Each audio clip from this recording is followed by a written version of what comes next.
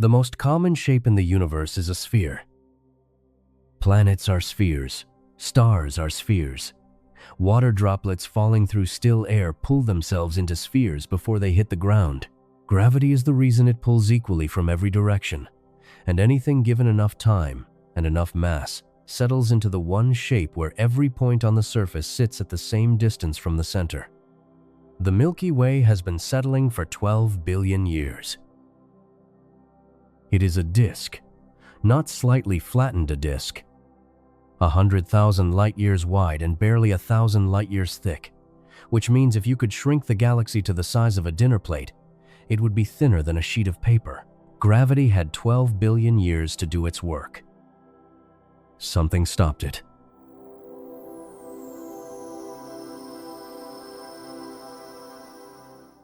Gravity is not complicated at its core. It pulls. That's the whole description. It pulls every piece of matter toward every other piece of matter, and the strength of that pull depends on two things: only how much mass is involved and how far apart the pieces are. Nothing about direction, nothing that prefers left over right or up over down. Gravity doesn't have a favorite orientation. It pulls equally from every side, toward a common center, and it keeps pulling until something stops it. When nothing stops it, the result is always the same shape. Think about a raindrop forming inside a cloud. Water molecules are drawn together from every direction. There's no reason for more molecules to arrive from the left than from the right. No reason for the top to grow faster than the bottom. The pull is symmetric, so the shape it produces is symmetric, a sphere. The only shape where every point on the surface sits at exactly the same distance from the center. Any other shape would mean some parts are farther away than others, which means gravity would keep pulling those farther parts inward until the distances equalize. The sphere is what you get when gravity finishes its work without interruption. Objects below roughly 500 kilometers in diameter, small asteroids. Most comets can hold irregular shapes because their internal material strength resists gravity's pull. Rock can be rigid enough to maintain a lumpy surface when the gravitational force isn't overwhelming. But cross that threshold and everything changes. The gravitational force pressing inward exceeds the compressive strength of any material. Rock flows, ice flows, metal flows. The object rounds itself out because no internal structure can hold out against the weight of its own mass, pressing equally from every direction.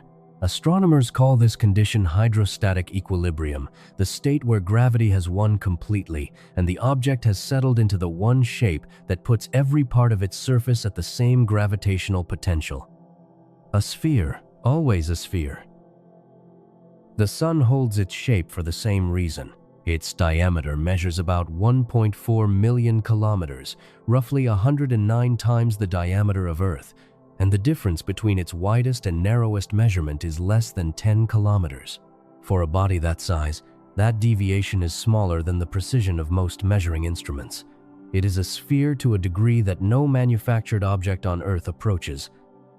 The same geometry holds for neutron stars, the collapsed remnants of massive stars that have exhausted their fuel, objects roughly 20 kilometers across, but containing more mass than the Sun, spinning hundreds of times per second, and still maintaining a spherical shape so precise that the deviation from perfect roundness is measured in millimeters.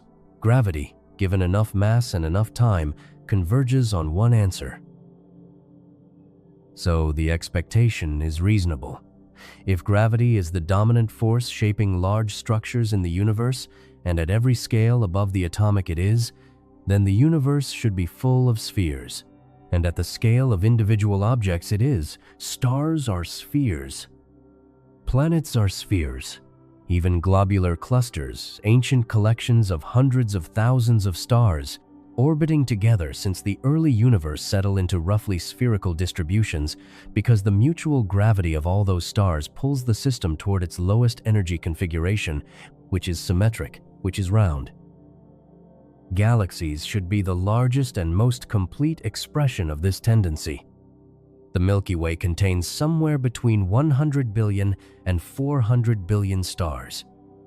If you counted them at 1 per second without stopping, the task would take between 3,000 and 13,000 years longer than all of recorded human history, possibly several times over. The combined mass of those stars, plus the gas and dust between them, plus the dark matter threading through the whole system, amounts to something in the range of 1.5 trillion solar masses. 1.5 trillion times the mass of an object so large that 1 million Earths could fit inside it. That entire system is bound together by gravity, pulling inward from every direction, across a region of space roughly 100,000 light-years wide. 100,000 light-years. Light travels at 300,000 kilometers every second, fast enough to circle the entire Earth 7.5 times in a single second. To cross the full width of the Milky Way at that speed would take 100,000 years. To put that another way, if the Milky Way were shrunk to the size of the continental United States, the distance from New York to Los Angeles, about 4,500 kilometers, would represent roughly 45 light-years of actual space. The nearest star to our Sun, at 4.2 light-years away, would sit about 400 meters from wherever you place the Sun on that map. All of that mass, all of that gravity, pulling inward from every direction across that span of space. The result should be a sphere. Instead, the Milky Way is a disk, thin, flat, and rotating its stars not distributed through a volume but arranged in a plane, orbiting the center in roughly the same direction, at roughly the same inclination, like an enormous slow mechanism laid out across space. The thin disk, the densest, most active layer, is about 1,000 light-years thick. The full diameter is 100,000 light-years. That ratio, 1 to 100, means the Milky Way is proportionally flatter than a standard compact disk. A CD is about 1.2 millimeters thick and 120 millimeters wide, a ratio of 1 to 100. The Milky Way matches that almost exactly. Not roughly flat, flat in the way a manufactured precision object is flat, to a ratio that seems almost deliberate. Gravity did not fail here. Gravity pulled everything inward exactly as expected. The gas collapsed, the stars formed, the system organized, and the result was not a sphere. Something was present in that collapsing gas that gravity had no mechanism to remove, a quantity that was there before the collapse began, that grew stronger as the collapse proceeded, and that ultimately dictated the final shape of an object containing more mass than 1 trillion suns. That quantity is not a force in the ordinary sense. It doesn't push back against gravity. It doesn't oppose the inward pull. It operates along a completely different axis, one that gravity, by the nature of what gravity is, cannot reach. What does it mean for something to be permanently beyond gravity's reach? Angular momentum is not a force. That distinction matters more than it might seem. A force can be countered by another force. Push something hard enough in the opposite direction and you can stop it, reverse it, cancel it out. But angular momentum isn't pushing in any direction. It's a quantity, a number that describes how much rotation exists in a system, accounting for how much mass is moving, how fast, and how far from the center that motion is occurring. And unlike almost everything else in physics, that number cannot be changed by gravity alone. It can be redistributed within a system. It can be transferred from one part to another. It cannot be destroyed. This is one of the most precisely confirmed principles in all of physics. Angular momentum is conserved not approximately, not under certain conditions, but exactly, in every system that has ever been measured, at every scale from subatomic particles to colliding galaxies. The conservation law follows directly from a symmetry in the laws of physics themselves. The fact that the laws of rotation don't depend on which direction you're facing. Emmy Noether demonstrated in 1918 that every continuous symmetry in the laws of physics corresponds to a conserved quantity. Rotational symmetry produces conserved angular momentum, As long as the universe obeys the same physical laws regardless of orientation, and every experiment ever performed confirms that it does, angular momentum cannot simply disappear. So, the question becomes, where does a galaxy's angular momentum come from, and why can't gravity remove it? Start with something concrete. A single figure skater pulling her arms inward during a spin. No external force is applied. No new energy enters the system. The skater simply redistributes her own mass, bringing it closer to the axis of rotation. And she accelerates, not slightly, dramatically. A skater spinning at roughly 1 revolution per second with arms extended can reach 3 or 4 revolutions per second simply by drawing her arms and legs tight against her body. The angular momentum of the system, her mass, her velocity, her distance from the axis, stays constant throughout. What changes is only the distribution of that mass. When the mass moves inward, the velocity must increase to compensate, because the product of the two must remain fixed. The physics here is the same at every scale. A gas cloud collapsing under its own gravity is doing exactly what the skater does, but across millions of years and trillions of kilometers.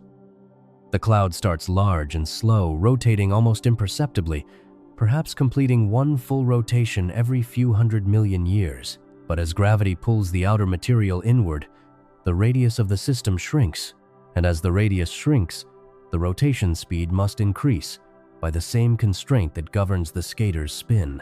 The relationship is precise. If the radius of the cloud decreases by a factor of 10, the rotation speed increases by a factor of 100.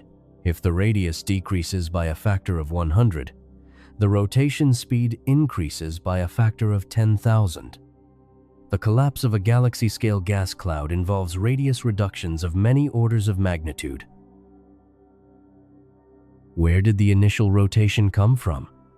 The gas clouds that formed the first galaxies were not perfectly still. Nothing in the early universe was perfectly still. In the period after the Big Bang, as matter began to clump under gravity, neighboring clumps pulled on each other with slightly unequal forces from slightly different directions, a process called tidal torquing, first described systematically by Fred Hoyle in 1951, and developed further by Philip James Edwin Peebles in 1969. These tidal forces between adjacent mass concentrations were small and asymmetric, and that asymmetry transferred a net rotational motion, a small angular momentum, to each forming system. None of the individual clumps were spinning fast, but they were all spinning at least a little. That small initial rotation was enough. As each proto-galactic cloud began to collapse inward under its own gravity, that tiny rotation amplified. The cloud was not a rigid body, it was a diffuse collection of gas and dust, spanning what would eventually become tens of thousands of light years. Different parts of it collapsed at different rates, but the total angular momentum of the system was fixed. As the outer regions fell inward, the rotational velocity climbed. What began as an almost imperceptible slow drift became, over hundreds of millions of years of collapse, a measurable spin and eventually a dominant one. Gravity pulled inward. Angular momentum pushed outward not as a force pushing, but as a constraint. The distinction is precise and worth holding. Centrifugal tendency, the effect that makes a spinning object resist being pulled toward its rotation axis, is not a force in the Newtonian sense. It is a consequence of inertia. A piece of gas orbiting the center of a collapsing cloud has a velocity vector that points sideways, tangent to its orbit. Gravity pulls it inward, toward the center.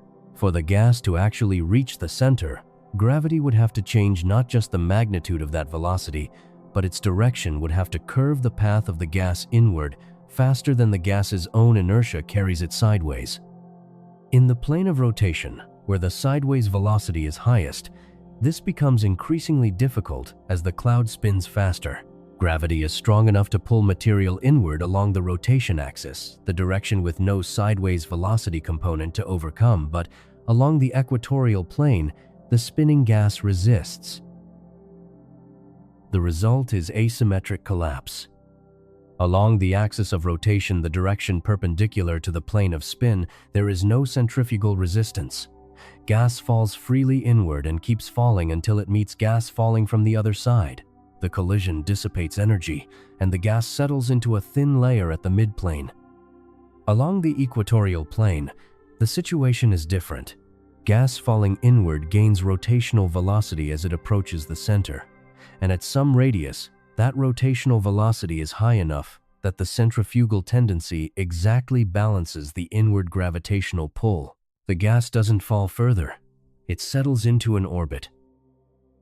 Two directions, two completely different outcomes. One direction. Gravity wins. Material falls to the midplane. The system flattens.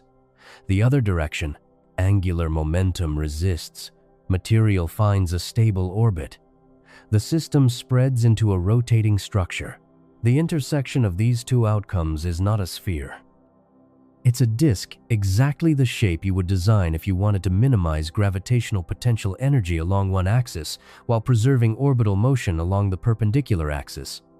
Not designed, of course. Selected by physics, operating on the only quantities it is allowed to change. Angular momentum was there before gravity began its work. Gravity collapsed the cloud. Angular momentum decided the shape of what remained. And the shape it decided on has been rotating, largely undisturbed, for most of the age of the universe. What happens to a structure that has been rotating for 10 billion years without stopping? Picture a region of space about 60 light-years across. Not empty space, filled space, a molecular cloud. Hydrogen and helium left over from the early universe, seeded with traces of carbon, oxygen, nitrogen, and silicon, forged in the cores of stars that lived and died before our solar system existed. The density of this cloud is extraordinarily low by any earthly standard, roughly 1,000 molecules per cubic centimeter, which sounds like a lot until you consider that the air you're breathing right now contains about 27 million trillion molecules per cubic centimeter. The molecular cloud is, by laboratory standards, a vacuum. A very good vacuum, but it has mass, and mass, spread across 60 light-years, adds up. A cloud this size might contain anywhere from a few dozen to a few thousand times the mass of the Sun. It is also, almost imperceptibly, rotating. Not in any way you could detect by watching it for a human lifetime, or even for the entire span of recorded civilization. The rotation period of a large molecular cloud can be hundreds of millions of years, a single revolution completed over a timescale longer than the interval between the extinction of the dinosaurs and the present day, multiplied by several times over. From any external vantage point, the cloud would appear completely stationary, but the rotation is there, encoded in the slight drift of molecules on opposite sides of the cloud moving in marginally different directions. Angular momentum. Small, but present, and as we have already established, impossible to remove. Then something disturbs it. The trigger can take several forms. A nearby star reaches the end of its life and explodes as a supernova, sending a pressure wave outward through the surrounding gas. The wave compresses the edge of the molecular cloud, raising the local density above a critical threshold, or two slower-moving gas streams converge at a boundary region, piling material together until gravity takes notice, or the cloud simply grows massive enough over a long enough time that its own self-gravity overcomes the thermal pressure and turbulence keeping it diffuse. Whatever the specific mechanism, the outcome is the same. A region within the cloud reaches a density where gravity begins to win. The collapse begins. In the early phase, the collapse is roughly symmetric. Gas falls inward from all directions toward the densest region. The cloud contracts. As it does, the density increases, which strengthens the gravitational pull, which accelerates the contraction further, a feedback loop with no natural break. Astrophysicists call this process free-fall collapse, and the time scale for it depends almost entirely on the initial density of the cloud. For a typical molecular cloud core, The freefall time runs to a few 100,000 years a blink by cosmological standards, long by human ones. During this contraction, the rotation that was almost undetectable at the start becomes impossible to ignore. The relationship is governed by the same conservation law that governs the figure skater, but the numbers are more extreme. A molecular cloud core roughly 1 light-year across, rotating with a period of perhaps 10 million years, collapsing down to a structure a few hundred astronomical units across 1 astronomical unit, being the distance from the Earth to the Sun. About 150 million kilometers experiences a reduction in radius by a factor of roughly 10,000. The conservation of angular momentum requires that the rotation rate increase by the square of that factor. 10,000 squared is 100 million. A system that was rotating once every 10 million years must, if angular momentum is conserved and the radius decreases by that factor, rotate once every 10 million years, divided by 100 million, which is once every few weeks. The same total rotation, compressed into a vastly smaller volume, expressed as a vastly higher speed. This is not a hypothetical calculation. It's what astronomers observe when they study star-forming regions. Young stellar objects, protostars still embedded in their natal gas envelopes, are surrounded by rapidly rotating disks of material. The rotation rates measured in these systems are consistent with angular momentum conservation applied to the collapse of their parent clouds.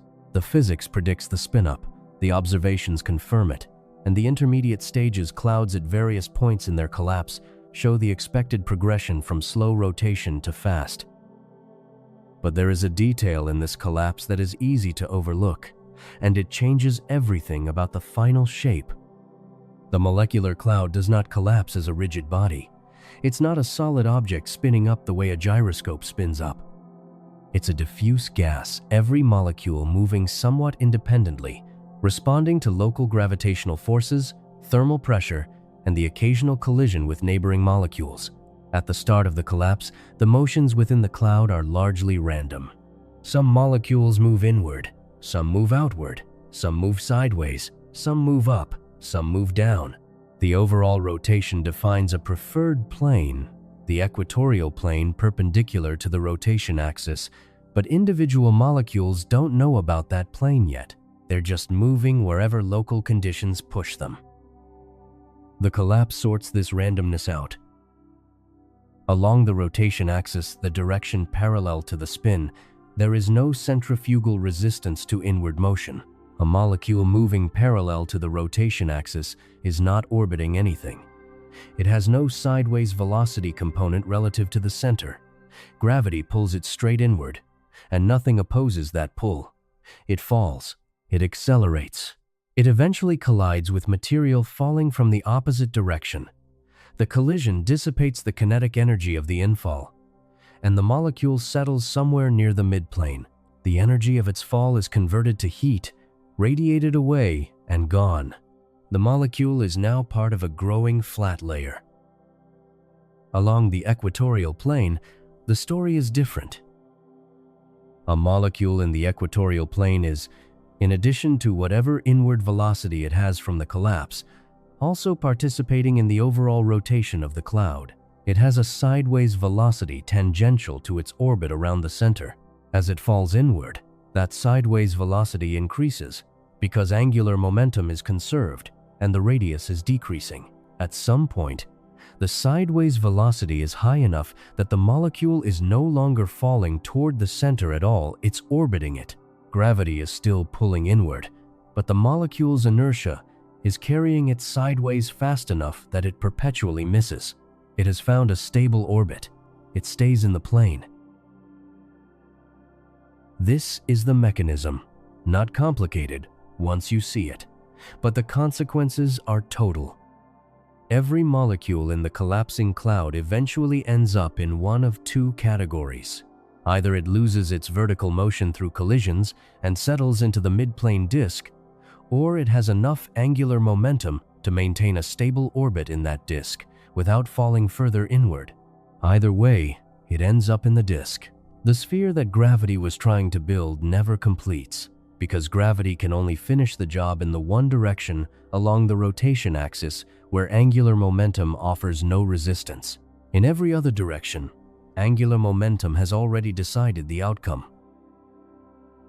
The disk is not a compromise between gravity and angular momentum.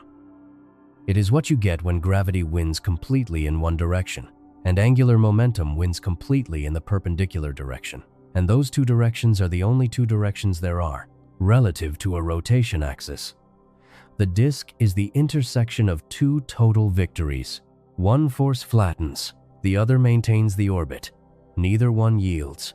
The shape that results from neither one yielding is a thin rotating plane of material, which is exactly what we observe in every spiral galaxy we can resolve in enough detail to measure. The collapse produced the disk. But the disk is not the end of the story. The disk contains gas. Gas can collide with itself. Gas can lose energy through radiation. Gas can fragment and condense into stars. And stars, once formed, behave very differently from the gas they were born from because stars, unlike gas, essentially never collide with each other. Two populations, born from the same collapse, following different rules from the moment of formation onward. What happens to a disk when half of its material stops being able to interact with the other half? There is a question worth pausing on before moving further into the structure of galaxies. We've established that angular momentum resists the inward pull of gravity in the equatorial plane, and that gas collapses freely along the rotation axis. But that description, accurate as it is, skips over something that deserves its own examination. Why does the gas end up in a single thin plane at all? Why doesn't it just orbit at various angles, some material in one plane, other material tilted at 30 degrees, other material tilted at 60, producing a thick, roughly spherical distribution of orbiting gas rather than a flat disk? The angular momentum argument explains why gas can't fall all the way to the center in the equatorial direction. It doesn't, by itself, explain why everything ends up in the same plane. For that, you need collisions. Gas is a collisional medium.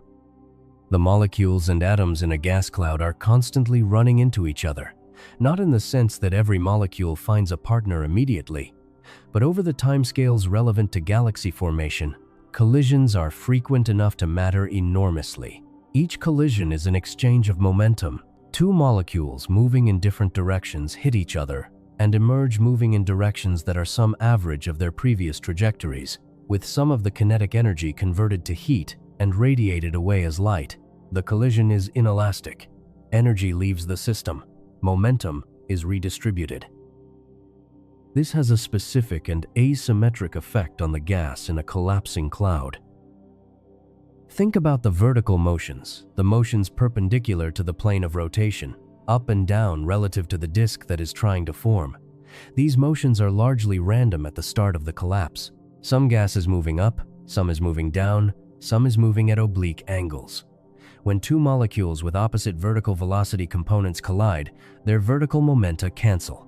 One was moving up at a certain speed, the other was moving down at roughly the same speed, and after the collision, neither of them is moving vertically with much velocity at all. The vertical kinetic energy has been converted to heat and radiated away. It's gone. The orbital motions, the motions in the plane of rotation, are different. When two molecules that are both orbiting in the same general direction collide, their orbital momenta don't cancel, they're pointing in roughly the same direction to begin with. The collision redistributes the orbital velocities somewhat, but the net angular momentum of the pair, and of the whole system, is preserved. The orbital motion survives collisions in a way that vertical motion does not. Over many collisions, the vertical velocity components are systematically depleted while the orbital velocity components persist. The gas settles not because anything pushes it down, but because the component of its motion that was perpendicular to the disk gets eliminated through repeated collisions, while the component that was in the plane of the disk survives. The disk forms because collisions selectively destroy one type of motion and preserve another. There's a useful way to think about this. Imagine a large box filled with molecules moving in completely random directions, up, down, left, right, diagonal, at every conceivable angle. The box is also slowly rotating as a whole. Now imagine those molecules colliding constantly, each collision inelastic, each collision converting some kinetic energy to heat that escapes through the walls. Over time, the random motions, the components that cancel out when molecules moving in opposite directions meet, are damped out. What remains is the coherent motion, the rotation that all molecules share, because it represents a net angular momentum that collisions cannot eliminate. The end state is a thin layer of gas all moving in the same rotational direction, in the same plane, because that's the only motion left after everything else has been radiated away. Astrophysicists call this process dissipation. It is one of the most consequential processes in galaxy formation, and it operates silently and continuously over hundreds of millions of years. The gas in a collapsing proto-galactic cloud is not just responding to gravity and angular momentum, it is also constantly losing energy through the collisions and radiative cooling of its constituent particles.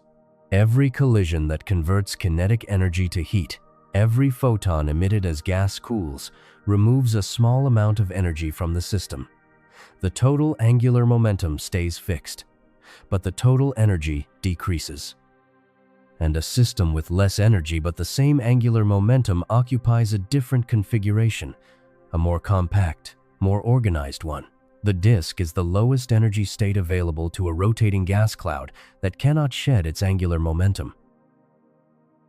This is not obvious, and it took time for physicists to work it through rigorously. The key insight is that energy and angular momentum are independent conserved quantities, or rather, one is conserved and the other is not. Angular momentum is exactly conserved in a system with no external torques. Energy is not. It can be radiated away as electromagnetic radiation, which carries energy out of the system without carrying angular momentum. So the gas cloud is, in a sense, trapped. It cannot reduce its angular momentum, but it can and does reduce its energy. And the minimum energy configuration consistent with a given angular momentum is a flat, rotating disk. The collapse toward that configuration is not something the gas chooses, it's the direction that physics allows it to move, because it's the only direction where energy decreases without violating angular momentum conservation.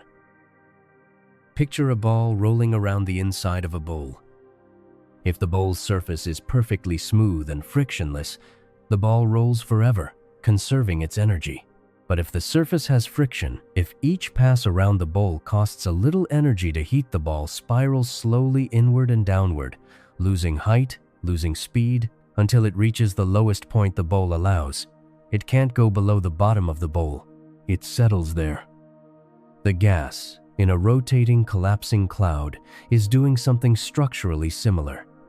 It spirals toward the lowest energy state. The bowl of angular momentum conservation allows it to reach. That lowest state is the disk. The friction in this case is the collisions between gas molecules, and the energy lost to friction is radiated away as infrared light and longer wavelengths. Light that modern radio telescopes can detect coming from star-forming regions throughout the universe, the faint thermal glow of gas, losing the last of its random kinetic energy as it settles into an organized rotating structure. But gas is only part of what makes a galaxy. As the gas disk forms and cools, dense regions within it begin to collapse on smaller scales, individual clouds within the disk condensing under their own gravity, fragmenting, collapsing further, until the densities and temperatures at their centers reach the threshold for nuclear fusion. Stars ignite, and the moment a star ignites, it crosses a boundary that changes everything about how it interacts with the rest of the galaxy. A gas molecule in the disk collides with its neighbors constantly thousands of times before traveling even a small fraction of the distance to the nearest star.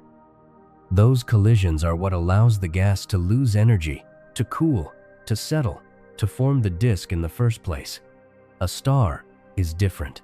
A star is a compact object, its cross-sectional area, the target it presents to any incoming object, is negligible compared to the vast distances between stars. The probability of two stars in the Milky Way colliding in the next billion years is extraordinarily small. In the disk of our galaxy, stars are separated by an average of roughly 4 light-years, about 40 trillion kilometers. If the Sun were the size of a golf ball, the nearest star would be another golf ball roughly 4,000 kilometers away. Stars do not collide. Stars do not exchange energy through direct contact. Stars cannot dissipate their kinetic energy through collisions the way gas does. Which means stars, once formed, are stuck with whatever orbit they were born into. They cannot shed energy and spiral inward. They cannot collide with a neighbor moving in a different direction and average out their trajectories. Each star keeps its orbit almost indefinitely, modified only by the slow gravitational nudges of nearby stars and the large-scale gravitational field of the whole galaxy. The disk of stars is not held in place by ongoing dissipation. It's held in place by the fact that every star in it was born from gas that had already settled into the disk, and stars born in the disk stay in the disk. 2 populations, 1 disk. Completely different reasons for being flat. The gas is flat because it loses energy through collisions and radiation. The stars are flat because they were born from gas that was already flat, and they have no mechanism to deviate from the orbits they inherited.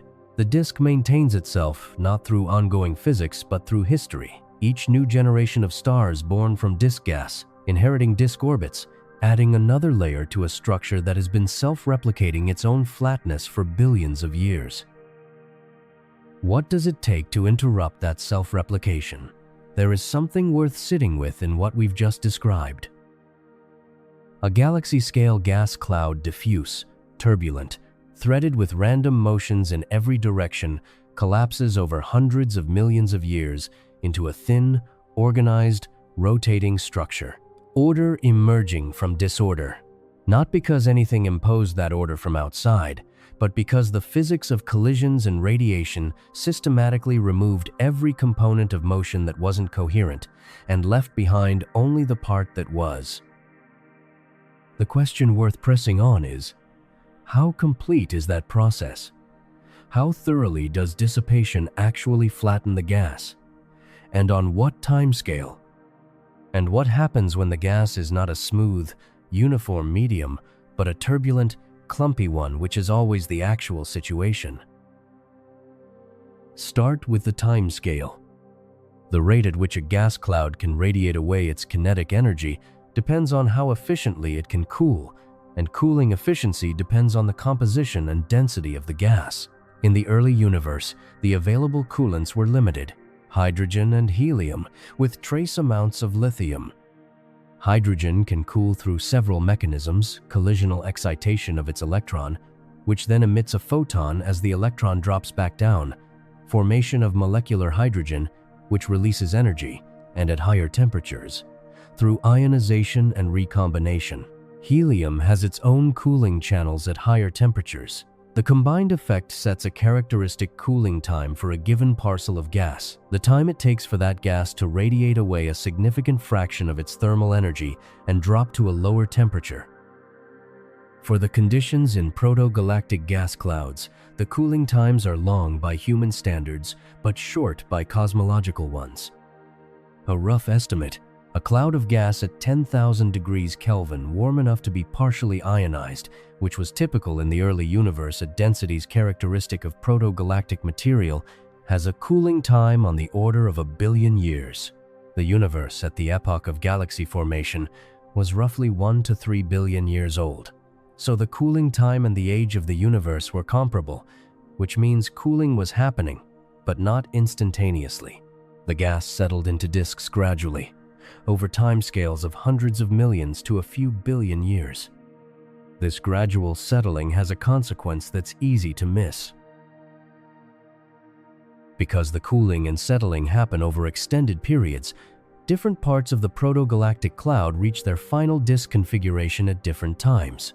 The densest, most rapidly cooling regions settle first, forming the earliest disk structures. The more diffuse outer regions take longer. During this extended formation period, the disk is not a clean, well-organized structure.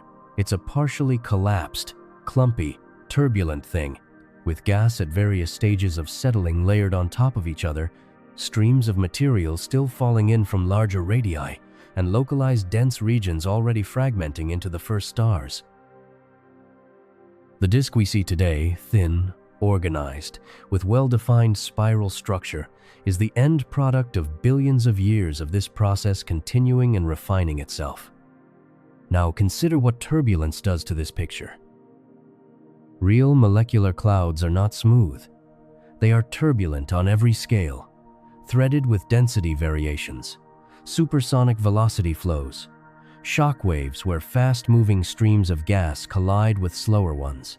This turbulence is not simply a complication to be averaged away. It has a direct effect on how the disk forms because turbulence carries energy across scales. Large-scale turbulent motions break down into smaller ones, which break down into smaller ones still, cascading energy downward until it reaches scales small enough for viscosity and radiation to dissipate it. This turbulent energy cascade is constantly feeding kinetic energy into the system even as radiation is removing it. The disk formation is not a one-time event but an ongoing competition. Turbulence injects disorder. Radiative cooling removes it. The balance between these two processes determines how thin and well-organized the disk can become at any given time. In regions where cooling is efficient and turbulence is relatively weak, the disk settles and thins. In regions where turbulence is strong near the sites of recent supernova explosions, for instance, where the energy released by a dying star can inject enormous amounts of kinetic energy into the surrounding gas, the disk puffs up locally, becomes thicker, more disordered. This is why the disk of the Milky Way is not perfectly uniform in thickness. The thin disk, the layer containing most of the young stars and active star-forming regions, has a scale height of roughly 300 to 400 light-years on either side of the midplane. The scale height is the distance over which the density of the disk drops by a factor of roughly 2.7. It's a measure of how rapidly the disk thins out as you move away from the center plane. 300 light-years sounds large, but relative to the full 100,000 light-year diameter of the galaxy, it represents a disk that is genuinely thin. Above and below this thin disk lies a thicker component, the thick disk with a scale height of roughly 1,000 light-years. The thick disk contains older stars, stars with higher velocities relative to the midplane, stars that were born when the galaxy was younger and the disk had not yet fully settled. It's a fossil layer, a record of what the disk looked like earlier in its history, before billions of years of additional cooling and settling compressed the star-forming activity into the thinner layer below. Two disks, one inside the other, each telling a different part of the formation story. The thick disk stars are old, predominantly more than 8 billion years old, meaning they formed in the first half of the galaxy's history. Their higher velocities perpendicular to the midplane are a direct record of the more turbulent, less settled conditions of the early disk. Stars born in a turbulent disk inherit the random vertical velocities of the gas they formed from, and since stars can't dissipate those velocities through collisions, they keep them. The thick disk is, in a very literal sense, a kinematic fossil, a population of stars still moving the way the gas was moving 8 or 10 billion years ago, preserved in amber by the fact that stars don't interact strongly enough with each other to smooth out their velocity distributions over a Hubble time. The thin disk is younger, calmer, colder in the kinematic sense. Its stars have lower velocities perpendicular to the midplane, reflecting the more settled, lower turbulence conditions of the later disk. The gas from which they formed had already undergone billions of years of additional cooling and dissipation before they were born, and the disk had thinned accordingly. The Sun sits in this thin disk component. Its vertical velocity relative to the midplane is only about 7 kilometers per second, meaning it bobs gently above and below the midplane on a cycle of roughly 30 million years, never straying more than a few hundred light-years from the center plane before gravity pulls it back. 7 kilometers per second sounds fast. In the context of the disk's scale height, it is not. At 7 kilometers per second, the Sun would take roughly 15 million years to travel 300 light-years, and the disk's gravity decelerates it continuously as it moves away from the midplane, so it never actually reaches that distance before turning around. The Sun's vertical oscillation is gentle, shallow, and slow compared to its orbital motion around the galactic center, which proceeds at roughly 220 kilometers per second and takes approximately 225 million years to complete one full circuit. The vertical motion is a small perturbation on top of the dominant orbital motion, exactly what you'd expect for a star born in a well-settled, thin disk. All of this, the thin disk, the thick disk, the vertical oscillations, the kinematic fossils, is the direct observational record of the dissipation process we've been tracing. Every piece of it follows from a single fact. Gas loses energy through collisions and radiation. Angular momentum is conserved, and the only configuration consistent with both constraints is a rotating disk. The disk is not an accident of local conditions in our particular galaxy. It appears wherever these conditions are met, which is wherever there is enough gas, enough time, and a small initial rotation to work with. That's most of the universe. That's most of the galaxies we can observe. But gas and stars are not the only things in a galaxy. There is a third component, the one that contains most of the mass, that provides most of the gravitational scaffolding within which the disk formed, that is responsible for the orbital velocities of stars at the outer edge of the disk being far higher than they should be if only the visible matter were present. This component does not emit light. It does not absorb light. It has never been directly detected by any instrument ever built. And it is not a disk. It cannot be a disk, for reasons that follow directly from everything we've established about why disks form in the first place. Disks form because gas collides, loses energy, and settles. This component doesn't collide. It passes through itself and through ordinary matter without interaction, without the collisions and radiative losses that force gas into a plane. Whatever it is collisionless in a way that even stars are not, because stars at least interact gravitationally in close encounters. This component apparently doesn't even do that strongly enough to flatten itself over the age of the universe. It surrounds the disk in a vast, roughly spherical distribution, a halo extending perhaps 10 times farther than the visible disk in every direction, containing perhaps 5 to 10 times as much mass as everything we can see. The disk sits inside it, rotating, organized, thin, a structured island inside a featureless, unresponsive sea. What does it mean for the disk's stability that most of its gravitational environment is something the disk cannot interact with, cannot exchange energy with, and cannot influence in return? Return for a moment to the distinction made at the end of the last act. Gas dissipates, stars don't. That difference sounds simple, almost too simple to carry much weight, but it is the difference that separates two entirely distinct physical regimes operating simultaneously inside the same galaxy, producing the same flat disk shape through completely different mechanisms on completely different timescales with completely different long-term behaviors. Understanding why the stellar disk is flat requires setting aside everything established about the gas disk and starting from a different place entirely. The stellar disk is flat not because stars lose energy and settle. It is flat because of when and where stars are born. Every star in the Milky Way formed inside a molecular cloud, a dense, cold region of the gas disk where gravity overcame thermal pressure and turbulence, causing local collapse into the protostellar cores that eventually ignited as stars. Those molecular clouds were themselves part of the gas disk, already flattened by the dissipative processes described earlier. The gas was already in the plane before the stars formed from it. The stars inherited the kinematics of their parent gas, the orbital velocity, the direction of motion, the approximate distance from the midplane, and carried those kinematics into their subsequent lives as stars. They were born flat. They stayed flat. To see why they stayed flat, consider the alternative. Suppose a star were born with a significant velocity perpendicular to the disk, moving upward, away from the midplane, at 30 or 40 kilometers per second. Left entirely alone, that star would oscillate above and below the midplane indefinitely, like a pendulum with no friction, because there is nothing to remove its vertical kinetic energy. Gravity from the disk would decelerate it as it moved upward, stop it at some maximum height, pull it back down through the midplane, decelerate it again on the other side, and repeat forever, in principle. The star would never settle to the midplane. It would oscillate around it.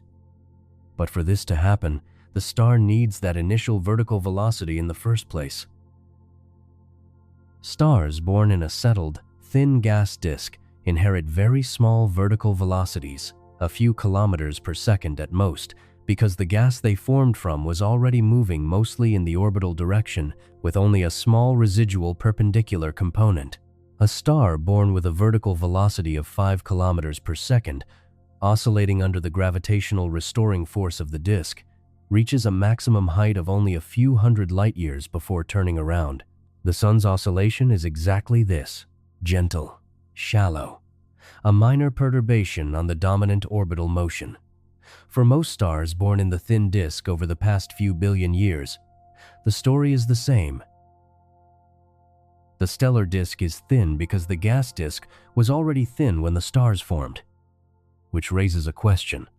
If stars can't dissipate their vertical velocities and the disk's thinness is simply inherited from the gas, then what happens over time? Does the stellar disk remain as thin as it was when the stars were born, or does something gradually thicken it? Something does thicken it. Several things, in fact, operating on different timescales and through different mechanisms. The first is gravitational scattering by massive objects within the disk. The disk is not a smooth, uniform gravitational field.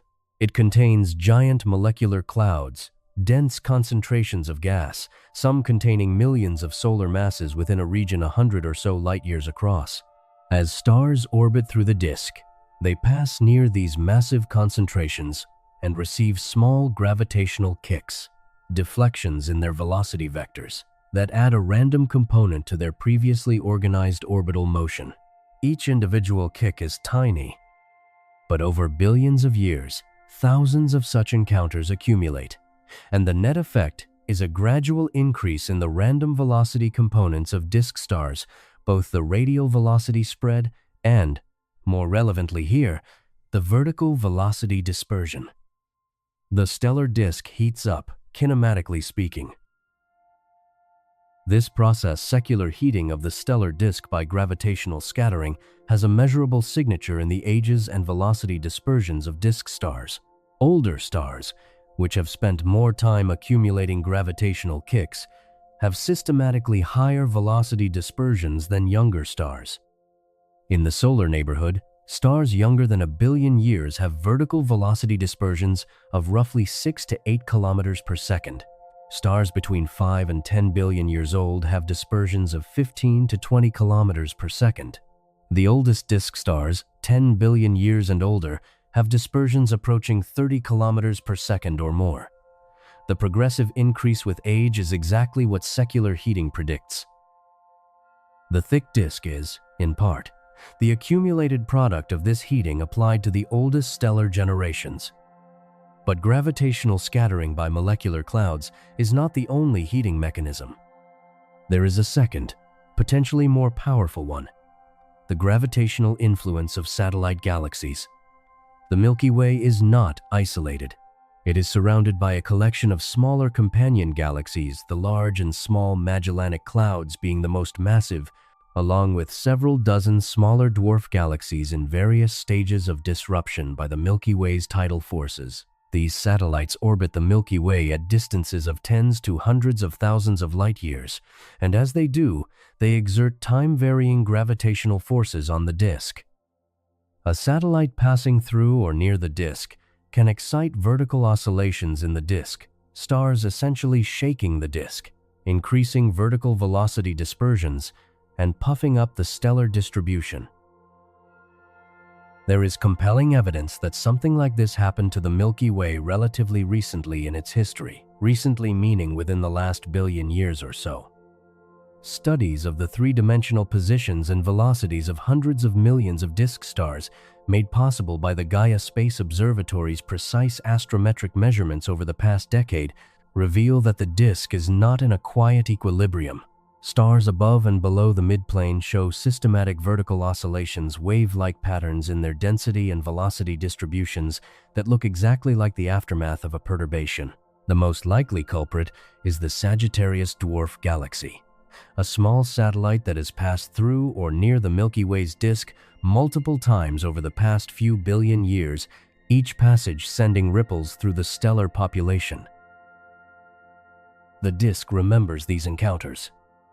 Each passage of the Sagittarius dwarf left a kinematic imprint in the stars. It disturbed a slight increase in vertical velocities, a coherent wave propagating outward through the disk population. Because stars don't interact strongly enough with each other to smooth out these disturbances quickly, the imprints persist for billions of years. The disk today is still ringing, faintly, from collisions that happened long ago, the way a bell continues to vibrate long after it has been struck, the sound too quiet to hear, but the vibration still measurable to a sensitive instrument. This is something that has no analog in the gas disk. When the gas disk is disturbed by a satellite passage, by a merger, by an infalling stream of material, the gas responds by colliding more vigorously with itself, radiating away the excess energy and resettling into the disk on a cooling timescale. The disturbance damps out. The gas disk heals. The stellar disk cannot do this. It has no dissipative mechanism. The kinematic memory of a disturbance is permanent at the level of individual stellar orbits, modified only by subsequent gravitational scattering, which adds further randomness rather than restoring order. The stellar disk ages. It thickens. It accumulates the history of everything that has happened to the galaxy, which makes the stellar disk a record in a way the gas disk is not. The gas disk reflects current conditions, the present balance between infall, cooling, star formation, and turbulent heating. The stellar disk carries the full history. The kinematics of its oldest members preserve conditions from the galaxy's first few billion years. The intermediate age populations record the series of perturbations since then, and the youngest stars trace the current state of the gas disk from which they just emerged. Reading the Milky Way's disk in age-velocity space is, in a sense, like reading a geological column, each layer laid down at a different time, each layer carrying the physical conditions of the era that produced it. Gas disk and stellar disk. The same shape, the same location, formed from the same raw material, maintained by completely different physics, aging at completely different rates, carrying completely different information about the galaxy's past. Both of them, the gas and the stars, orbit within a gravitational field that is mostly not them. The dark matter halo that contains 10 times their combined mass provides the dominant contribution to the gravitational potential the disk rotates within. And yet that halo is not a disk. It is approximately spherical. It did not flatten. The gas flattened because it collides. The stars are flat because they were born from flat gas. The dark matter did neither. A structure containing most of the mass, approximately spherical, invisible, providing the gravitational well inside which the disk rotates and the disk inside it, thin, organized, luminous, carrying almost all the structure we can see. The halo and the disk coexist in the same space without one converting the other to its own geometry. The disk doesn't pull the halo flat. The halo doesn't pull the disk spherical. Two geometries, one galaxy, neither one winning.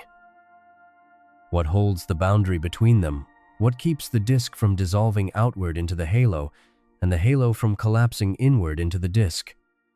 Look at a photograph of a spiral galaxy seen edge on the way you'd see it if the disk were tilted perfectly sideways, presenting its full profile to your line of sight.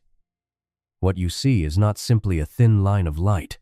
There is a thin line, the disk, stretched across the middle of the frame, the densest concentration of gas and young stars compressed into a layer that, at galactic scales, is genuinely razor thin. But at the center of that line, something swells, a rounded, softly glowing concentration of light, distinctly three-dimensional, bulging above and below the plane of the disk on both sides, and surrounding the entire system, the disk, the central bulge, everything a faint, diffuse haze of light, barely detectable above the background, extending outward to distances far beyond the edge of the disk. Three components, three geometries, three completely different formation histories, all occupying the same gravitational system at the same time. The central bulge is not simply the disk getting thicker toward the middle. That's the first thing to correct, because it's the natural intuition if the disk is caused by angular momentum, and angular momentum is weaker near the center, where material has already fallen toward the rotation axis, then maybe the center is just where the disk couldn't quite flatten all the way. That intuition is wrong in most cases, and understanding why requires going back to the timeline of galaxy formation. The earliest phase of galaxy formation was violent. In the first few billion years after the Big Bang, the universe was denser, hotter, and far more chaotic than it is today. Proto-galactic gas clouds were collapsing and fragmenting rapidly, forming stars at rates that dwarf anything observed in the Milky Way today. The Milky Way currently forms roughly 1 to 2 new stars per year, a sedate pace compared to starburst galaxies, which can form hundreds of stars per year. But in the early universe, even ordinary galaxy progenitors were forming stars much faster than they do now, because the gas was denser, more abundant, and cooling more efficiently into star-forming clumps. During this early phase, the gas disk had not yet settled. The dissipative processes that produce a thin, organized disk take time hundreds of millions to a few billion years of collisions, cooling, and orbital settling. In the first billion years of the Milky Way's history, the gas was still turbulent, still clumpy, still falling in from larger radii, still far from the thin equilibrium structure it would eventually reach. Stars forming during this period were born from gas that was not yet organized into a coherent plane. They formed in a roughly spherical distribution not because angular momentum wasn't present, but because the gas hadn't had time to use it to flatten itself. Those early stars are now the stellar bulge. Or rather, they are part of it. The bulge of the Milky Way, the rounded, roughly ellipsoidal concentration of stars at the galactic center, extending about 10,000 light-years in radius, contains primarily old stars, most of them more than 10 billion years old. Their orbits are not organized into a common plane the way disk stars are.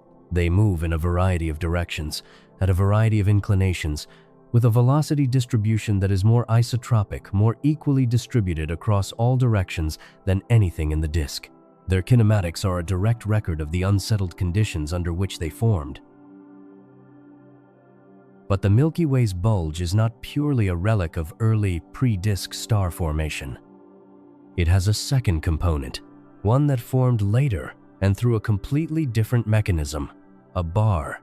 The Milky Way has a central bar, an elongated, roughly rectangular concentration of stars stretching perhaps 27,000 light-years from end to end, oriented at an angle of roughly 25 to 30 degrees to the line connecting the Sun to the galactic center. The bar is not a remnant of early chaotic star formation. It is a dynamical structure that formed from the disk itself through an instability that develops when a rotating disk becomes massive enough relative to its own internal velocity dispersion. The instability works like this. In a rotating disk, stars on slightly elliptical orbits can become gravitationally aligned, their ellipses locked together in a coordinated orientation rather than randomly distributed. If enough stars participate in this alignment, The collective gravitational effect of the aligned ellipses reinforces the alignment of additional stars, which reinforces the collective effect further. The instability grows, feeding on itself, until the inner region of the disk has reorganized from axially symmetric circular orbits into the elongated, self-reinforcing structure of a bar. The process takes on the order of a few billion years and requires the disk to exceed a critical mass-to-velocity dispersion ratio, a condition the Milky Way apparently met sometime in the past few billion years. The bar changes the dynamics of the inner galaxy significantly. Stars in bar-supporting orbits, elongated ellipses, aligned with the bar's major axis, contribute to a structure that rotates as a rigid body at a pattern speed different from the orbital speeds of individual stars. Material passing through the ends of the bar experiences gravitational torques that can redirect gas inflow, drive material toward the central few hundred light-years, and trigger concentrated star formation near the galactic center. The bar also acts as a mechanism for redistributing angular momentum within the inner disk, channeling it outward to the spiral arms, and driving continued structural evolution of the disk long after the initial collapse. So the bulge of the Milky Way is, at minimum, two overlapping structures: an old, kinematically hot stellar population formed before the disk settled, and a younger, bar-driven structure formed from disk instability. Disentangling them observationally is one of the ongoing challenges of galactic archaeology, separating the fossils of early formation from the products of later dynamical evolution, both of which project onto the same region of sky and overlap in physical space. Now move outward, past the disk, past the bulge, into the region where the galaxy becomes something different entirely. The stellar halo is the faintest, most extended component of the Milky Way, a roughly spherical distribution of stars reaching out to distances of perhaps 300,000 light-years or more from the galactic center, roughly 3 times the diameter of the disk itself. The density of stars in the halo is extraordinarily low. Near the Sun, the local density of halo stars is perhaps 1/10,000th of the density of disk stars for every 10,000 stars orbiting in the disk at our galactic radius. Roughly 1 star belongs to the halo population. Despite their low density, halo stars are identifiable immediately by their kinematics. Disk stars orbit the galactic center in the same direction, at roughly the same speed, in roughly the same plane. They have coherent, organized orbital motion. Halo stars do not. A halo star near the Sun might be moving at several hundred kilometers per second relative to the Sun, in a direction that is nearly perpendicular to the disk, on an orbit that carries it far above and below the galactic plane before swinging back through the inner galaxy. Their orbits are highly eccentric, highly inclined, and randomly oriented relative to the disk. They don't belong to the disk's rotation. They are passing through it. Where did they come from? The stellar halo has at least 2 distinct origins, and probably more. The first is the same as the bulge's oldest component. Stars formed during the early, chaotic phase of galaxy formation, before the disk had settled, on orbits that were never organized into a coherent plane. These stars have extremely low metallicities, very low abundances of elements heavier than hydrogen and helium, because they formed from gas that had not yet been significantly enriched by stellar nucleosynthesis. They are the oldest stars in the galaxy, some of them more than 13 billion years old, formed when the universe was less than 1 billion years old, and the Milky Way was still assembling itself from smaller pieces. The second origin is accretion. The Milky Way has not grown in isolation.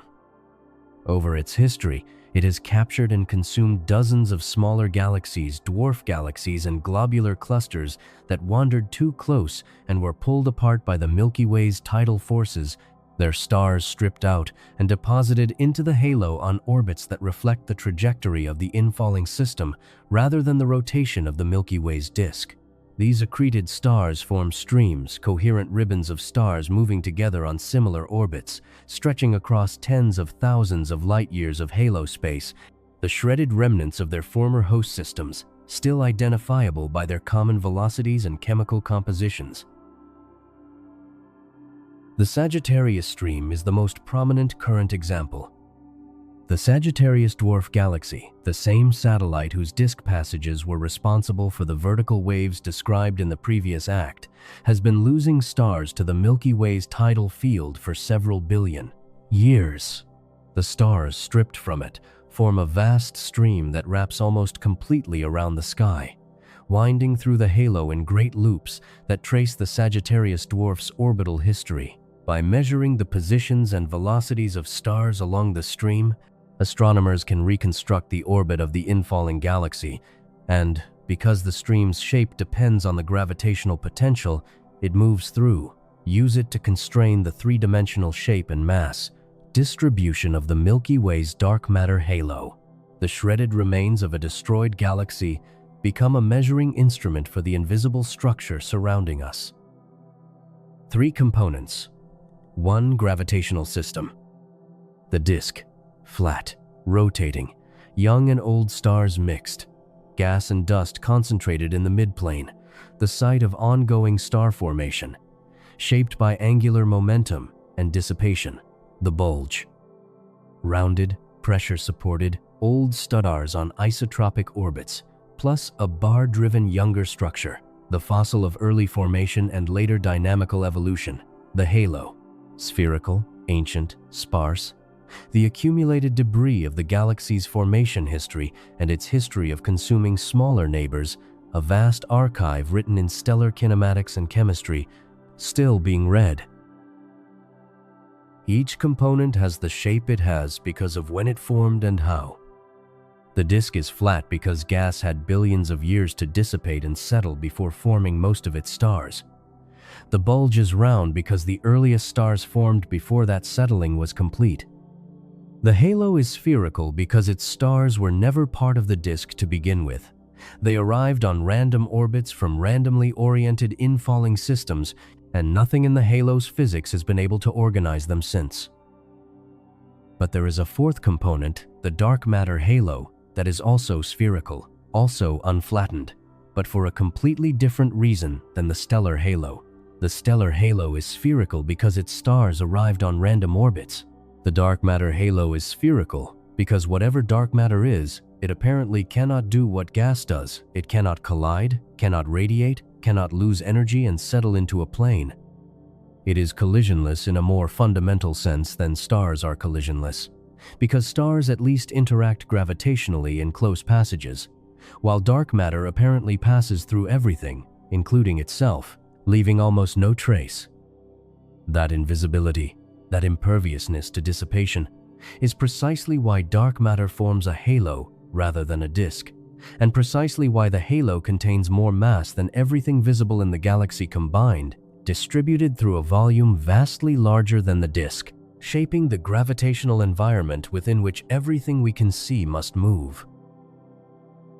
The disk rotates inside this halo.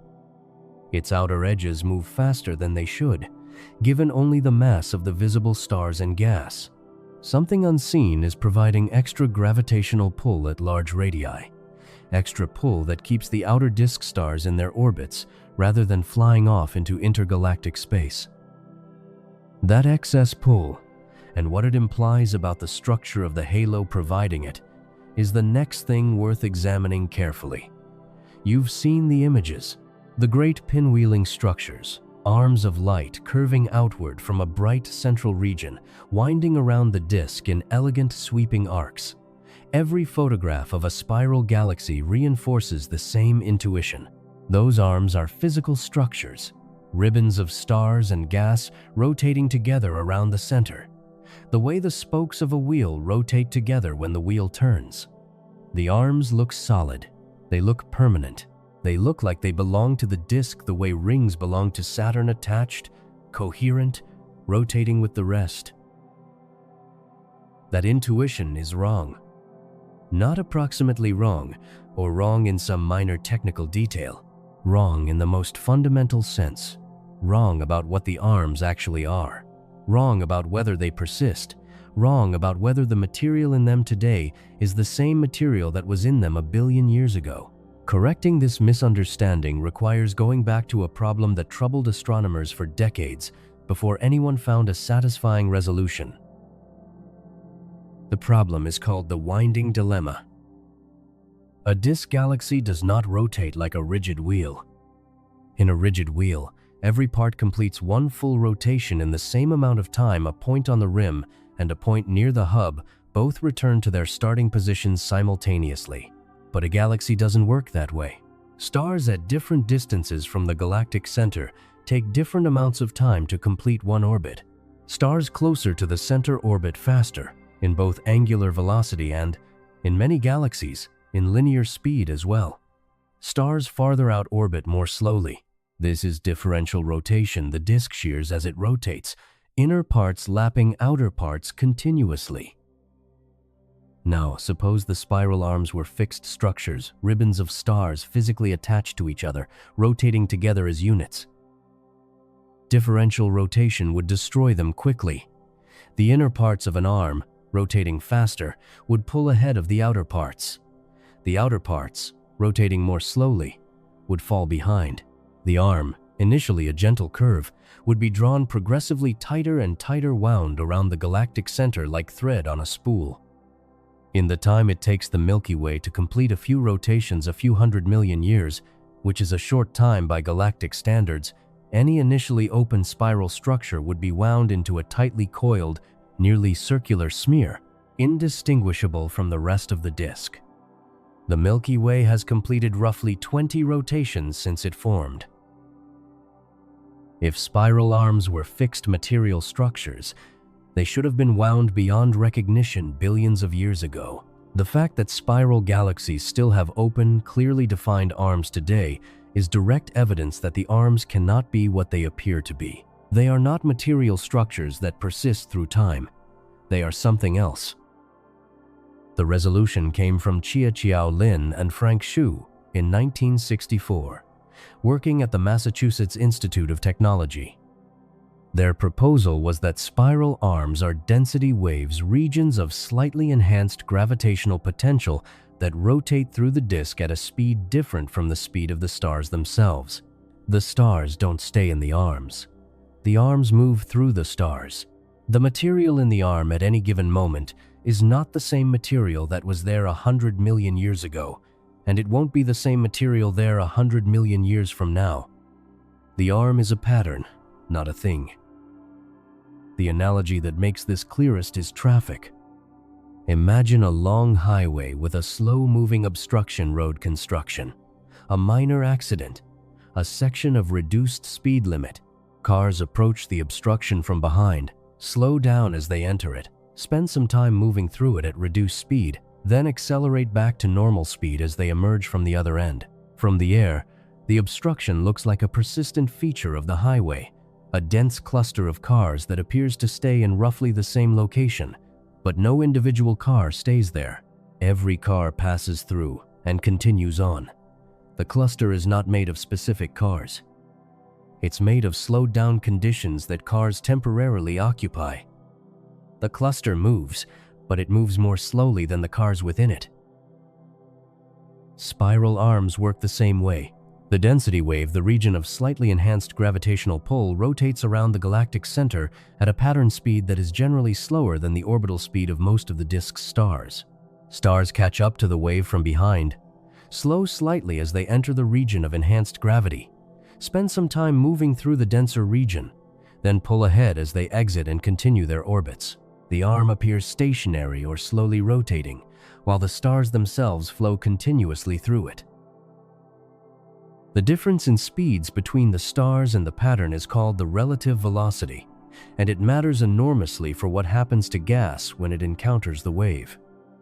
Stars, being collisionless, pass through the density wave region with minimal disruption. They slow slightly, cluster slightly, and continue. The increased density of stars in the arm region makes the arm visible, because more stars per unit volume means more light per unit volume. But the gas responds very differently. Gas is collisional. When gas encounters the density wave, it doesn't simply slow and pass through, it piles up. The leading edge of the density wave acts like a plow, compressing the incoming gas into a shock wave, a sharp boundary where the gas density jumps by a factor of several within a short distance. This compression is violent enough to collapse molecular clouds. Gas that was diffuse and stable on its own becomes, after passing through the spiral arm shock wave, dense enough for gravity to overcome its internal pressure and fragment into star-forming cores. The spiral arm is, among other things, a star formation trigger a moving wave of compression that sweeps through the disk gas, squeezing it over the threshold for collapse, leaving a trail of newly formed stars in its wake.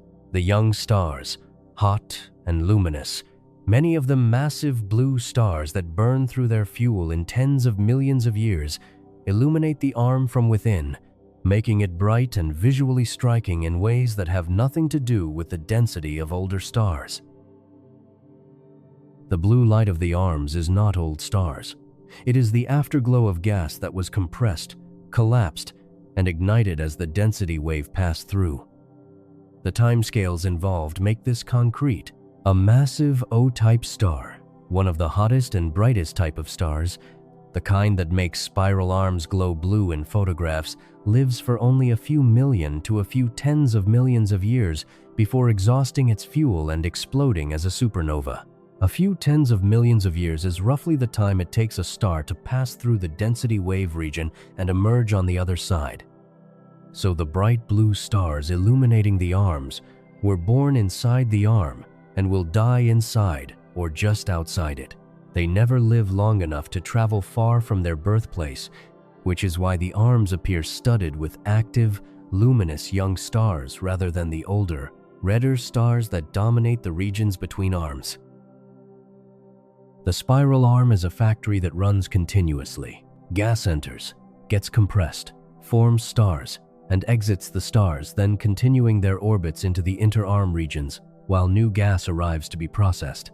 The pattern is maintained not by any specific batch of material, but by the self-sustaining propagation of the density wave itself. What maintains the wave? This is where the theory becomes less settled.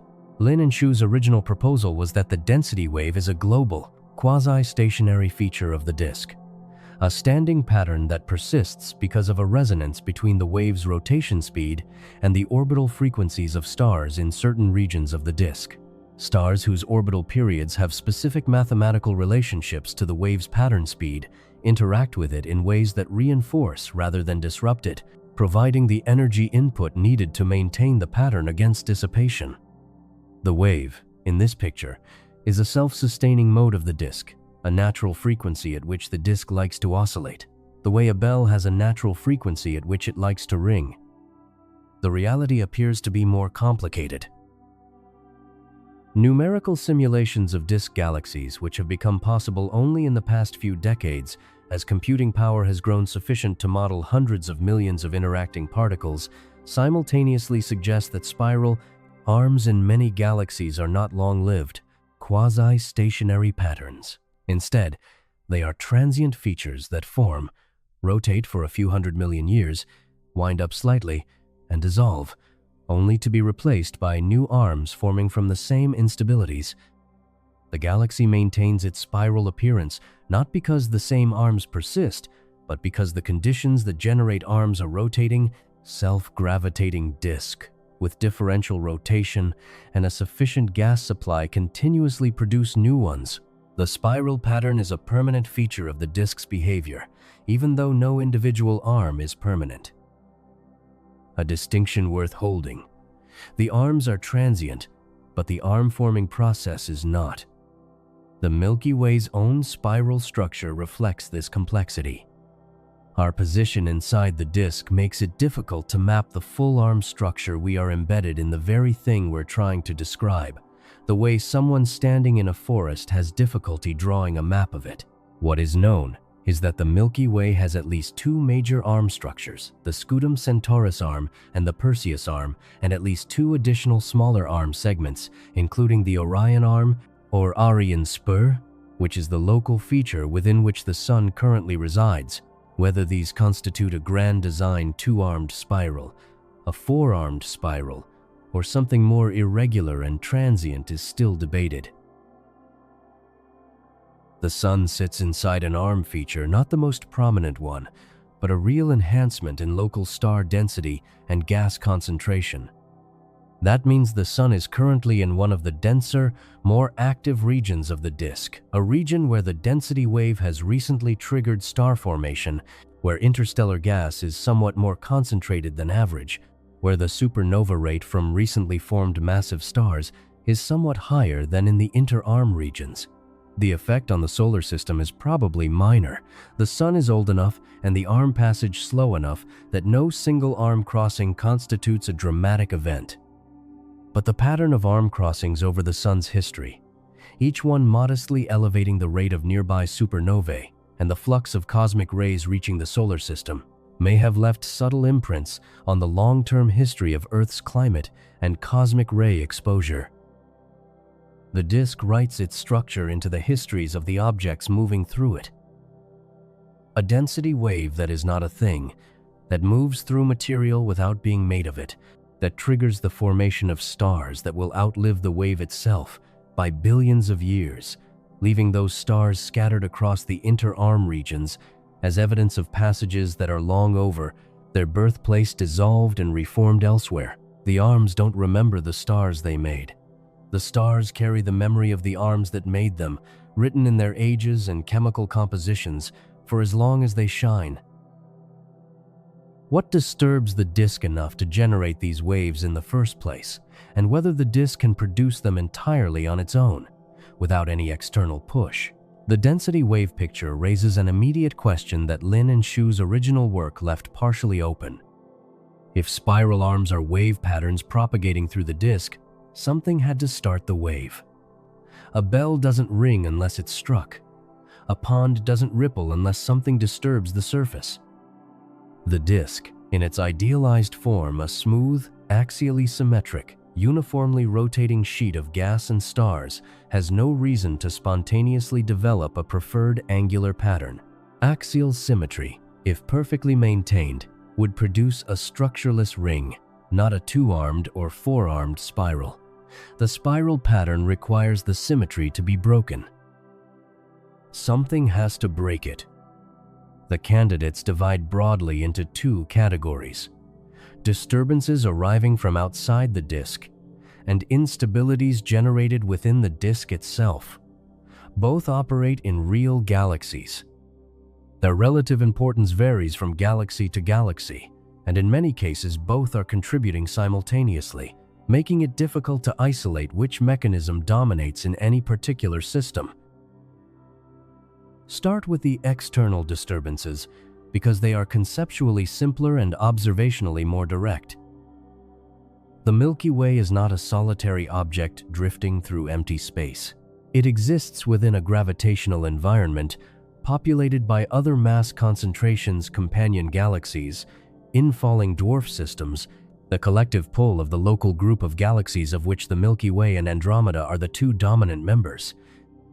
Any mass concentration orbiting near the Milky Way exerts a time-varying gravitational force on the disk, a tidal force, differential across the disk's extent, that tugs on different parts of the disk with slightly different strengths and in slightly different directions depending on the relative positions of the satellite and the disk material at any given moment. Tidal forces from a massive satellite can excite exactly the kind of asymmetric perturbation that breaks axial symmetry and seeds a density wave. The Large Magellanic Cloud provides a working example. With a mass somewhere between 10 billion and 100 billion solar masses, estimates vary depending on how much of its dark matter halo is included. It is the most massive satellite of the Milky Way currently in a close orbit. Its distance from the galactic center is roughly 160,000 light-years, placing it well outside the stellar disk but well within the dark matter halo. As it orbits, its gravitational influence reaches into the disk, exciting low-amplitude perturbations in the stellar and gas distributions. Whether its current orbital configuration is exciting spiral structure in the Milky Way's outer disk is an active area of research. The signals are subtle, but the physics is unambiguous. A companion of that mass, at that distance, cannot avoid influencing the disk it orbits within. The Sagittarius dwarf galaxy has a more dramatic and better documented history of disk interaction. Unlike the Magellanic Clouds, which are on their first or second passage near the Milky Way, the Sagittarius dwarf has been orbiting within the Milky Way's gravitational influence for several billion years, completing multiple passes through or near the disk plane. Each passage, each pericenter approach, where the satellite comes closest to the galactic center, delivers a gravitational impulse to the disk. The impulse excites both vertical waves, which were discussed in the context of the stellar disk's kinematic record, and planar perturbations, disturbances in the in-plane distribution of stars and gas that can seed or amplify spiral structure. Numerical simulations designed to model the Sagittarius dwarf's interaction with the Milky Way produce spiral arm features in the simulated disk that match, in rough terms, the observed properties of the Milky Way's actual arms. The correspondence is not perfect. The Milky Way's spiral structure is complex enough that no single mechanism explains all of it, but the simulations demonstrate that satellite interactions are plausibly responsible for a significant fraction of the spiral signal. The satellite strikes the disk rings. The ringing organizes itself into spiral structure through differential rotation and self-gravity. This is a chain of causation that runs from the scale of the whole galaxy's satellite system down to the detailed structure of the disk's star-forming regions, a cascade from large-scale gravitational dynamics, the local density enhancements that trigger the collapse of individual molecular clouds. Now move to the internal mechanisms, which are both more subtle and more general. A self-gravitating rotating disk, one massive enough that its own gravity contributes significantly to the forces acting on its constituent parts, is not unconditionally stable. There is a parameter, introduced by Alistair Toomray in 1964 in a paper that remains foundational to galactic dynamics, that characterizes the stability of a differentially rotating disk against gravitational fragmentation. The parameter, called Q, compares the stabilizing effects of random stellar motions and differential rotation against the destabilizing effect of self-gravity. When Q is large, when random motions and differential rotation are strong relative to self-gravity, the disk is stable. Perturbations introduced into it decay rather than grow. The disk is stiff, resistant to being organized into structure by its own gravity. When Q approaches unity, the disk becomes marginally stable. Small perturbations neither grow nor decay quickly. When Q drops below unity, the disk is gravitationally unstable. Perturbations grow, gas concentrations collapse, and the disk begins to fragment on the gene scale relevant to its local density and velocity dispersion. Real galaxy disks tend to hover near Q equals 1 in their star-forming regions. This is not a coincidence. It reflects a self-regulation mechanism. When the disk becomes too cold and Q drops below 1, gas collapses into dense clumps, forms stars, and those stars return energy to the disk through supernova explosions, radiation pressure, and stellar winds, all of which heat the gas, raise its velocity dispersion, and push Q back towards stability. When Q is too large and the disk is too stable, star formation is suppressed. The energy input from stellar feedback drops, the gas cools, Q decreases, and the disk becomes more prone to instability again. The disk regulates its own temperature, maintaining itself near the marginally stable threshold through the feedback between star formation and energy injection. Near marginal stability, the disk is exquisitely sensitive to perturbations.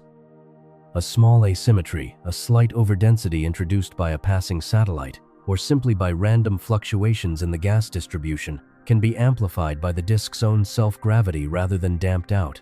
The amplification works through a mechanism called swing amplification, first described by Julian and Toomray in 1966. A trailing density wave, a perturbation whose arms trail behind the direction of galactic rotation, as observed spiral arms do, can extract energy from the differential rotation of the disk as it swings from a leading orientation to a trailing one. During this swing, the perturbation is temporarily amplified by a factor of several to several tens, depending on disk parameters. The amplified trailing wave then propagates outward, reflects off the inner boundary of the disk near the galactic center, and returns as a leading wave that can be swing amplified again. The disk generates its own structure through repeated cycles of amplification and reflection. Whether this cycle produces long-lived global modes, stable patterns that persist for many galactic rotations, or short-lived transient features that dissolve and reform, depends on the detailed properties of the disk. Its mass distribution, its velocity dispersion profile, the strength of its differential rotation, and whether external perturbations are adding energy to the system.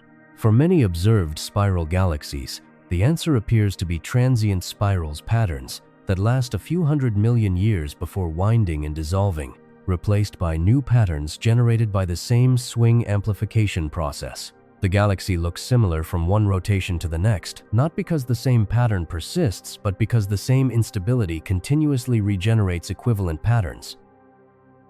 There is a third internal mechanism worth examining separately, because it produces a qualitatively different kind of structure. In the bar.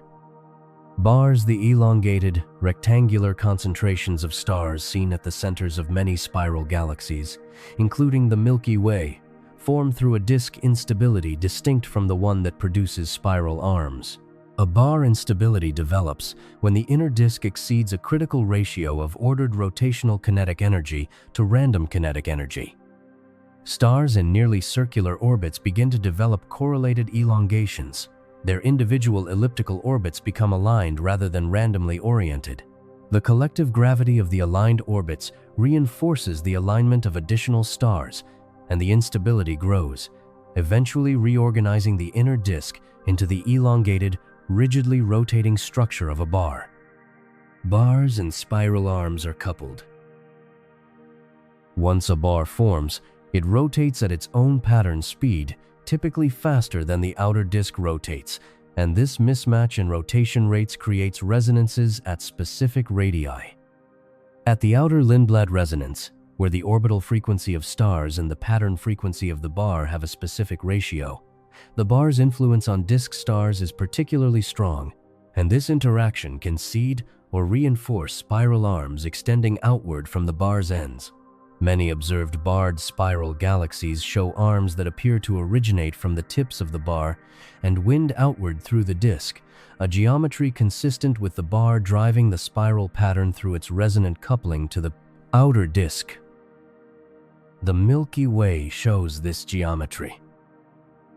The bar, whose existence was confirmed through infrared observations that can penetrate the dust obscuring the galactic center, appears to connect to the Scutum Centaurus arm at one end and the Perseus arm region at the other, with the geometry of the connection consistent with bar-driven spiral excitation. The bar is rotating, the arms are responding to the bar's rotation, and the arms are triggering star formation as they sweep through the disk gas. A chain of dynamical causation linking the innermost few thousand light-years of the galaxy to the star-forming activity in the disk tens of thousands of light-years away. Internal instabilities and external perturbations are not competing explanations. They operate simultaneously and interact with each other. A disk near marginal stability is primed for swing amplification. A passing satellite delivers an asymmetric perturbation that seeds a particular wave pattern. The disk amplifies that pattern through its own self-gravity. The bar, once formed, drives additional spiral structure through resonant coupling. Stellar feedback from the resulting star formation heats the gas, modulating the stability parameter and changing the disk's response to subsequent perturbations. The disk is not a passive recipient of externally imposed structure. It is an active, responsive system whose present appearance is the product of a continuous interaction between its own internal dynamics and the gravitational environment it moves through. The structure we see in any spiral galaxy at any given moment is a snapshot of that interaction, a pattern frozen in the instant the light left the galaxy, carrying the imprint of instabilities that may have already dissolved and reformed several times over in the billions of years the light took to reach us. We are always seeing the past, and the past of a spiral galaxy is never quiet. Which raises the obvious question about what happens when the interaction becomes not a subtle perturbation but a full collision, when two spiral galaxies, each carrying its own disk, its own bar, its own spiral pattern, its own dark matter halo, encounter each other directly and begin to merge. What survives a collision between two systems, each containing hundreds of billions of stars? The merger of two large spiral galaxies is one of the most energetic events the universe produces on a regular basis. Not energetic in the sense of an explosion, nothing detonates, nothing burns in the conventional sense. Energetic in the sense that the gravitational potential energy stored in two separate mass concentrations, each containing hundreds of billions of solar masses, is converted over the course of a few billion years into the kinetic energy of stellar orbits, tidal streams, shockwaves in colliding gas, and eventually the thermal motion of stars and a merged remnant. The energy budget of a major galaxy merger exceeds the total energy output of every star in both galaxies combined over the duration of the event. And yet, if you were a star inside one of the merging galaxies, you would almost certainly never notice. The stars are too far apart. Two galaxies can interpenetrate completely pass through each other, their disks overlapping, their stellar populations mixing without a single star in either galaxy physically colliding with a star in the other. The cross-sectional area of a star is negligible compared to the vast distances between stars. The Milky Way and Andromeda, currently approaching each other at roughly 110 kilometers per second and expected to begin their first close approach in roughly 4 billion years, will merge their stellar populations the way two swarms of bees merge the individuals passing through the gaps between individuals in the other swarm, deflected by each other's gravitational fields, but almost never making direct contact. The gas is different. Gas coulides. When the gas disks of two merging spirals encounter each other, the result is violent shock waves propagating through both gas reservoirs, heating the gas to temperatures of millions of degrees, triggering enormous bursts of star formation as compressed gas clouds collapse simultaneously across the entire merged system.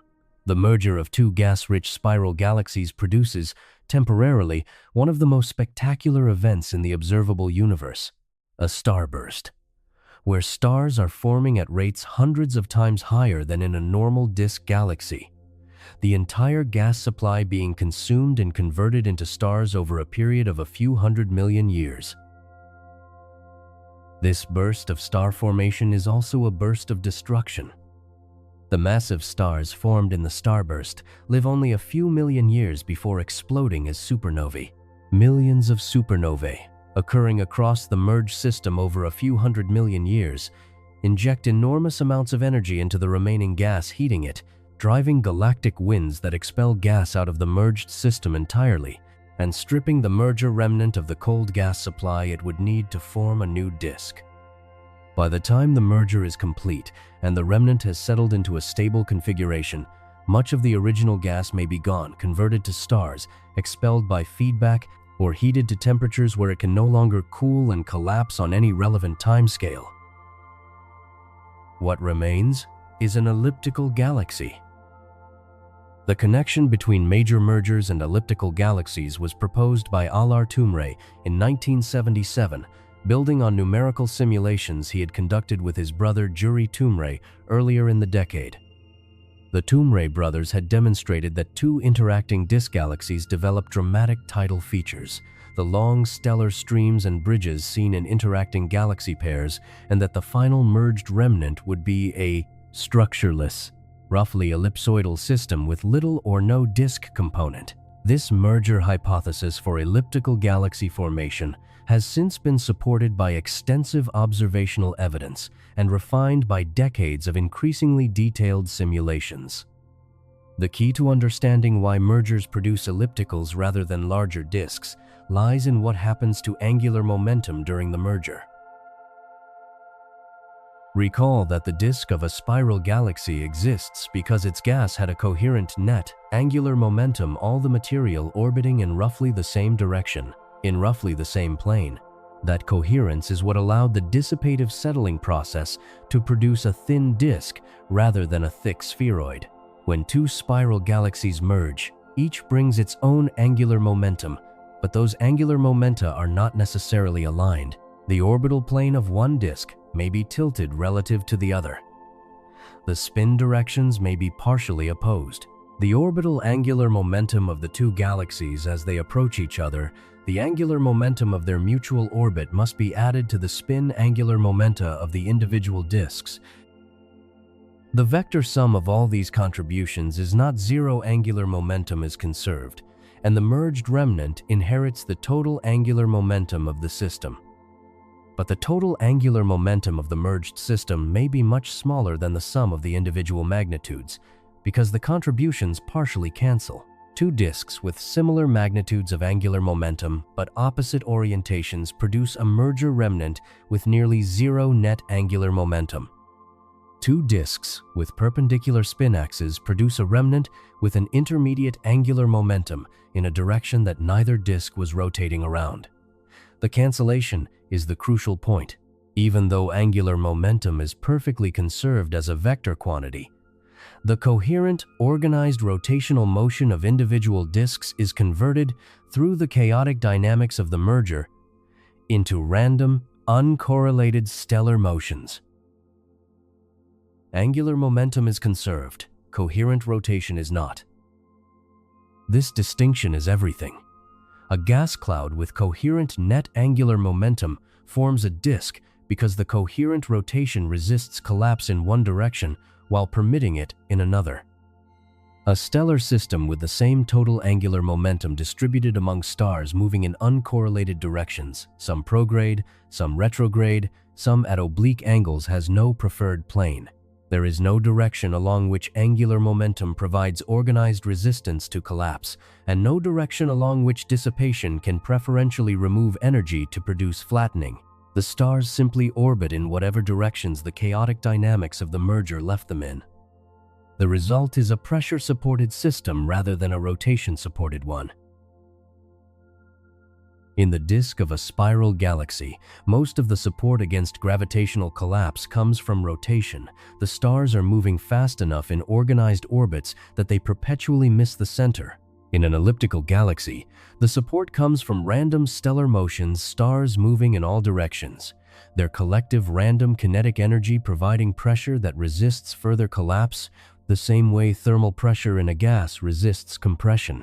The elliptical galaxy is, in this sense, more analogous to a very hot gas than to a rotating disk, a system supported by random motion rather than organized rotation.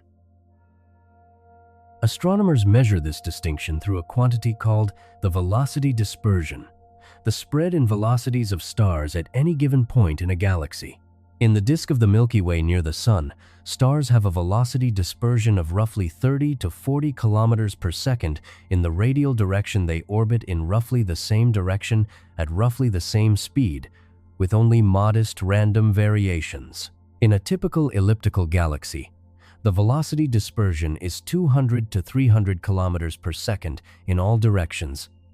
The stars are moving fast, but in random directions, their speeds spread across a wide range.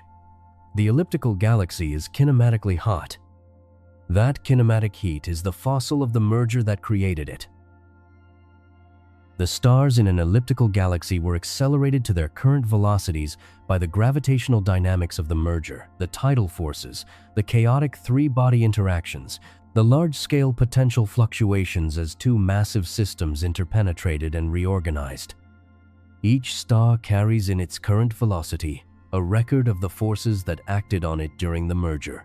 Since those forces were complex, time-varying, and different for every star, the resulting velocity distribution is broad, random, and approximately isotropic. The merger converted the organized kinetic energy of two rotating disks into the random kinetic energy of a pressure-supported spheroid, and there is no mechanism to reverse that conversion. Randomness, once created in a collisionless system, persists. This is the deep asymmetry between gas and stars in the context of mergers. When two gas-rich systems merge, The gas can eventually cool, settle, and reform a disk if enough cold gas survives the merger process. The gas retains or reacquires coherent angular momentum through cooling and dissipation can again produce a thin, rotating structure. When two stellar systems merge, the stars cannot cool. The random velocities acquired during the merger are permanent features of each star's orbit, modifiable only by subsequent gravitational interactions that add further randomness rather than removing existing randomness. The stellar component of the merger remnant is irreversibly scrambled. Not all mergers are equal. A major merger, two galaxies of comparable mass, produces a dramatic disruption of both disk structures and almost certainly results in an elliptical remnant. A minor merger, a large galaxy consuming a much smaller one, may leave the large galaxy's disk largely intact. The smaller system stars deposited into the halo as a tidal stream, the disk disturbed but not destroyed. The mass ratio of the merging systems is the primary determinant of how much structural damage occurs. The Milky Way has absorbed dozens of small systems over its history without losing its disk. The merger with Andromeda, a system of comparable mass, will be a different matter entirely. There are elliptical galaxies that rotate some quite rapidly. This was recognized as a complication for the simple merger picture, and it led to a refinement, a distinction between slow rotators and fast rotators among elliptical galaxies. Fast-rotating ellipticals, sometimes called lenticular galaxies in transition cases, though the classification is contested, may have formed through mergers with favorable angular momentum geometries, or through the consumption of smaller systems that added net angular momentum to the remnant, or through processes that are not primarily merger-driven at all. Slow rotators, with nearly isotropic velocity dispersions and little net rotation, more closely match the predictions of major merger simulations. The morphological diversity of elliptical galaxies reflects the diversity of formation pathways. Not all paths lead to the same endpoint. What all elliptical galaxies share is an absence. No disk, no spiral arms, no ongoing star formation in most cases, no cold gas reservoir of significance, no thin layer of young blue stars concentrated in a plane. The absence of a disk is not a failure, it is the record of a specific history written in the kinematics and chemistry of billions of stars that were once part of organized, rotating structures and are now moving in every direction at once. The memory of their former order dispersed but not erased, preserved in the detailed statistics of their current velocities for anyone patient enough to measure them. The disk is fragile in ways that are easy to underestimate. It took hundreds of millions of years of dissipative settling to form. It took billions of years of self-regulated star formation to maintain. And it can be destroyed in a single merger event, lasting a few billion years timescales long by human standards, short by cosmological ones. The disk galaxies we observe today, the Milky Way, Andromeda before its eventual merger with us, the hundreds of billions of other spiral galaxies distributed through the observable universe exist because they have not yet experienced a major merger in recent enough history to have destroyed their disks. They are the survivors. And the question their survival raises is not a comfortable one. The universe is not static. Galaxies continue to move, to interact, to merge. The fraction of disk galaxies in the universe has been decreasing since the universe was a few billion years old, as major mergers convert spirals to ellipticals faster than new spirals can form. The Milky Way's disk, which has persisted for roughly 10 billion years, exists in a universe that is progressively less hospitable to disks. What the disk will look like after the merger with Andromeda, whether anything resembling a disk survives, whether new disk material can assemble from whatever gas remains, whether the merged remnant retains any memory of the organized structures that preceded it, is a question whose answer lies several billion years in the future, accessible only through simulation and inference. What those simulations actually predict, in detail, about the fate of our particular disk, is worth examining carefully. The simulation runs forward in time. Two disk galaxies, each containing hundreds of billions of stars, each embedded in a dark matter halo 10 times more massive than the visible material, each carrying a gas disk and a stellar disk and a bar and a set of spiral arms approach each other under their mutual gravitational attraction. The first pass takes roughly 200 million years. The galaxies interpenetrate, their stellar populations passing through each other without collision, their gas reservoirs colliding violently, their dark matter halos beginning to merge. Then they separate, pulled apart by their orbital momentum, each one distorted almost beyond recognition, tidal arms stretched outward, disk structure scrambled, star formation erupting across both systems simultaneously. The second pass brings them together again. This time the separation is smaller, the orbital energy having been dissipated into internal degrees of freedom into the random kinetic energy of stars and the thermal energy of shock-heated gas. The galaxies sink into each other more deeply. The third pass barely separates them at all. Within a few 100 million years of the second close approach, the two systems have merged into a single gravitational potential. Their stars now orbiting a common center, their gas, what remains of it, scattered across the merged system in a hot, diffuse haze punctuated by dense star-forming knots. The merged remnant, in most simulations of major mergers between gas-rich spirals, looks like an elliptical galaxy. But not all the gas is gone. This is the detail that changes everything about the long-term outcome. In a merger between two gas-rich galaxies, the gas does not simply vanish into stars or get expelled by supernova feedback. Some fraction depending on the specific parameters of the merger, the gas fractions of the progenitor galaxies, the efficiency of stellar feedback survives the merger process in a cold or cooling state. It may be scattered into large radii during the tidal disruption phases. It may be shocked to high temperatures during the gas disk collisions. But shocked gas cools, heated gas radiates, and cooling, radiating gas falls back toward the center of the merged system, carrying whatever angular momentum it retained through the chaotic merger dynamics. If enough cold gas survives or reaccretes, and if that gas retains a coherent net angular momentum, the dissipative settling process begins again. The gas falls inward along the rotation axis and collects near the midplane. It spreads outward in the equatorial direction, supported by angular momentum against further infall. It cools into molecular clouds, fragments, and begins forming stars. What was, a billion years after the merger, a structureless ellipsoidal remnant begins to develop, not immediately, not dramatically, but measurably, over the course of several billion years. A new disk, assembled from gas that survived or was reaccreted after the violence of the merger, rotating around the remnant center in a plane defined by the net angular momentum of the surviving gas. The disk reforms. Not the same disk, a new one.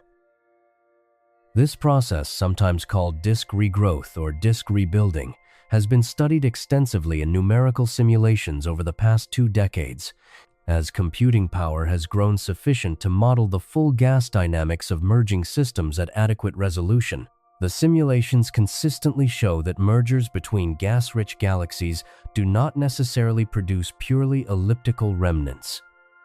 Given sufficient gas survival and sufficient time after the merger, a disk component can reassemble around the ellipsoidal stellar remnant, producing a galaxy that has a prominent bulge, the elliptical remnant of the merger, surrounded by a younger, flatter disk of stars formed after the merger from the reaccreted gas. This morphology has a name. It is called an S0 galaxy, or a lenticular galaxy, though the term encompasses a broader range of formation histories, or, in cases where the new disk is sufficiently prominent, simply a spiral galaxy with an unusually large bulge. The bulge-to-disk ratio encodes the history.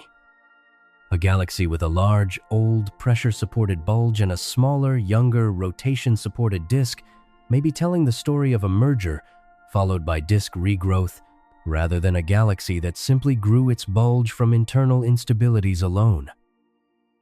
Reading that history requires careful attention to the stellar populations.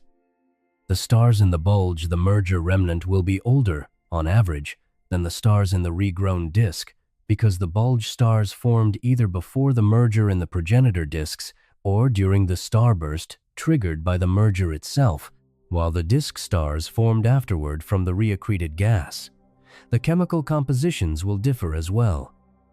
The bulge stars will reflect the rapid, intense star formation of the merger starburst, enriched by the products of many supernovae over a short period, while the disk stars will reflect a more gradual, ongoing star formation history in a lower density environment. Two stellar populations, spatially overlapping but chemically and kinematically distinguishable, carrying different chapters of the same formation story. The Milky Way shows evidence of exactly this layered history.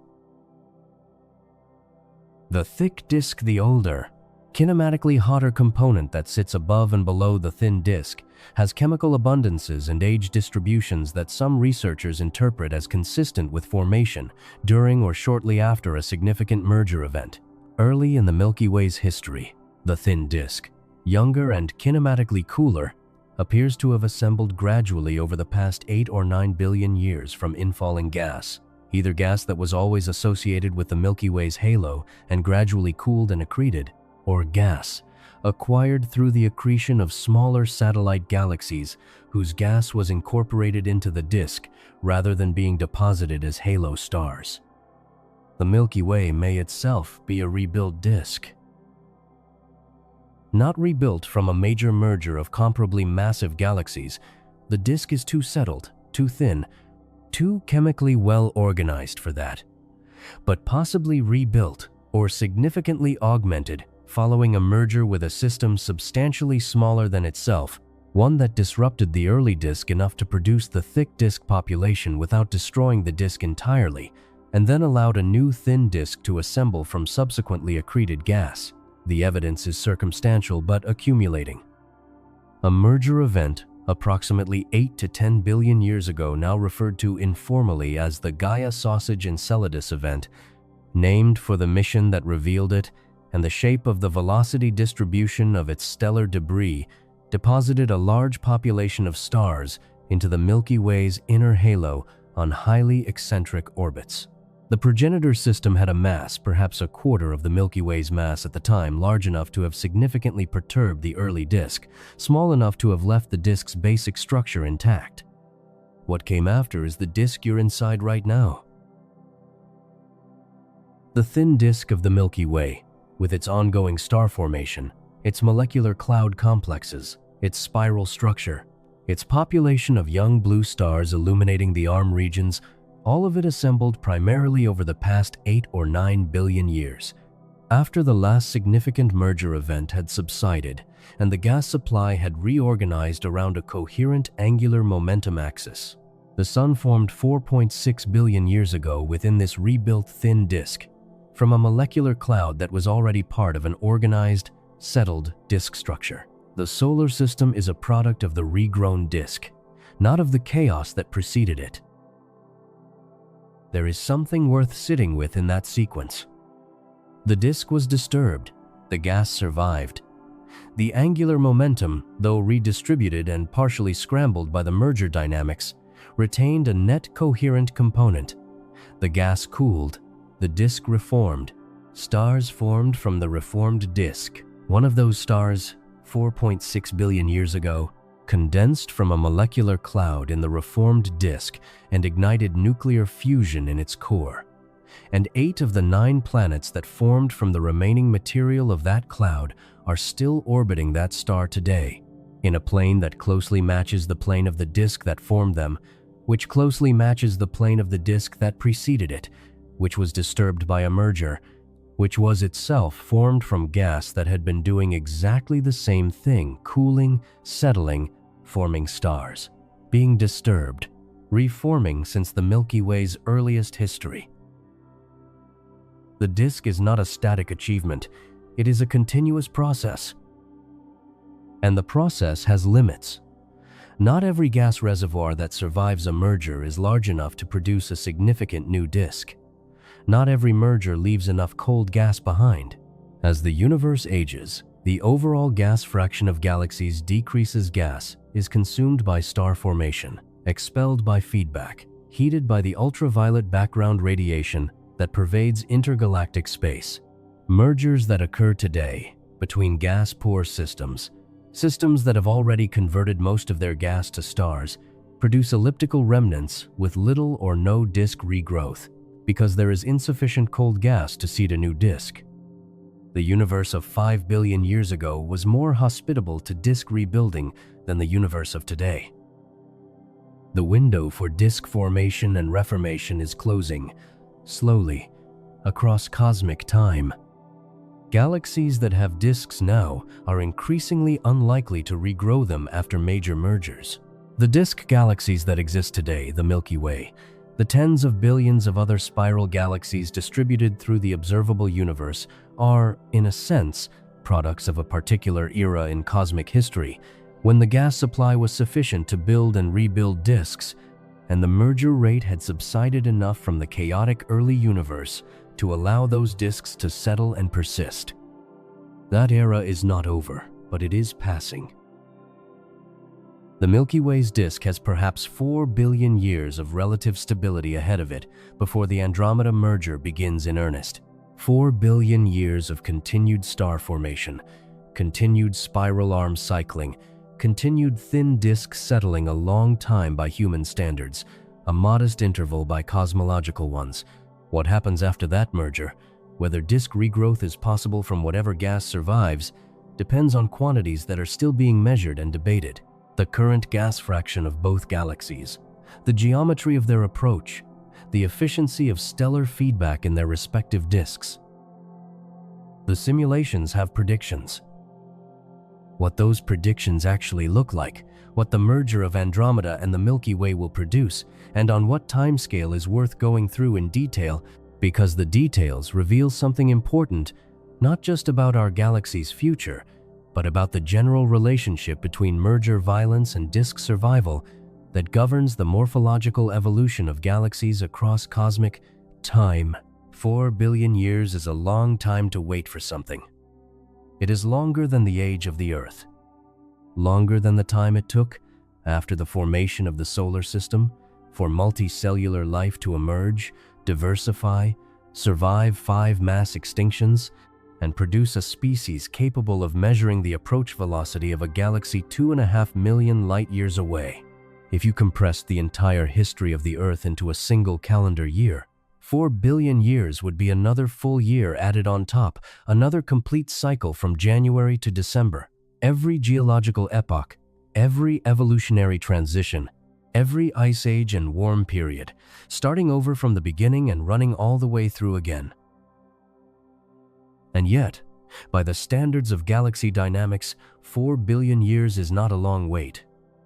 It is roughly the time it takes the Milky Way to complete 18 orbits around its own center.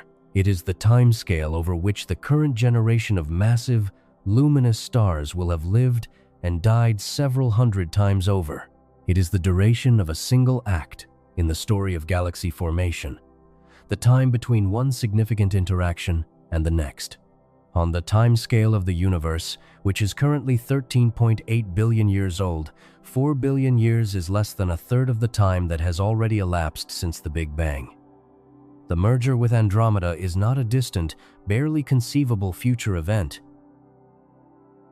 Andromeda, the Milky Way's nearest large galactic neighbor, is currently approaching at roughly 110 kilometers per second along the line connecting the two galaxies. 110 kilometers per second sounds fast. It is fast roughly 396,000 kilometers per hour, fast enough to travel from Earth to the Moon in less than an hour. But Andromeda is 2.5 million light-years away. At that speed, covering that distance would take roughly 22 billion years longer than the current age of the universe. The reason the merger will happen in 4 billion years rather than 22 billion is that gravity is continuously accelerating both galaxies toward each other. The approach velocity today is not the approach velocity in a billion years. The galaxies are falling toward each other, and as they fall, they accelerate.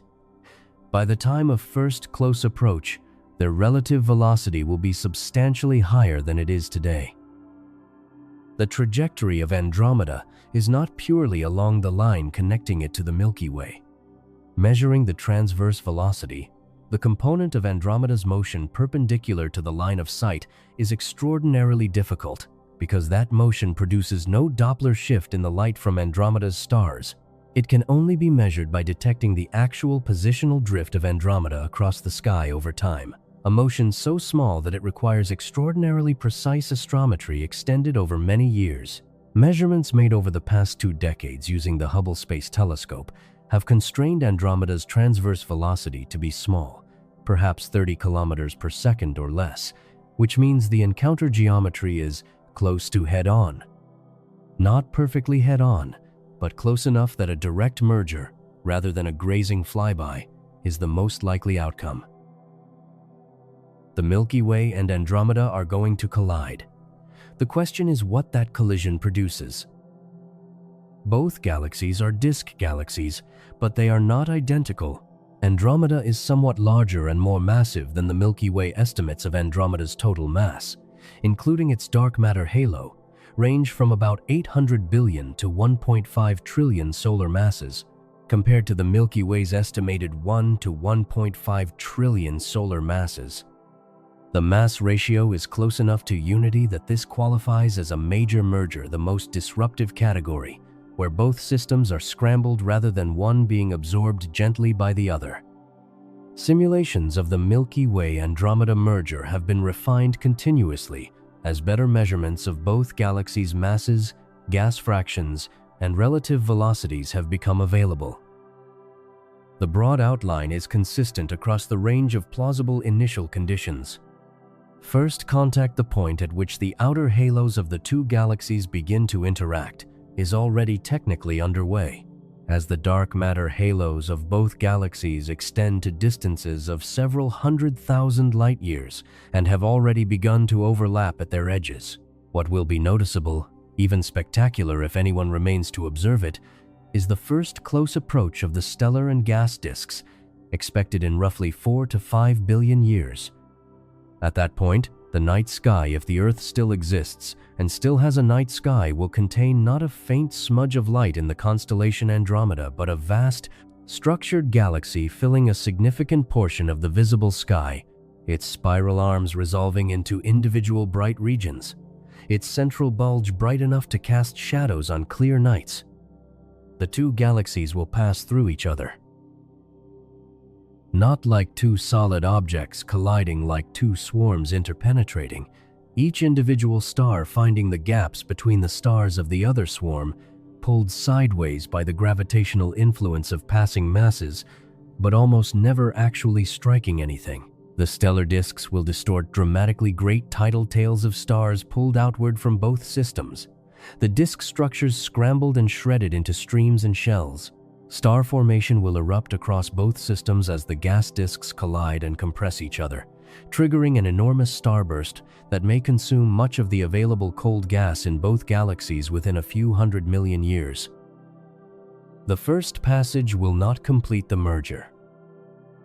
The two systems will separate after first contact, pulled apart by their orbital momentum, but less separated than they were before, because energy has been transferred from their orbital motion into internal stellar motions during the interaction. They will swing back together on a timescale of a few 100 million to roughly 1 billion years after first passage, make a second, closer approach, separate again but less so, and eventually, within perhaps 2 to 3 billion years after first passage, sink into a common gravitational center and merge into a single system. The total time from first contact to completed merger is roughly 6 to 7 billion years from now, though the specific timeline depends sensitively on the actual masses and gas fractions of both galaxies. The merged remnant, informally nicknamed Milkdromeda by some researchers, will most likely resemble a large elliptical galaxy. The two disk structures, their angular momenta pointing in different directions, Andromeda's disk is tilted at roughly 77 degrees to the line of sight from Earth, meaning its spin axis is substantially misaligned with the Milky Way's spin axis, will have their coherent rotational motions largely cancelled and scrambled by the chaotic merger dynamics. The stars from both progenitor disks will be deposited on random, highly eccentric orbits around the common center. The merger will produce a pressure-supported, roughly ellipsoidal stellar system kinematically hot, slowly rotating or not rotating at all in the net, the velocity dispersion reflecting the violent history of its assembly. But this is where the question of gas becomes critical. Both the Milky Way and Andromeda currently contain significant reservoirs of cold gas. The Milky Way's interstellar medium amounts to perhaps 10 to 15% of its stellar mass, Andromeda's somewhat less. Whether enough of this gas survives the merger starburst and subsequent feedback to seed disk regrowth in the remnant depends on quantities that remain uncertain. The efficiency of supernova feedback in driving galactic winds, the fraction of gas expelled versus retained, the angular momentum of whatever gas survives.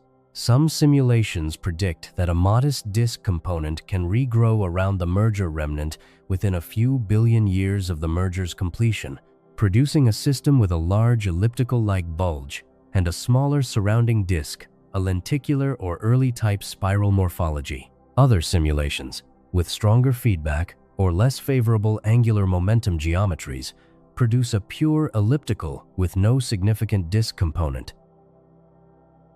The outcome is genuinely uncertain. What happens to the Sun during this process is a question with a definite probabilistic answer. The most likely outcome is that the Sun survives the merger without experiencing any close stellar encounter, because the stellar density even in the merged system remains low enough that direct stellar collisions are extremely rare. The Sun's orbit, however, will almost certainly be dramatically altered. Simulations suggest a roughly 12% probability that the Sun will be scattered to a much larger orbital radius during the merger, ejected into what is currently the outer halo of one of the progenitor systems, ending up orbiting the merged remnant at several times its current galactic radius. A smaller but non-zero probability exists that the Sun could be ejected entirely from the merged system into intergalactic space, still gravitationally bound to its planets, but no longer orbiting any galaxy, drifting through the void between the local group members. In all these scenarios, the solar system itself remains intact. The probability of the Sun colliding with another star during the merger is vanishingly small, estimated at well under 1 in a million. The planets continue orbiting the Sun regardless of what happens to the Sun's galactic orbit. The merger of Andromeda and the Milky Way will change where in the universe the solar system finds itself, but not whether the solar system continues to exist. The Earth, if it still exists, it will likely have been rendered uninhabitable by the Sun's increasing luminosity within roughly 1 to 2 billion years. Regardless of the merger, would find itself in a dramatically different galactic environment, but orbiting the same star at the same distance, under the same physical conditions as today. The night sky will be unrecognizable. In the merged remnant, several billion years after the merger is complete, the distribution of stars across the sky will look nothing like what we see today. The thin band of the Milky Way will be gone. In its place will be the diffuse, roughly uniform glow of an elliptical galaxy's stellar distribution, somewhat brighter toward the center, dimming gradually outward in all directions, with no preferred plane, no concentration in a band. The organized geometry of the disk, the structure that angular momentum spent billions of years producing, will have been dissolved. In the merged remnant, there may be no disk left to ask questions about. Or there may be a new one, assembling slowly from whatever gas remains, following the same physics that produced the original disk's angular momentum, resisting collapse in one direction, dissipation removing energy in all directions. The competition between those two processes converging, again, on the only shape they know how to produce together. a thin, rotating plane of gas and newly formed stars orbiting the center of a merged system that has already forgotten the structures that preceded it. The disk is patient. It has formed before under worse conditions than a post-merger environment offers. Whether the conditions after this particular merger are sufficient to let it form again, that depends on how much gas survives and what angular momentum that gas carries, and whether the feedback from the starburst expels too much of it before it can cool and settle. Questions whose answers require knowing the future of systems we can currently only model, not observe. But the merger with Andromeda is not the only large-scale context in which the Milky Way's disk exists. The disk also has a present, a current geometry, a current thickness, a current set of structural properties that can be measured right now from inside. And those measurements reveal something about the disk that is easy to overlook when thinking about the grand drama of mergers and reformation. The disk we live in is extraordinarily thin relative to its width. Numbers have a way of failing us at large scales. You can read that the Milky Way's thin disk is roughly 1,000 light-years thick and 100,000 light-years in diameter, and the numbers pass through the mind without leaving much behind. They are too large to attach to anything concrete, too abstract to generate any real sense of what the ratio between them means. 1,000 and 100,000. 1 to 100. A clean ratio, easy to say, nearly impossible to feel. So instead of starting with the galaxy, start with something you can hold. A standard compact disc, the kind that was the dominant medium for recorded music and data storage for roughly 2 decades from the mid-1980s onward, is 120 millimeters in diameter and 1.2 millimeters thick. The ratio of its diameter to its thickness is exactly 100 to 1. If you place a CD on a table and look at it edge on, the thinness is immediately apparent. It is a disc in the most literal sense, wide and flat, its thickness almost negligible compared to its extent. The Milky Way's thin disk has almost exactly the same ratio. 100,000 light-years across, 1,000 light-years thick. 100 to 1, the galaxy we live in, containing between 100 billion and 400 billion stars, is proportionally as thin as a compact disk. If you built a scale model of the Milky Way that fit on a standard dining table, a model where 100,000 light-years corresponded to the table's 1.5-meter width, the thin disk would be 15 millimeters thick, roughly the thickness of 2 stacked credit cards. The entire star-forming layer of the galaxy, the region containing most of the molecular clouds, most of the young stars, most of the interstellar dust, would sit in a layer you could cover with your thumb. That is the thin disk. But the thin disk is not the only disk. Above and below the thin disk, extending to roughly 3,000 light-years on each side of the midplane, lies the thick disk, a lower density population of older stars with higher vertical velocities, the kinematic fossil of an earlier, more turbulent phase of the galaxy's history. The thick disk is 3 times thicker than the thin disk, and contains perhaps 10 to 20% of the total stellar mass of the disk system, depending on exactly how the two components are separated observationally, a task made difficult by the fact that they overlap spatially and can only be cleanly distinguished through their different chemical compositions and velocity distribution. On the same dining table model, the thick disk would extend about 45 millimeters above and below the midplane, roughly the thickness of a small paperback book standing on its spine. The thin disk sits inside it, thinner than the paperback's cover. Now extend the model further. The stellar halo, the sparse, roughly spherical population of old stars on highly inclined, eccentric orbits, extends to perhaps 300,000 light-years in radius, 3 times the diameter of the disk itself. On the table model, the stellar halo would extend far beyond the table's edges, reaching the floor on all sides. The dark matter halo, which may extend to 500,000 light-years or more from the galactic center, would in this model fill a sphere roughly 15 meters in diameter, a sphere the size of a large room, with the thin disk, a 2 credit card thick wafer sitting at the center of it, almost invisible at that scale. The disk is not the dominant structure by volume. It is not even close to the dominant structure by mass. By volume, the Milky Way is almost entirely halo, a vast, nearly empty sphere of dark matter and scattered stars, within which the disk is an almost negligibly thin concentration. By mass, the dark matter halo contains roughly 85% of the total mass of the galaxy, with all the visible stars, gas, and dust making up the remaining 15%. Of that 15%, the disk accounts for the majority, but it is still a minority component of the galaxy's total mass budget, concentrated into a geometrically thin structure, occupying a tiny fraction of the galaxy's total volume. The thinness is not a static property. It varies with radius, and it varies with the age of the stellar population. The scale height of the thin disk, the distance over which the stellar density drops by a factor of roughly 2.7, is not constant across the disk. Near the galactic center, the disk merges into the bulge structure and the concept of a clean scale height breaks down. In the solar neighborhood, at roughly 26,000 light-years from the galactic center, the thin disk scale height is approximately 300 to 350 light-years, and the thick disk scale height is roughly 900 to 1,000 light-years.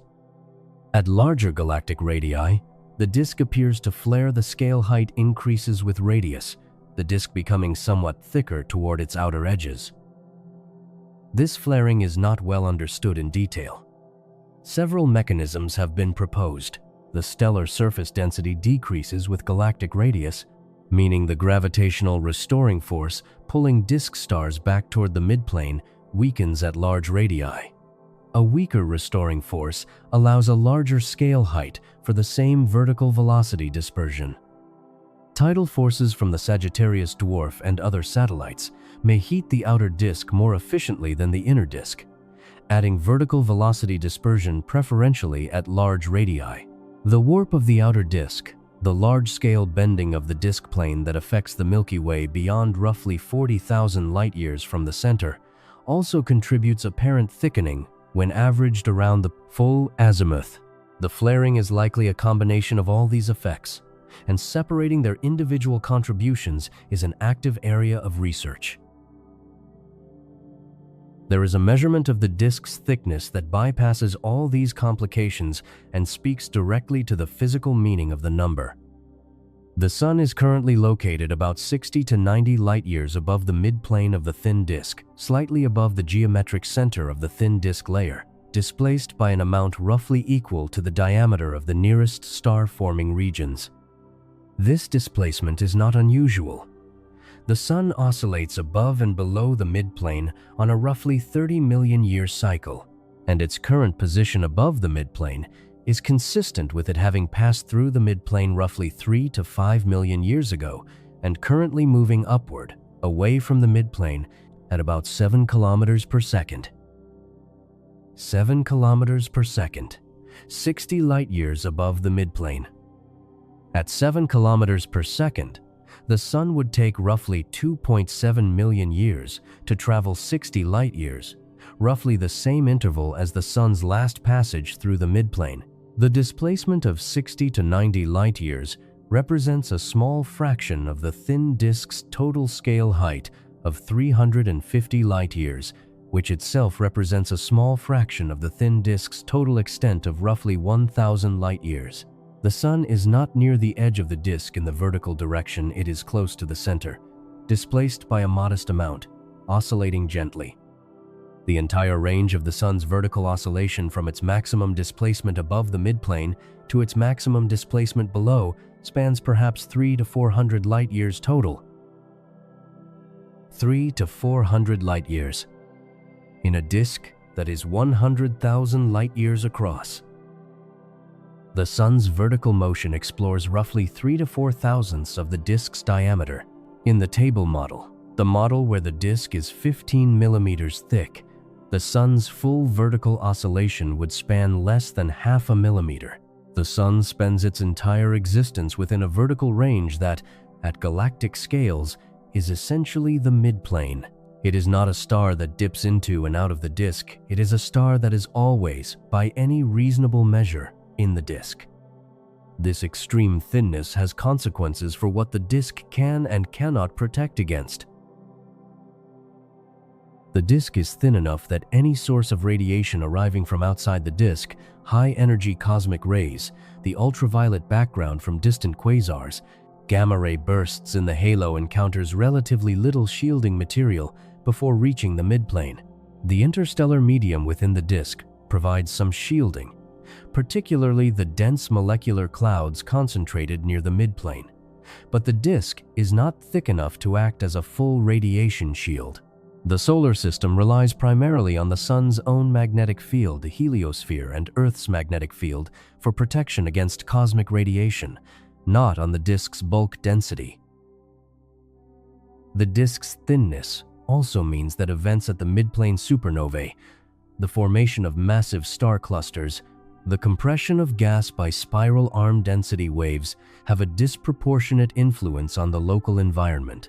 In a thick disk, a supernova's blast wave would dissipate into a larger volume before reaching significant distances from the explosion site. In a thin disk, the same blast wave is constrained vertically. It expands primarily in the plane of the disk, channeled by the disk's geometry, covering a larger in-plane area before losing coherence. The thin disk is, in a sense, an efficient conductor of energetic events. What happens in one region propagates more effectively to neighboring regions than it would in a thicker, more three-dimensional structure. Supernova feedback, spiral arm triggering of star formation, the propagation of galactic winds, all of these processes are shaped by the disk geometry. The thinness is not incidental. It is the result of billions of years of gas cooling to the minimum energy state allowed by angular momentum conservation, and it in turn shapes the physics of everything that happens within the disk. The disk is thin because physics made it so, and because it is thin, physics within it operates differently than it would in a thicker structure. The geometry feeds back into the dynamics. The dynamics produce the geometry, and the two have been in mutual adjustment for the entire 10 billion year history of the thin disk's existence. Outside the disk, above and below, in every direction beyond the few hundred light-years of the thin disk layer, the density of stars drops rapidly. The Sun, during its vertical oscillations, moves through regions of decreasing stellar density as it rises above the midplane and encounters increasing stellar density as it returns. The change is gradual, not sharp.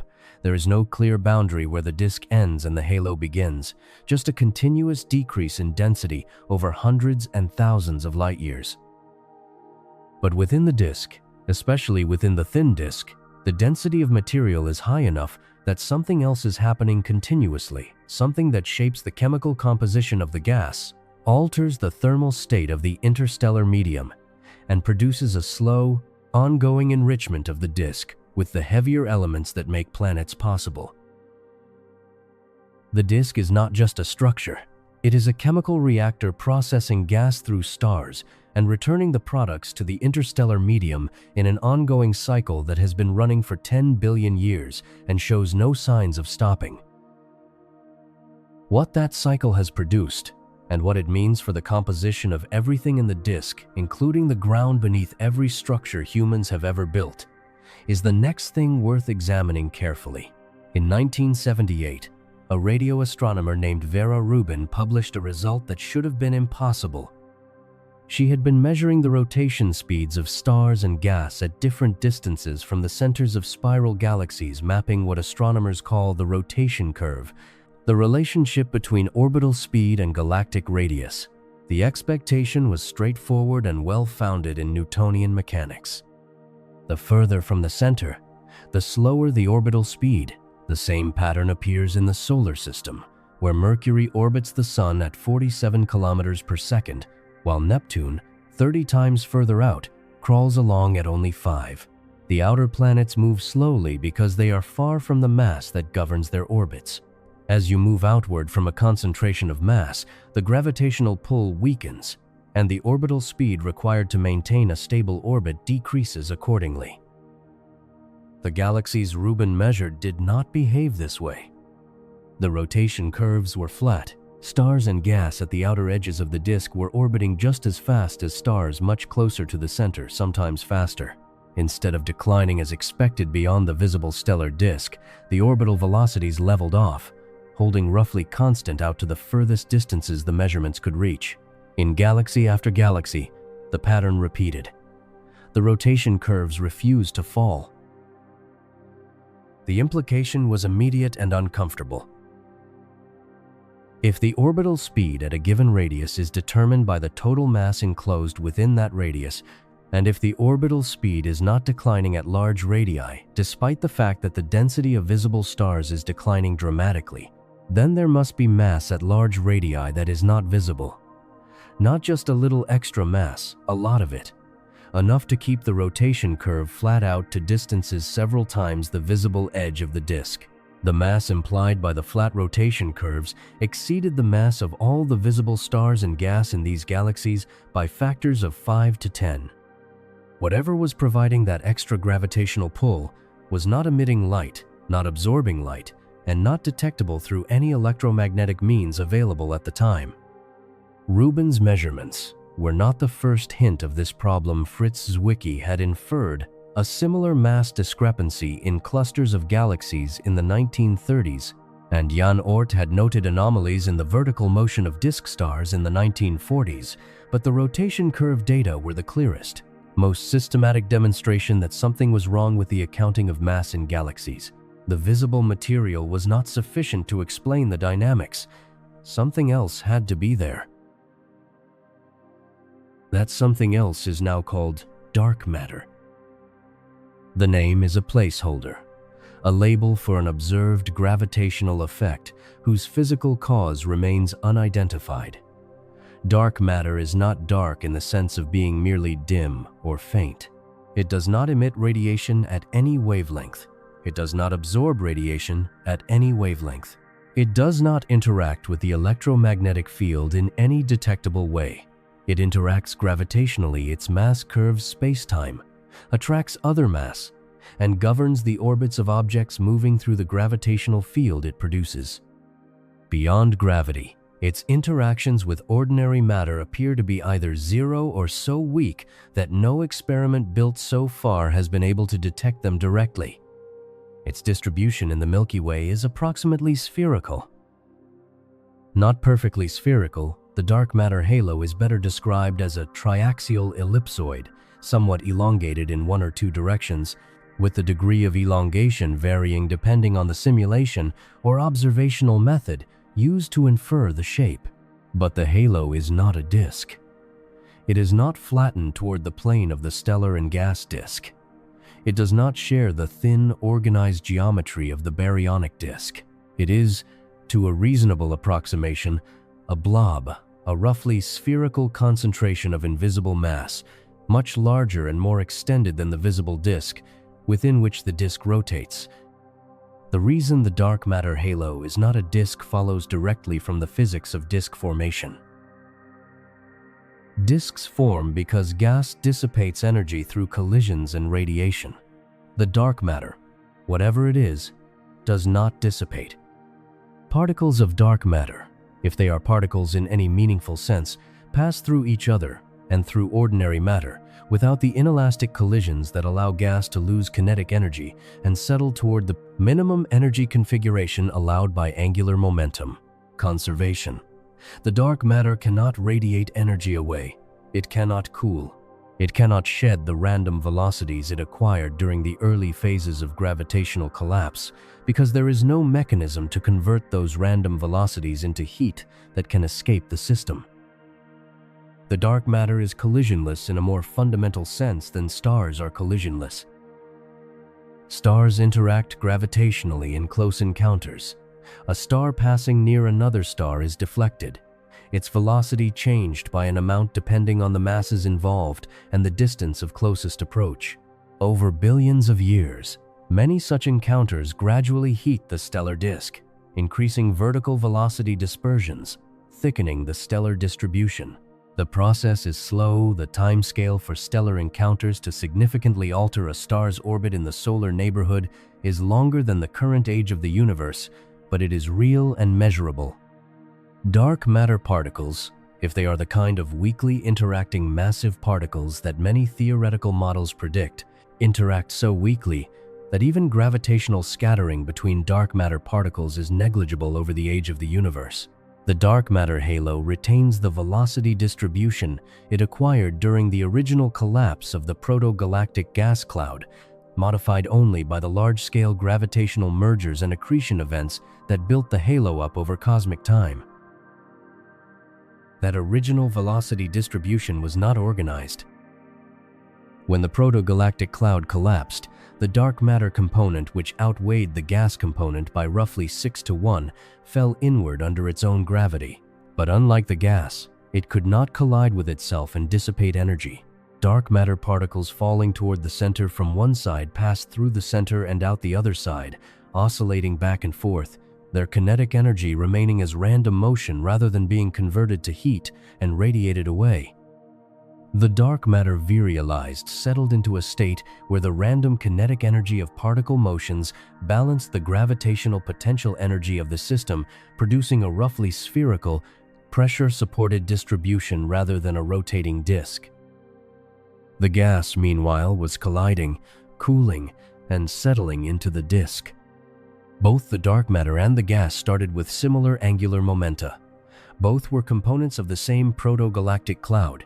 Both acquired angular momentum through the same tidal torquing mechanism, but the gas used its angular momentum to form a disk, because dissipation allowed it to collapse perpendicular to the rotation axis, while angular momentum prevented collapse in the equatorial direction. The dark matter could not use its angular momentum this way. Without dissipation, the dark matter could not preferentially collapse in one direction over another. It collapsed in all directions simultaneously, bounced, virialized, and settled into the spherical halo. The angular momentum is still there, encoded in a slight net rotation of the halo, but it was never concentrated and organized the way the gas disk organized it. The halo and the disk coexist in the same space without converting each other. The disk rotates through the halo. The halo provides the gravitational potential within which the disk rotates. The two structures interpenetrate everywhere at any point in the disk. Dark matter particles are passing through, moving at several hundred kilometers per second in all directions, with only their gravitational influence detectable. The disk does not pull the halo flat, because the dark matter cannot respond to the disk's gravity the way gas responds. It cannot lose energy and settle. The halo does not pull the disk into a sphere because the disk's angular momentum prevents it from collapsing in the equatorial direction regardless of the external gravitational field. Two structures with completely different geometries occupying the same space, maintaining those geometries indefinitely because the physics that would convert one into the other is simply not available to either of them.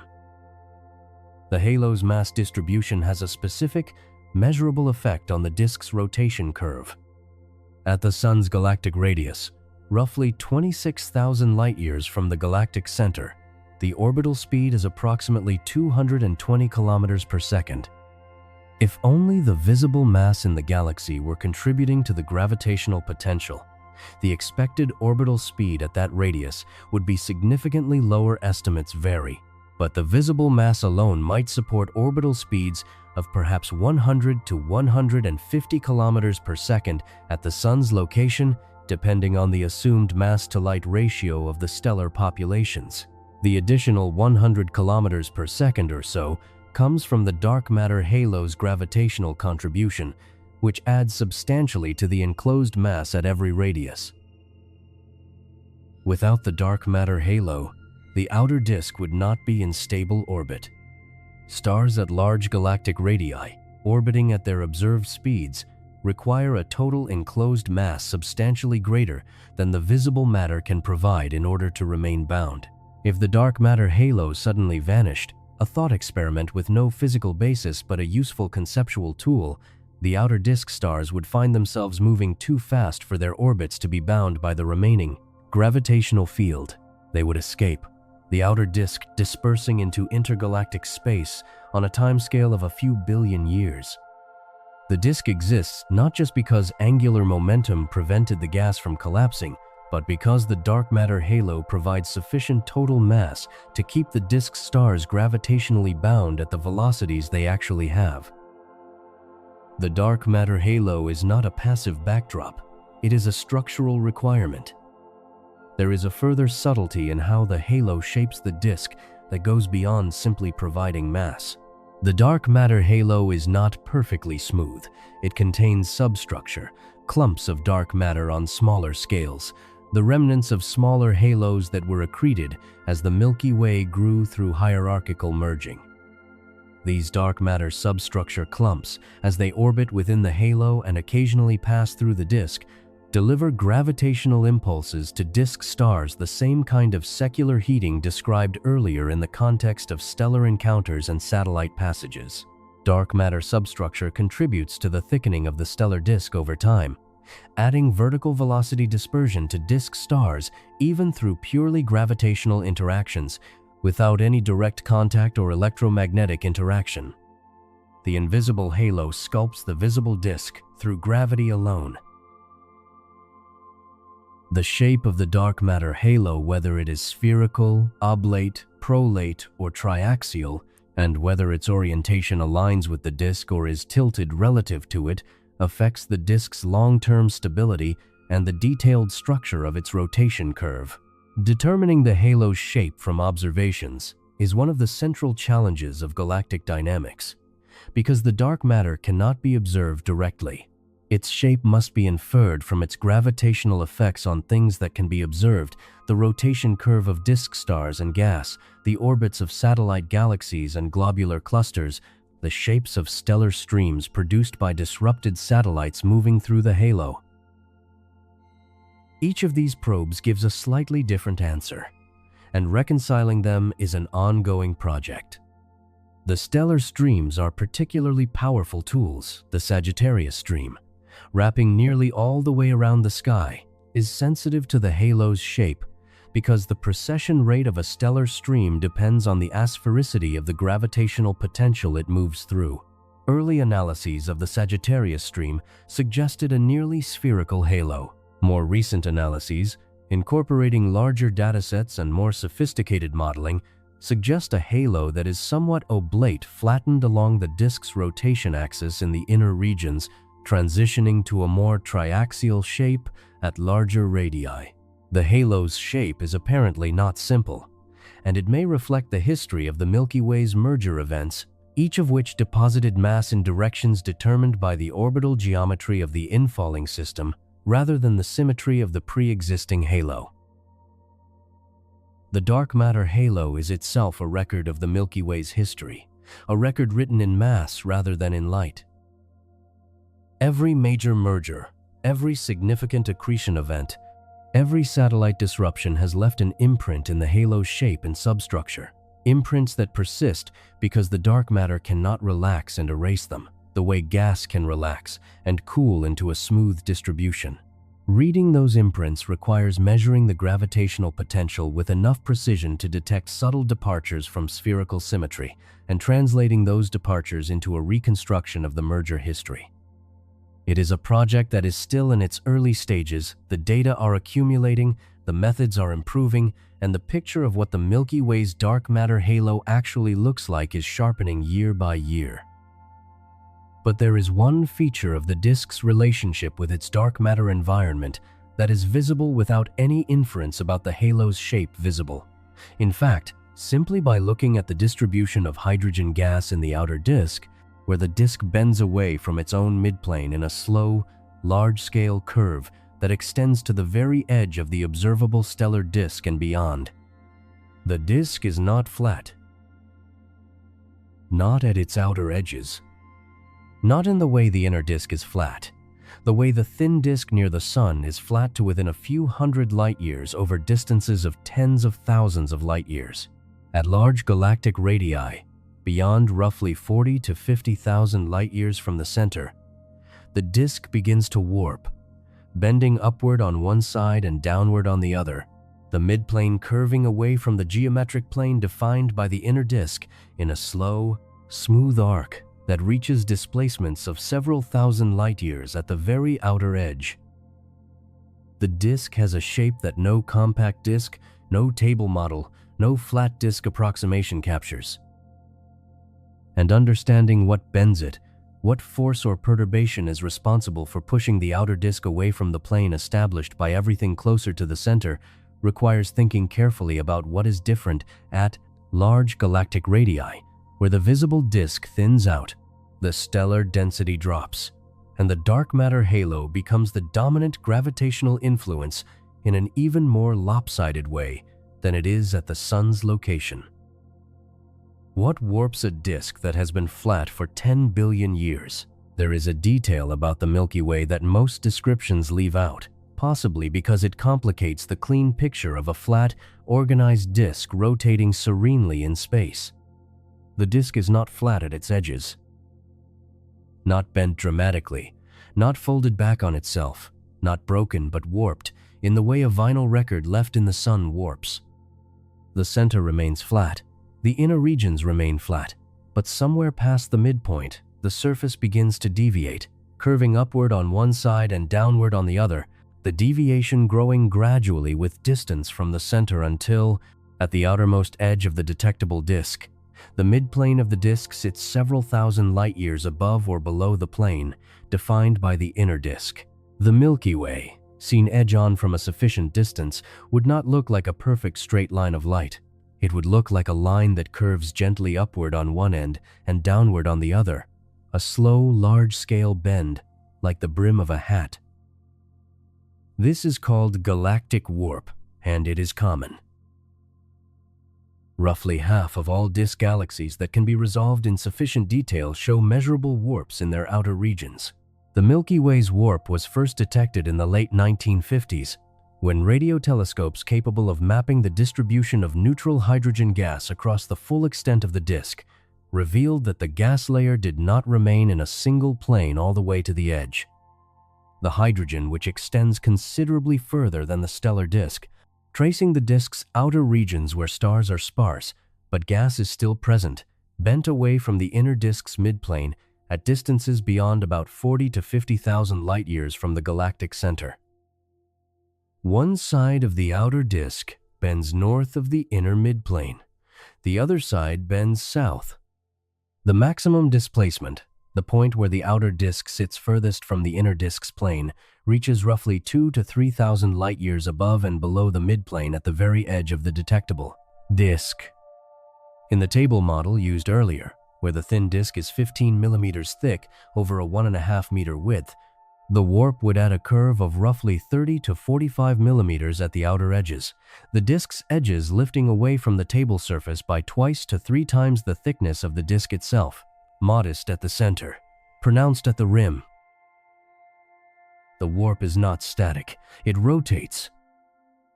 The line of maximum warp, the direction in which the outer disk bends most strongly upward on one side, precesses around the galactic center over time, completing a full rotation on a timescale that is still being measured and debated, but is likely on the order of several 100 million years.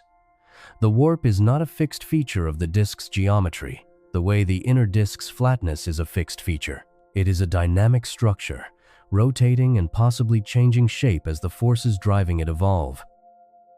What causes it is where things become genuinely uncertain, and that uncertainty is worth being direct about, because the warp of the Milky Way is one of those problems where the most honest summary of the current state of knowledge is that several mechanisms are plausible, each with supporting evidence, and no single explanation has been demonstrated to be dominant. The first candidate is the dark matter halo. If the dark matter halo is not perfectly symmetric, if it is slightly tilted or triaxial in a way that misaligns its principal axes with the disk's rotation axis, then the gravitational potential it produces would exert a torque on the outer disk, bending it toward the halo's preferred orientation. The inner disk, where the baryonic mass density is high and the disk's own self-gravity is strong, would resist this torque and remain flat. The outer disk, where the stellar and gas density is lower and the disk's self-gravity is weaker, would be more susceptible to the halo's influence and would bend more readily. The transition from flat inner disk to warped outer disk would occur naturally at the radius where the disk's self-gravity and the halo's misaligned torque are roughly balanced. This mechanism is appealing because it requires no external perturber. The warp is generated internally by the gravitational interaction between the disk and its own dark matter halo. The problem is that a dark matter halo, being collisionless, cannot maintain a persistent misalignment with the disk indefinitely. The disk's gravity would gradually pull the halo's orientation into alignment over time, a process called dynamical friction, acting on the halo's angular momentum, and the misalignment driving the warp would decay. To maintain the warp by this mechanism requires either that the halo is continuously perturbed back into misalignment by external forces, or that the realignment timescale is long enough that the current misalignment is a remnant of a past perturbation that hasn't yet fully relaxed. Both are possible. Neither is confirmed. The second candidate is the Large Magellanic Cloud. The Large Magellanic Cloud is the most massive satellite currently orbiting the Milky Way, a galaxy in its own right, containing tens of billions of stars and a substantial gas reservoir. Currently located roughly 160,000 light-years from the galactic center and moving at several hundred kilometers per second relative to the Milky Way. Its mass is large enough and its orbit close enough that its gravitational influence on the outer disk is not negligible. As it orbits, it pulls on different parts of the outer disk with slightly different forces, a tidal effect that can excite a warp in the disk plane. Recent work has made the Large Magellanic Cloud look increasingly likely as a significant contributor to the Milky Way's warp. The key insight came from recognizing that the Large Magellanic Cloud may be on its first passage near the Milky Way, that is, it may not have been orbiting the Milky Way for billions of years as previously assumed, but may have only recently arrived in the Milky Way's vicinity, perhaps within the last few billion years. If this is correct, its gravitational influence on the outer disk is a relatively recent development, and the current warp may represent the disk's ongoing response to a perturbation that began only 1 billion or 2 billion years ago and has not yet reached equilibrium. A warp excited this recently by a massive satellite would naturally precess around the galactic center on timescales consistent with what is observed the geometry fits. A third mechanism operates at a different scale entirely: accretion. The Milky Way is not an isolated system. It continues to accrete material from its surroundings, gas falling in from the circumgalactic medium, the diffuse reservoir of hot and warm gas that surrounds the galaxy and feeds it over cosmic time. This infalling gas does not arrive uniformly from all directions. It comes in along filaments, preferentially from certain directions determined by the large-scale structure of the local group and the cosmic web within which the Milky Way sits. Gas accreting from directions not perfectly aligned with the disk's rotation axis delivers angular momentum in a direction that does not perfectly match the disk's current rotation axis, a misaligned angular momentum, injection that can torque the outer disk away from its current plane. The outer disk is more susceptible to this torque than the inner disk for the same reason it is more susceptible to the halo's misaligned potential. Lower surface density, weaker self-gravity, less resistance to external forcing. The inner disk, massive and self-gravitating, maintains its orientation. The outer disk, diffuse and weakly self-gravitating, bends in the direction the accreting material pushes it.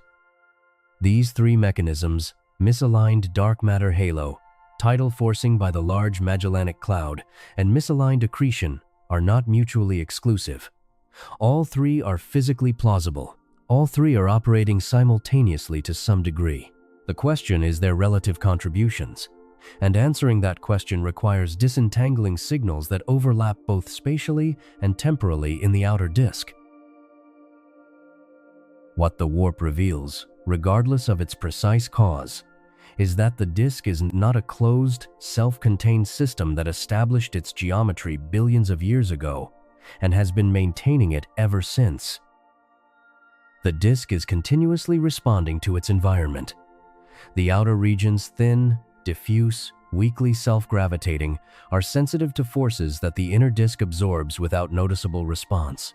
The warp is a measure of that sensitivity, a record of the current gravitational environment, written in the geometry of gas and stars at radii far from the center, updating continuously as the large Magellanic Cloud moves through its orbit, as the dark matter halo's shape evolves, as new gas accretes from preferentially non-equatorial directions. The disk is listening to everything around it. The warp is the disk's response. There is a further subtlety that becomes apparent when the warp is studied in detail rather than as a single large-scale feature. The warp is not a smooth, simple curve. It has structure within it. Different tracers of the outer disk neutral hydrogen gas, young stars, older stars, molecular gas, show slightly different warp amplitudes and slightly different orientations of the line of nodes, the line along which the warped disk crosses the inner disk's plane. The fact that different populations warp differently suggests that the warp is not a rigid feature imposed uniformly on all disk material, but rather a response that different components of the disk express differently depending on their individual dynamics. The gas warp is more pronounced than the stellar warp in most measurements, which makes physical sense. Gas, being collisional, responds more readily to external forces, while the stellar population's collisionless dynamics mean that perturbations take longer to establish themselves across the full stellar distribution. The stars remember their previous orbits. The gas reorganizes more quickly. The difference in their warp amplitudes is a direct expression of the difference between collisional and collisionless dynamics that has been the underlying theme throughout this entire story of disk formation and structure. The warp also precesses, but the precession may not be uniform. If the line of maximum warp were precessing rigidly, like the axis of a gyroscope rotating at a fixed rate, the warp would maintain its shape indefinitely, simply rotating around the galaxy.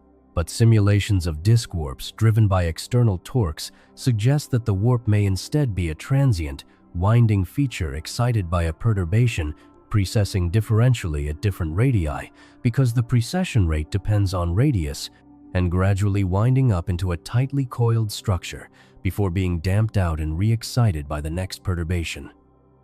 In this picture, the warp we observe today is not a permanent feature of the Milky Way's geometry, but a temporary one, a ripple currently propagating through the outer disk, driven primarily by the large Magellanic Cloud's recent passage, and destined to wind and dissipate over the next few 100 million years unless something re-excites it. The outer disk is always in some state of perturbation. The specific shape of that perturbation changes on timescales of hundreds of millions of years. What we observe today is one frame of a continuously evolving response. That word response carries more weight than it might initially seem. The disk is not a passive structure that gravity assembled and left in place. It is an active system that responds to forces, records perturbations in its geometry, maintains its inner flatness through its own self-gravity, while allowing its outer regions to bend under external influence, precesses and evolves and continuously adjusts its shape to the gravitational environment it moves through. The warp is not an imperfection in an otherwise ideal disk. It is evidence that the disk is alive to its surroundings, sensitive, responsive, carrying in its outer geometry a current record of the forces acting on it that no other part of the disk so clearly displays. Reading the warp carefully, measuring its amplitude, its orientation, its precession rate, the differences between how gas and stars express it is one of the most direct ways to measure the gravitational environment of the Milky Way's outer regions, including the shape and mass distribution of the dark matter halo and the orbit of the large Magellanic Cloud. The warp is not just a curiosity, it is a tool. An imperfection that turns out to be a measurement instrument that is a pattern that appears repeatedly in the study of the Milky Way's disk, where the deviations from idealized structure consistently carry more information about the galaxy's history and environment than the idealized structure itself would.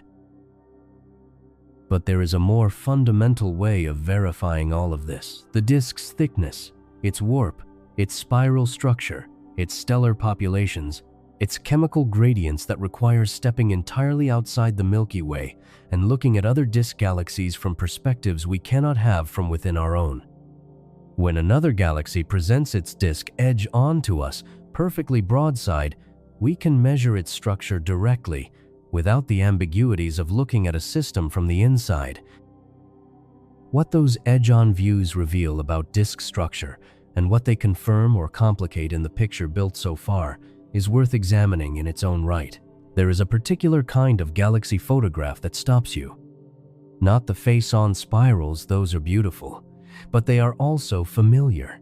The pinwheel shape, the bright center, the arms curving outward. The image has appeared on enough posters and textbook covers that it no longer surprises. But an edge-on galaxy is different. When a disk galaxy happens to be oriented so that its plane lies nearly exactly along our line of sight, what we see is not a circle but a line, a thin, luminous streak suspended against the blackness, like a blade of light held horizontal across the frame. The effect is immediately striking, and not only aesthetically. An edge-on galaxy shows you the disk's actual geometry in a way that no face-on view can. It shows you the thickness. When you look at a spiral galaxy face-on, you are looking down through the disk's full depth, all the stars, all the gas, all the structure in the vertical direction is projected onto the plane of the sky and collapsed into a single image. You can see the arms, the bar, the central concentration, the color gradations between arm and interarm regions. What you cannot see is how thick the disk is relative to its width, how the stellar density changes as you move away from the midplane, or whether there is a distinct thick disk component above and below the thin disk. All of that information is hidden in the projection. An edge-on galaxy hides the spiral structure and reveals everything else. NGC 4, 5, 6. 5 is probably the best-known example, a spiral galaxy in the constellation Coma Berenices, roughly 40 million light-years away, oriented within roughly 4 degrees of perfectly edge-on. At that inclination, the disk appears as a thin streak of light, roughly 10 times longer than it is tall.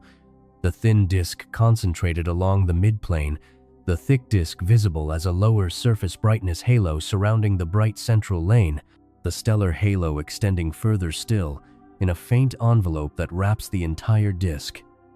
Running along the very center of the bright streak, exactly at the midplane, is a dark lane, a band of shadow cutting through the light, the silhouette of the dust and molecular gas layer concentrated at the disk's equatorial plane, opaque enough to block the light from stars on the far side of the disk. That dark lane is itself information. The dust lane's existence tells you immediately that the densest, coldest interstellar material, the molecular gas from which new stars form, is concentrated in a layer even thinner than the thin disk of stars. The molecular gas layer in the Milky Way has a scale height of only about 60 to 80 light-years, significantly thinner than the stellar thin disk's scale height of 300 to 350 light-years. In an edge-on view, this compressed gas layer appears as a dark stripe along the midplane, its opacity sufficient to block the light of the stellar disk behind it. The dust lane is a shadow cast by the densest, coldest, most star-forming part of the disk.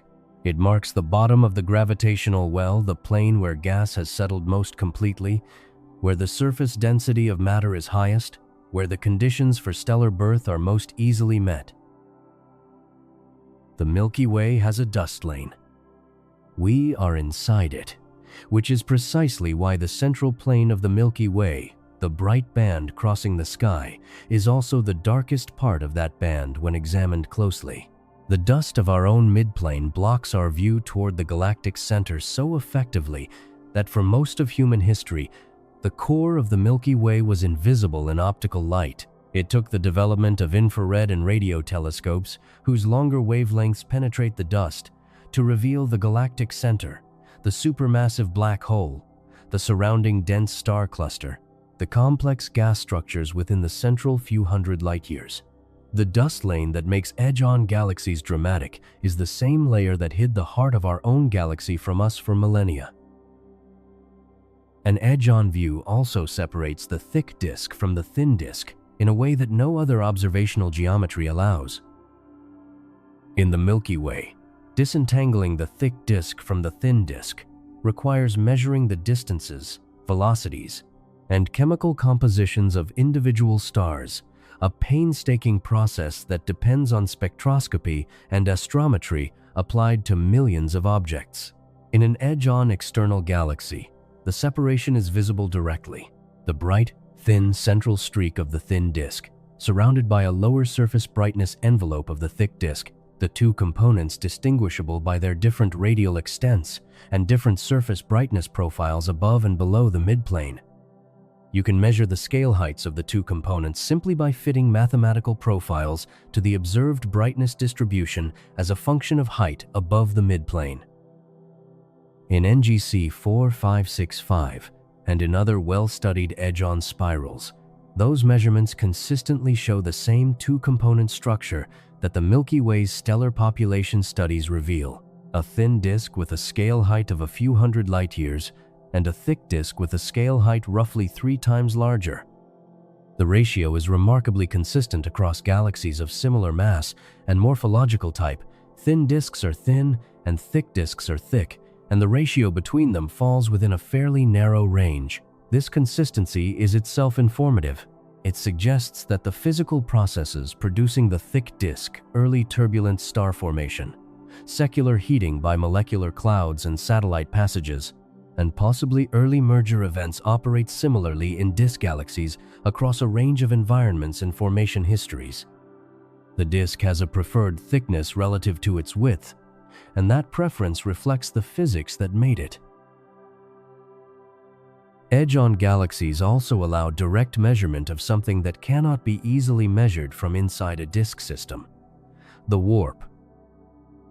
A galaxy's warp, as described in the previous section, is a large-scale bending of the outer disk away from the plane defined by the inner disk. Seen face-on, a warp is nearly invisible. The bent outer disk is still projected onto the same plane of the sky as the inner disk, and the bending appears only as a subtle distortion in the isophotes, the contours of equal surface brightness. Seen edge-on, a warp is immediately apparent. The central disk forms a straight or nearly straight line, and the outer regions curve upward on one side and downward on the other, producing the characteristic shape, or more precisely, an integral sign shape that identifies a warped disk. Many edge-on galaxies show this shape. It is common enough that a warped outer disk should probably be considered the norm rather than the exception for large spiral galaxies. The processes that drive warps, misaligned dark matter halos, tidal forcing by massive satellites, misaligned accretion, are common features of the galactic environment. A perfectly flat disk, extending without deviation from center to edge, may be the theoretical ideal produced by a perfectly symmetric, perfectly isolated collapse, but real galaxies exist in a universe full of neighbors, satellites, and continuously infalling material. Perfect flatness is rare. The shape is expected. There is a detail in the edge-on view that carries more information than it first appears to. The position of the dust lane, the shadow of the molecular gas layer relative to the midplane of the stellar disk, is not always exactly centered. In some edge-on galaxies, the dust lane is offset slightly from the geometric center of the stellar disk, or it is slightly asymmetric between the two sides of the disk. These offsets and asymmetries reflect disturbances in the gas distribution, the response of the collisional gas component to the same perturbations that warp the outer disk, or the signature of gas being accreted from one side preferentially, or the aftermath of a past interaction that compressed gas preferentially on one side of the disk. The gas layer, being collisional and responsive, encodes current and recent disturbances. The stellar distribution, being collisionless and slow to respond, encodes older history. An edge-on view shows both simultaneously. In the same frame, the dust lane recording what has happened recently. The extended stellar envelope recording what happened billions of years ago. The galaxy's full history, written at different vertical scales above the midplane, readable in a single image if you know what each component is telling you. A question arises when looking at these systems. If we can see all of this structure so clearly in external galaxies viewed edge-on, the thin disk, the thick disk, the dust lane, the warp, the stellar halo, why is our understanding of the Milky Way's structure still incomplete in so many of the same areas? The answer is position. We are inside the disk, embedded within the very structure we are trying to measure. Our view in every direction passing through varying thicknesses of stars and dust before reaching empty space. Measuring the Milky Way's disk thickness from inside the disk is like trying to measure the thickness of a sheet of paper while you are printed on it. The information is there, but accessing it requires indirect methods, stellar population studies, spectroscopy, astrometry, rather than the direct geometric measurement available when looking at an external galaxy from outside. This is not a disadvantage in every respect. Being inside the disk gives us access to information about individual stars that is simply unavailable for external galaxies. The chemical composition of a star in NGC 4565 cannot be measured at the level of individual spectral lines. The galaxy is 40 million light-years away, and even the brightest individual stars are too faint for detailed spectroscopy with current instruments. In the Milky Way, we can measure the detailed chemical abundances of millions of individual stars, their ages inferred from stellar evolution models, their three-dimensional positions and velocities determined by astrometric missions. The inside view sacrifices geometric clarity for chemical and kinematic depth. Both perspectives are necessary. Neither is complete alone. What external galaxies confirm, when examined edge-on, is that the disk is a universal structure, not a local peculiarity of the Milky Way, not the product of some unusual combination of initial conditions that happen to apply to our particular galaxy. Every large spiral galaxy that happens to be oriented edge-on shows the same basic architecture: a thin, dense, dusty midplane layer, a broader stellar thin disk, a thicker stellar thick disk, a stellar halo, and in most cases a warp in the outer regions. The details vary. The scale heights, the prominence of the thick disk relative to the thin disk, the amplitude of the warp, the dust lane's opacity. All of these show galaxy-to-galaxy variation that encodes different formation histories and different environments, but the fundamental structure is reproduced everywhere. The disk is not an accident. It is what happens when gas with angular momentum has time to cool. And it happens not just in the Milky Way, not just in the local universe, but across the full range of cosmic time that our telescopes can access from nearby galaxies, whose light left them millions of years ago, all the way back to galaxies seen as they were only a few billion years after the Big Bang, when the universe was a fraction of its current age and disk formation was still an ongoing, incomplete process rather than the well-established structure we observe nearby. Looking at those distant early galaxies, catching them at earlier stages of their disk formation, before the settling was complete, before the thin disk had established its current thinness, reveals something about the timeline of disk assembly that no nearby galaxy can show. The universe's past is written in the light of distant objects, and that light, by the time it reaches us, carries the disk's history from an era that no longer exists anywhere in the nearby universe. What the earliest disk galaxies looked like, and what they tell us about how much of the disk's present structure was established early versus assembled gradually over billions of years, is visible only by looking far, enough away that the light travel time becomes a time machine. There is a category of galaxy that sits in an uncomfortable position in most classification schemes. Not because it is rare lenticular galaxies are common, especially in dense environments, but because it resists the clean narrative that the two dominant galaxy types suggest. Spiral galaxies have disks, gas, star formation, and arms. Elliptical galaxies have none of these things: no disk, no cold gas, no ongoing star formation, no organized structure beyond a smooth, pressure-supported stellar distribution. The classification feels binary. Either a galaxy has a disk or it doesn't. Either it is forming stars or it has stopped. Lenticular galaxies have a disk.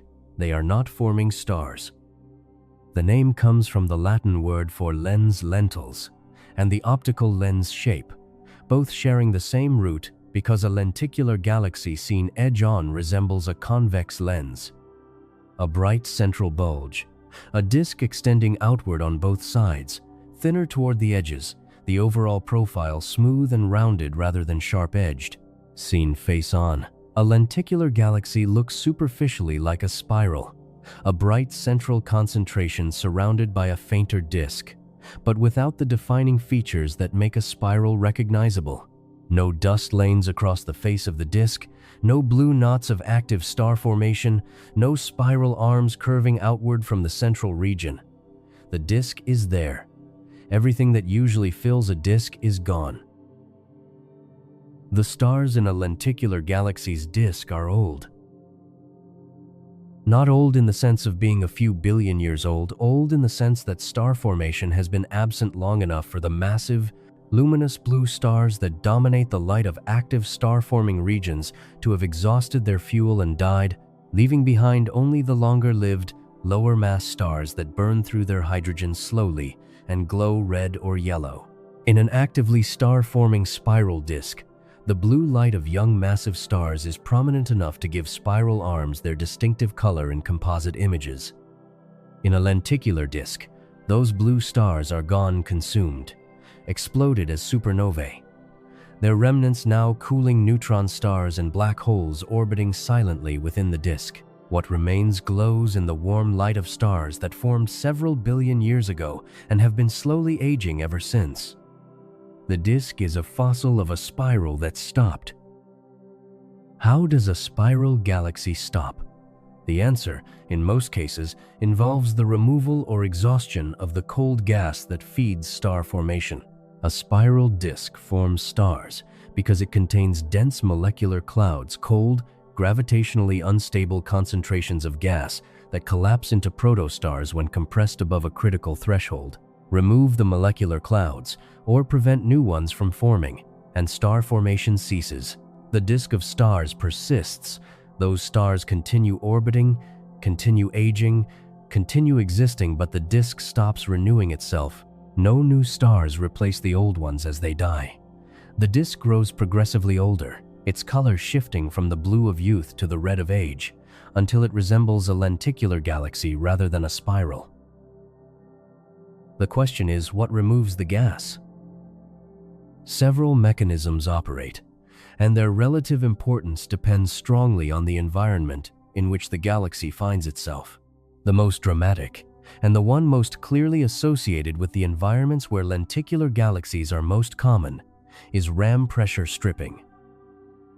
Galaxy clusters, the largest gravitationally bound structures in the universe, containing hundreds to thousands of galaxies within regions a few million light-years across, are not empty between their member galaxies. They are filled with a hot, diffuse plasma. Gas at temperatures of tens of millions of degrees, so hot that it glows in X-rays, spread through the intracluster medium at densities far below what any laboratory vacuum can achieve, but sufficient, given the enormous volumes involved, to contain as much mass as all the stars in all the cluster's galaxies combined. A galaxy moving through this plasma at several hundred to 1,000 kilometers per second. A typical velocity for galaxies in a massive cluster experiences a headwind. Not a wind in the atmospheric sense, but a pressure. The ram pressure of the intracluster medium pushing against the galaxy's gas disk as the galaxy moves through it. The stars in the disk are not affected, they are collisionless and simply continue their orbits regardless of the surrounding plasma. But the gas in the disk is collisional, and the intracluster medium exerts a pressure on it that, at sufficient galaxy velocities and sufficient intracluster medium densities, exceeds the gravitational force binding the disk gas to the galaxy. When the ram pressure exceeds the gravitational restoring force, the gas is literally blown off the disk, stripped from the galaxy's gravitational potential, and deposited into the intracluster medium as the galaxy moves through the cluster. The stripping is not instantaneous. It begins at the outer edges of the gas disk, where the surface density of gas is lowest and the gravitational restoring force weakest, and works its way progressively inward as the galaxy moves deeper into the cluster and encounters denser, more pressurized intracluster medium, dense regions of the gas disk molecular cloud complexes where the gas density is high enough that the ram pressure cannot overcome. The local self-gravity may survive the stripping process and continue forming stars for a time, even as the surrounding diffuse gas is swept away. Galaxies in the process of being stripped sometimes show spectacular tails of gas and young stars stretching behind them in the direction opposite their motion through the cluster, direct visual evidence of the stripping in action, the gas being removed and, in some cases, forming stars even as it leaves the galaxy. These stripping galaxies are called jellyfish galaxies. The name is apt.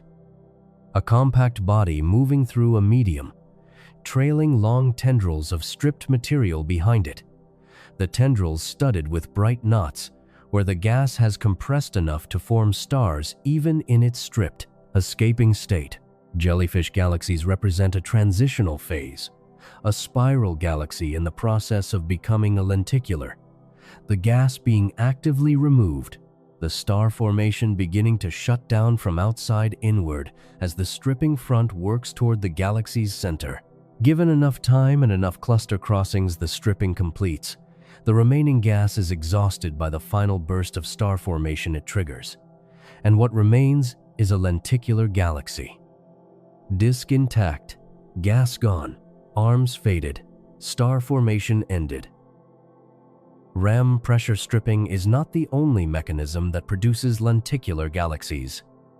Starvation, sometimes called strangulation, operates more slowly but may be equally important.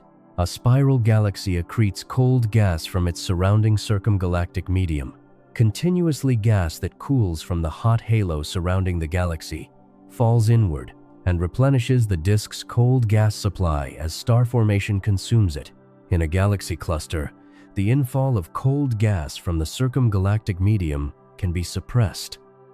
The hot intracluster medium heats the circumgalactic gas above the threshold for cooling, preventing it from condensing and falling into the disk. The galaxy's internal gas supply is not immediately stripped. It remains in the disk, forming stars at the normal rate, but it is no longer being replenished. Star formation gradually consumes the existing gas. The molecular cloud population declines, and over several billion years, the star formation rate drops to zero as the gas runs out. Starvation produces lenticular galaxies on a slower timescale than stripping a few billion years versus a few 100 million, and through a different observable sequence. A strangled galaxy shows gradually declining star formation rates, a slowly reddening disk, and a gradual disappearance of spiral arm structure as the density wave has less and less cold gas to illuminate. A stripped galaxy shows more abrupt changes, with star formation extinguished first in the outer disk and last in the center, a color gradient developing as the outside reddens before the inside does. Both pathways end at the same place, an old red disk with no arms. The prevalence of lenticular galaxies in dense environments is one of the most clear-cut demonstrations of the role environment plays in galaxy evolution. In the field, isolated regions of the universe with low galaxy density, lenticular galaxies are relatively rare. In galaxy clusters, they are abundant. In some massive clusters, lenticular and elliptical galaxies together outnumber spirals by a factor of several. The fraction of disk galaxies that are lenticular rather than spiral increases systematically with local galaxy density, with the richness of the cluster environment, and with the estimated time a galaxy has spent within the cluster. The longer a galaxy has been in a dense environment, the more likely it is to have lost its gas and become a lenticular. The Milky Way is not in a cluster. The local group, the collection of galaxies to which the Milky Way and Andromeda belong, is a relatively sparse environment containing 2 large spirals and a few dozen smaller dwarf galaxies spread across a region roughly 10 million light-years across. The intragroup medium is far less dense and far less hot than the intracluster medium of a massive galaxy cluster. Ram pressure stripping is not an active threat to the Milky Way's gas disk in its current environment. Neither is strangulation. The Milky Way continues to accrete gas from its circumgalactic medium, and its star formation rate, while modest, has not been suppressed by environmental effects. The Milky Way has maintained its spiral morphology partly because of where it is. Had the Milky Way formed in a massive cluster environment rather than in the relatively isolated local group, its history would likely look very different. Earlier quenching of star formation, earlier loss of spiral structure, earlier transition to a lenticular or even elliptical morphology. The fact that the Milky Way is a spiral today, still forming stars, still maintaining cold gas, still cycling material through molecular clouds and stellar generations, is in part a consequence of having spent its entire history in a low-density environment where the mechanisms that produce lenticular galaxies have not been able to operate effectively. Environment is not everything. Internal processes matter too. Galaxies can lose their gas and quench their star formation through purely internal mechanisms, without any cluster environment to assist. Active galactic nuclei, the supermassive black holes at galaxy centers, when they are actively accreting material, can drive powerful outflows that expel gas from the galaxy entirely, or heat the surrounding gas above the cooling threshold. A sufficiently powerful active galactic nucleus outflow can quench a galaxy's star formation regardless of its environment, producing a lenticular or elliptical morphology in a field galaxy far from any cluster. The internal quenching pathway is separate from the environmental pathway, produces morphologically similar end products, and operates across all galaxy environments. Lenticular galaxies formed by internal quenching and lenticular galaxies formed by environmental stripping can be difficult to distinguish observationally. Both have old stellar populations. Both lack cold gas and current star formation. Both show disk structures without spiral arms. The differences are subtle in the kinematics of the remaining stellar disk, in the detailed chemical abundance patterns of the stars, in the presence or absence of kinematic signatures of past gas stripping events. Reconstructing the formation pathway of an individual lenticular galaxy requires detailed spectroscopic analysis of its stellar populations, comparison with the properties of its environment, and often depends on statistical arguments about populations of lenticular galaxies rather than definitive identification of mechanisms in individual cases. What is clear is that lenticular galaxies represent a distinct phase in galaxy evolution, not a failure to form a spiral, and not the early stage of becoming an elliptical, but a stable endpoint reached by disk galaxies that have lost their gas supply while retaining their angular momentum and their disk structure. The disk survives because it has angular momentum. The arms fade because they have no gas to illuminate them. The stars age in place, orbiting in a disk that no longer creates anything new, maintaining the geometry that angular momentum established billions of years ago without the activity that once made that geometry visible. The disk without arms is still a disk. Angular momentum does not forget. It organized this structure once, from a collapsing gas cloud that had a small initial rotation, and it maintains the organization indefinitely, not through any ongoing process, but simply because there is nothing that can remove it. The lenticular galaxy is, in a sense, the purest expression of what angular momentum conservation actually means over cosmological timescales. A rotating structure that will continue rotating, maintaining its geometry, long after everything that made it visually dramatic has been consumed, expelled, or extinguished. Long after the last star-forming region has gone quiet, the disk will still be there, turning. But none of this structure, not the thin disk, not the thick disk, not the spiral arms while they lasted, not the lenticular fossil of a disk that has outlived its own star formation, arose in a universe that looked the way the universe looks today. The disk galaxies we observe in the nearby universe are the products of 10 billion years of evolution. The universe at earlier times, when the first disk structures were assembling from the primordial gas, looked different, and the galaxies forming then looked different too. How different, and what that difference reveals about the timeline of disk assembly, is something that only observations of the distant universe can tell us. Looking out into space is looking back in time. This is not a metaphor.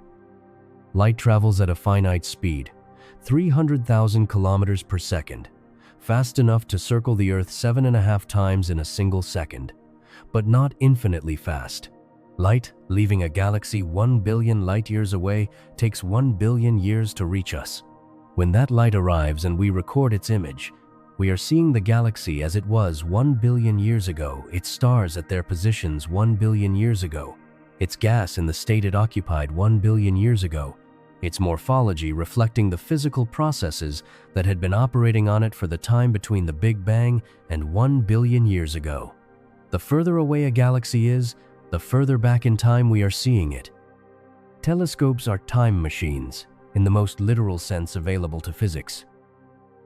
This means the question of what disk galaxies looked like at earlier cosmic epochs is not purely theoretical.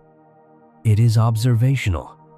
The early universe still exists, in the sense that its light is still arriving galaxies at redshifts of 1, 2, 3, and beyond are visible to sufficiently sensitive telescopes, their light carrying the morphological record of what galaxies looked like when the universe was half its current age, a third of its current age, a fifth of its current age. Studying the distribution of galaxy morphologies as a function of redshift, as a function of look-back time, is studying the history of disk formation directly, watching the population of disk galaxies assemble and evolve across cosmic time, rather than inferring that history from fossils preserved in nearby systems. What those observations show is not what the nearby universe would lead you to expect. In the local universe, in the volume of space, within a few 100 million light-years of the Milky Way galaxies, divide reasonably cleanly into the morphological types that Edwin Hubble organized into his tuning fork diagram in the 1920s. Ellipticals on one side, spirals on the other, lenticulars in between, irregulars as a minor category. Spirals dominate by number among large galaxies in low-density environments. Their disks are thin, their spiral arms well-defined, their star formation rates modest but ongoing. The nearby universe is morphologically mature galaxies that have had 10 billion years to settle into stable configurations and mostly look it. Go back 5 billion years. Look at galaxies at a redshift of around 0.5, meaning their light left them when the universe was roughly 9 billion years old, and the picture is already somewhat different. The fraction of spiral galaxies is somewhat lower. The fraction of irregular and disturbed morphologies is somewhat higher. Merger signatures, tidal tails, double nuclei, asymmetric brightness distributions are more common. The universe 5 billion years ago was more dynamically active than it is today. The merger rate higher, more galaxies in the process of interaction than in the relatively quiescent local universe. But the differences are not dramatic. Many of the disk galaxies at this epoch look recognizably like local spirals, thin disks, coherent rotation, organized spiral structure. The disk formation process was largely complete 5 billion years ago for the most massive disk galaxies. Go back 10 billion years, redshift around 2. The universe roughly 3 billion years old, and the difference is stark. At this epoch, the universe was in the middle of its peak star formation era, the period sometimes called cosmic noon, when the global rate of star formation across all galaxies combined was roughly 10 times higher than it is today. Galaxies at this epoch are forming stars at furious rates. They are also, in many cases, morphologically unlike anything common in the nearby universe. The population of large, massive galaxies at redshift 2 is dominated not by thin, well-organized spirals, but by compact, irregular, clumpy systems galaxies with knotty, asymmetric light distributions, multiple bright knots of intense star formation distributed across the disk in a pattern that looks nothing like the smooth, grand design spiral structure of a nearby galaxy. These are sometimes called clump galaxies or chain galaxies when seen edge-on. A clump galaxy at redshift 2 might have a total mass comparable to the Milky Way, but its morphology is unrecognizable. Instead of a smooth disk with delicate spiral arms, it shows a few to a dozen bright, massive star-forming clumps, each one containing tens of millions to hundreds of millions of solar masses of gas in active collapse, distributed across an irregular, turbulent disk. The clumps are forming stars at rates that would be extraordinary by local standards. A single clump in a high redshift galaxy might be forming stars at a rate of hundreds of solar masses per year, rivaling the total star formation rate of the entire Milky Way, concentrated into a region a few thousand light-years across. The disks exist, rotation has been measured in many of these systems, and the kinematics confirm organized rotation rather than random motion, but they are thick, turbulent, and violently active. The scale height of a high redshift disk galaxy is estimated, from the few edge-on examples available and from kinematic modeling of face-on systems, to be substantially larger than the scale height of a nearby thin disk, where the Milky Way's thin disk has a scale height of 300 to 350 light-years. A comparable mass disk galaxy at redshift 2 may have an effective thickness several times larger, a thick, puffy disk, rather than the geometrically thin structure of the nearby universe. The disk exists, but the settling process that produces a thin disk from a thick one has not yet had time to complete. The gas fractions tell the same story. Nearby spiral galaxies like the Milky Way have gas fractions, the fraction of the disk's baryonic mass in the form of gas, rather than stars of roughly 10 to 20%. High redshift disk galaxies at cosmic noon have gas fractions of 50 to 80%. The disk is mostly gas. Star formation is consuming that gas rapidly, but the gas supply is also being replenished rapidly by cosmological accretion, cold gas flowing into the galaxy from the cosmic web, the filamentary large-scale structure of the universe, along which gas flows from voids into the denser environments where galaxies reside. The balance between consumption and accretion determines how long the high gas fraction can be maintained. High gas fraction means high turbulence.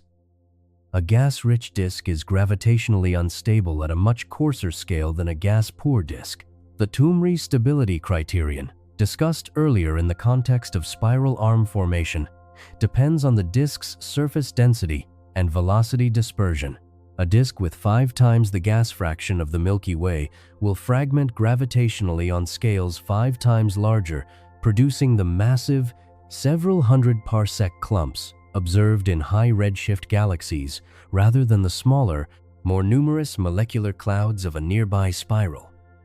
The clumpy morphology of high redshift disks is not accidental or pathological. It is the expected consequence of a gravitationally unstable, gas-dominated disk fragmenting on scales set by the gene's length appropriate to its high surface density. The clumps are the molecular clouds of the early universe, scaled up by the higher gas fractions of their environment. What happens to these clumps? Their fate is one of the more actively debated questions in the study of galaxy formation. One possibility is that they are short-lived, disrupted by the intense radiation and supernova feedback from the massive stars forming within them, dispersed back into the disk within a few 100 million years before they can migrate significantly from their formation sites. In this scenario, the clumpy morphology is transient. Clumps form continuously from the unstable disk, shine intensely for a few 100 million years, and are disrupted by feedback, with the disk maintaining a statistical population of clumps at any given moment, without any individual clump surviving long enough to leave a lasting structural imprint. The alternative is that some clumps survive long enough to migrate inward.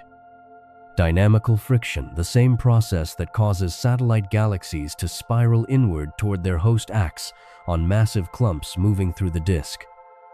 A clump containing hundreds of millions of solar masses, moving through a disk of comparable total mass, experiences a gravitational drag force that causes it to lose angular momentum and drift toward the center over a timescale of perhaps 1 to 2 billion years.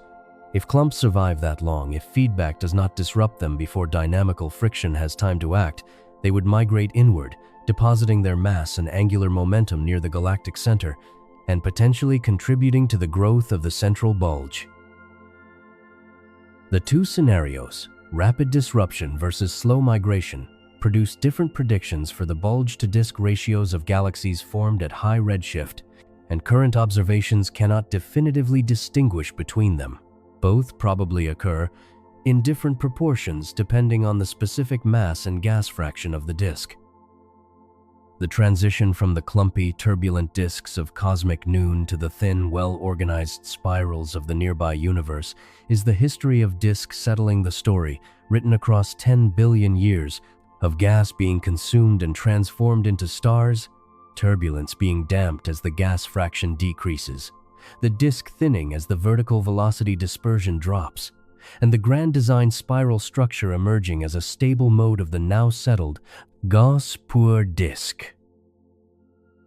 The settling is not a single event, but a continuous process.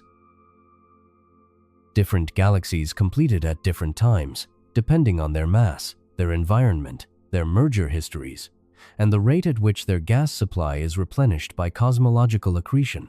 The most massive disk galaxies, those comparable in mass to the Milky Way, appear to have largely completed their disk settling by redshift 1 about 6 billion years ago, though minor mergers and continued accretion have continued to modify their structure since. Less massive disk galaxies settle later, some of them still in the process of completing their thin disk formation in the present-day universe. The Milky Way's thin disk formed mostly over the past 8 to 9 billion years. This places its main disk assembly epoch after the peak of cosmic star formation, during the declining phase when the universe's overall gas supply was being consumed faster than it was being accreted, and the typical galaxy was gradually transitioning from gas-rich and turbulent to gas-poor and settled. The Milky Way's thin disk assembled during the universe's middle age, not during the violent, clumpy youth of cosmic noon, and not during the quiescent old age of the present day, but during the long transition between them, when the conditions were just right for building a thin, organized, long-lived disk, rather than a turbulent, clump-dominated structure or a quenched red fossil. The timing matters more than it might seem. A galaxy that assembled its disk primarily during cosmic noon would have done so from gas that was extremely turbulent, extremely gas-rich, and subject to a high merger rate conditions that tend to produce a thick, clumpy, bulge-dominated system rather than a thin, arm-dominated spiral. A galaxy that waited until after cosmic noon, when the merger rate had declined, the gas fractions had dropped, and the conditions for thin disk formation were better, has a better chance of producing something like the Milky Way's thin disk. Organized, settled, long-lived, with a star formation history gentle enough to allow the chemical enrichment of the disk to proceed gradually rather than in a burst. The Sun formed 4.6 billion years ago in a disk that had already been assembling for several billion years. The molecular cloud that gave rise to the solar system was itself a product of the thin disk's chemical enrichment, containing carbon, oxygen, silicon, iron, and all the other elements heavier than hydrogen and helium that were synthesized in earlier generations of stars and returned to the interstellar medium through stellar winds and supernova explosions. Those elements make rocky planets possible. Those rocky planets make among other things, the kind of surface on which chemistry can accumulate complexity over billions of years. The solar system's existence, in its specific form with terrestrial planets, with liquid water, with the conditions for life as we know it, depends on the disk having assembled early enough to produce several generations of stars before the Sun formed, late enough to have done so in a settled, organized, thin disk rather than a turbulent, clump-dominated structure, and in an environment gentle enough that the solar system was not disrupted by nearby stellar encounters or supernova explosions in its first few 100 million years. The disk's history is the solar system's history. And the solar system's history is, in a sense, our history. The reason there is a planet here with the chemistry to ask these questions, the reason the disk's structure is being examined at all, rather than simply existing unobserved in a universe with no one in it to notice. The disk assembled itself from angular momentum and dissipation and the passage of time, without any goal or direction, without any preference for producing the conditions for complexity. It simply did what physics required of it.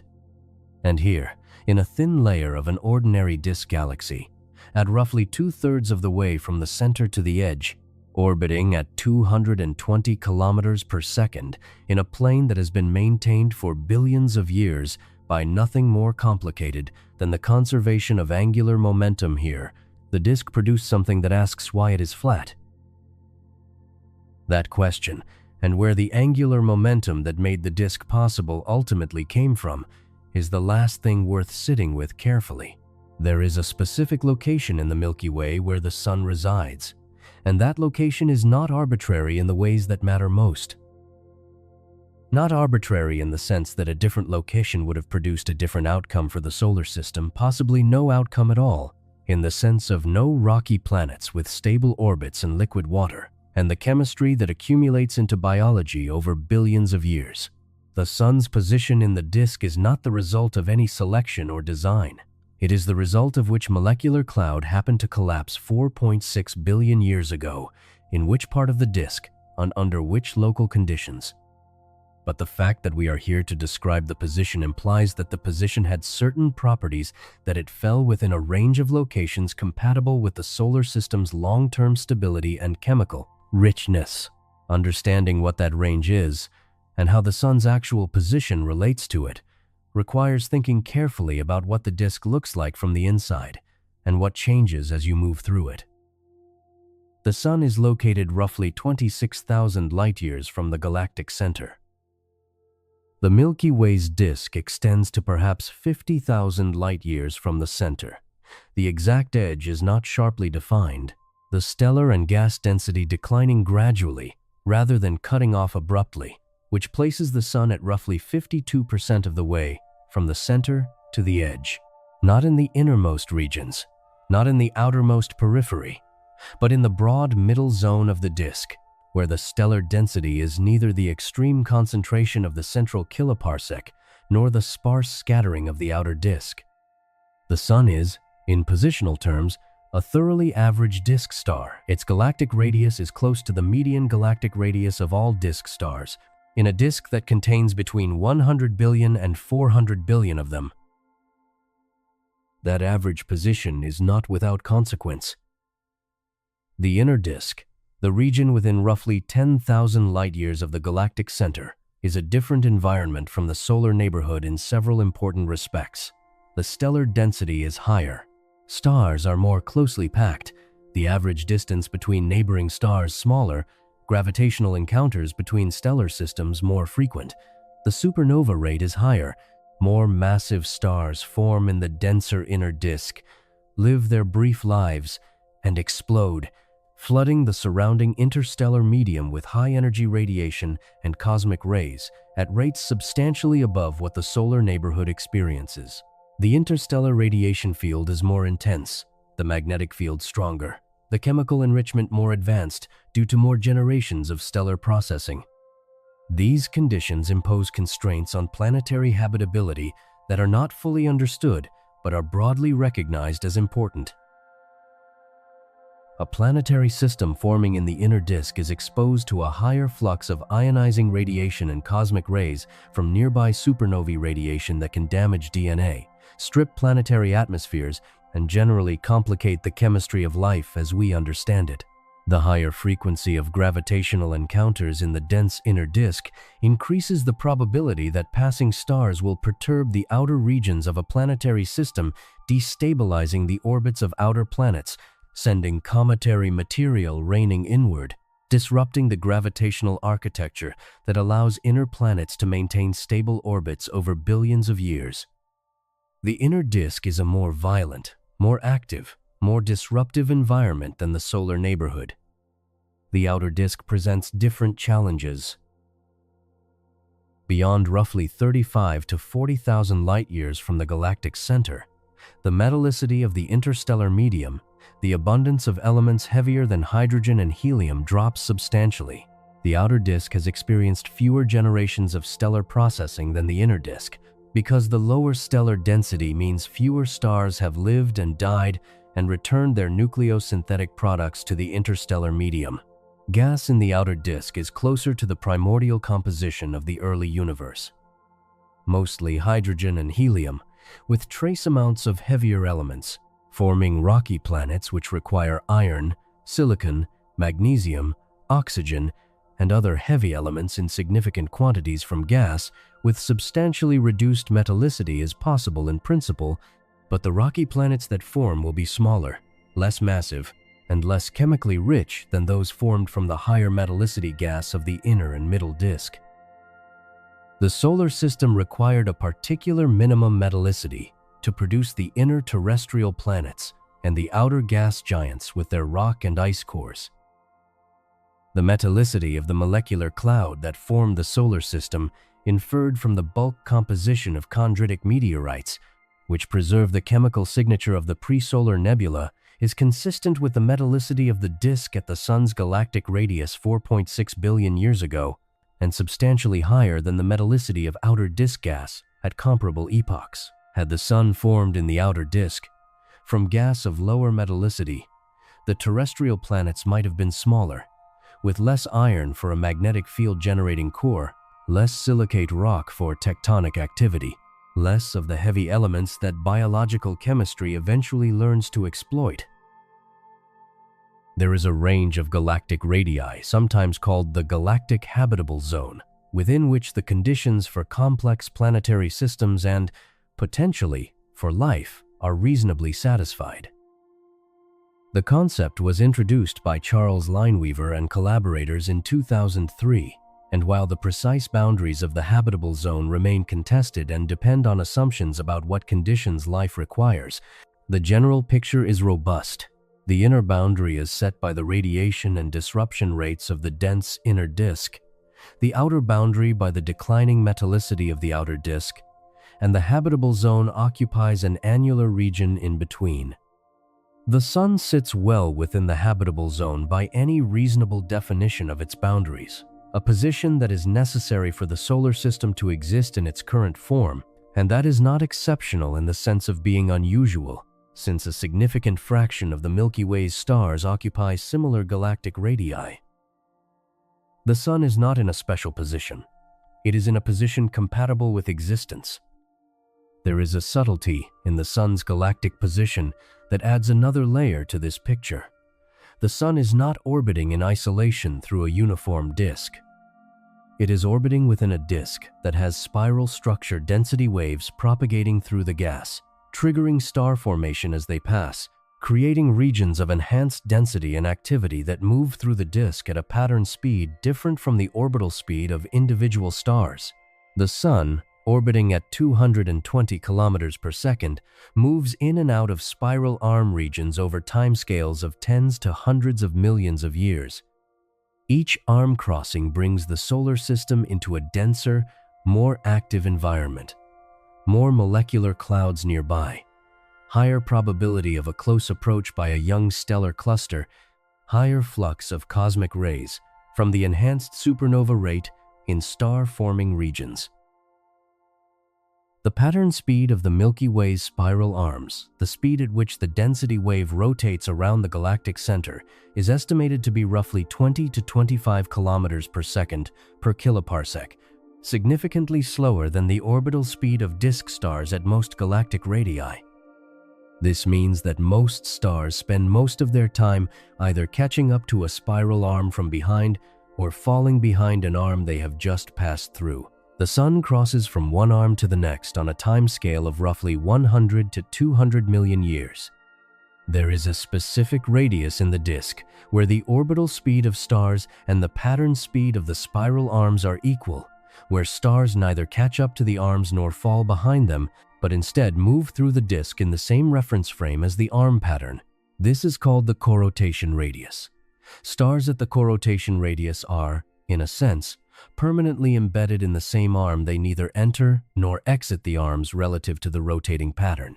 They experience permanently enhanced density, permanently elevated star formation rates nearby, permanently higher cosmic ray fluxes. The corotation radius of the Milky Way's spiral pattern is estimated to be in the range of 23 to 26,000 light-years from the galactic center, close to the Sun's galactic radius of 26,000 light-years, but apparently not exactly coincident with it. Whether the Sun is near the corotation radius or significantly displaced from it affects how frequently and how severely it encounters spiral arms over its lifetime. A star exactly at corotation would be locked into a particular arm feature indefinitely. A star significantly inside or outside corotation crosses arms regularly, experiencing periodic passages through the enhanced environment of arm regions. The solar system's actual arm-crossing history, inferred from the age distribution of nearby stellar associations and star clusters, is broadly consistent with the Sun being slightly outside corotation, crossing arm features on a timescale of a few 100 million years, spending significant fractions of its orbit in interarm regions where the environment is quieter and the supernova rate lower. Some researchers have proposed that the Sun's position near, but not at corotation, is itself a condition that favors long-term habitability. A star at corotation is permanently associated with an arm region permanently exposed to elevated star formation, elevated supernova rates, elevated cosmic ray fluxes, elevated probability of close encounters with young stellar clusters and their associated hazards. A star far from corotation crosses arms frequently, cycling through high-activity and low-activity environments on relatively short timescales. A star slightly outside corotation, like the Sun, in this interpretation crosses arms infrequently enough that the intervals between crossings are long by biological timescales, allowing extended periods of relatively stable, low-disruption environment between the brief passages through arm regions. The argument is plausible but not established. The connection between arm crossings and mass extinctions on Earth, a hypothesis that has attracted periodic interest since the 1980s, remains contested. The statistical correlation between the timing of major mass extinctions in the geological record and the estimated timing of past arm crossings is suggestive in some analyses and absent in others, depending on the assumed pattern speed and the specific arm model used. The physical mechanism enhanced cosmic ray flux, increasing mutation rates, or nearby supernovae delivering radiation pulses is physically reasonable, but the magnitudes are difficult to calculate reliably. The hypothesis is not ruled out, but it has not been confirmed.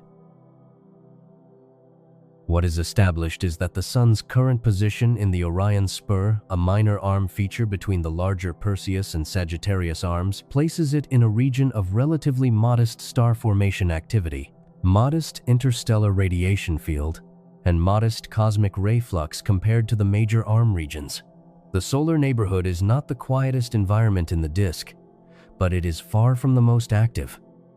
It is a middle ground environment, in a middle ground position, in a middle ground part of the disk's history, a combination of averages that has so far produced, among other things, a stable planetary system that has been running continuously for 4.6 billion years without catastrophic disruption. The The sun bobs above and below the midplane of the thin disk on a 30 million year cycle, as described earlier. That vertical oscillation carries the solar system through slightly different environments above and below the midplane. The gas density and cosmic ray flux vary somewhat, with height above the disk being highest at the midplane where the gas is most concentrated and declining with distance from it.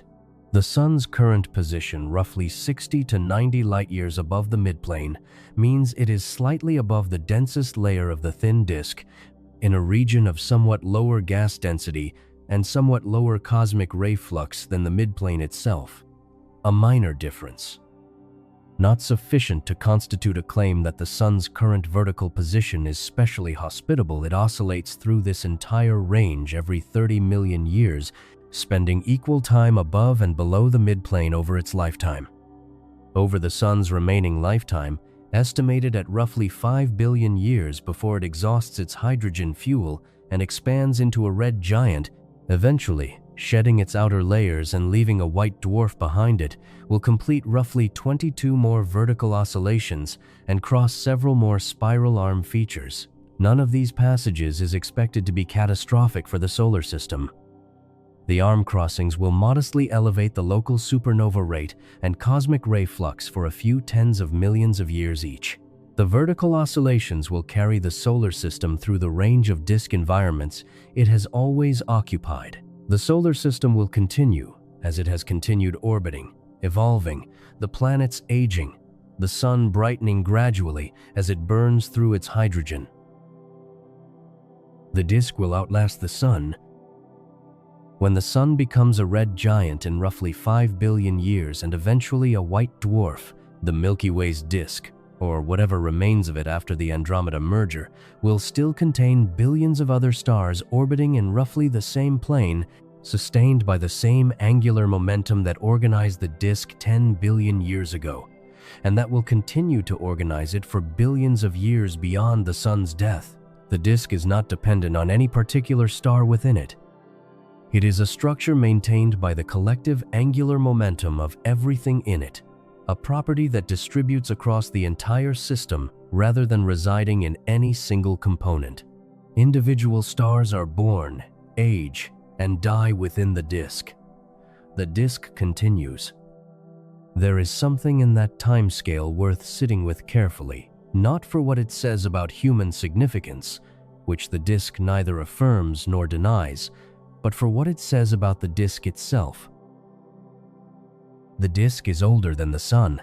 It was already several billion years old when the solar system formed from it. It provided the material, the carbon, the oxygen, the iron, the silicon that the solar system needed.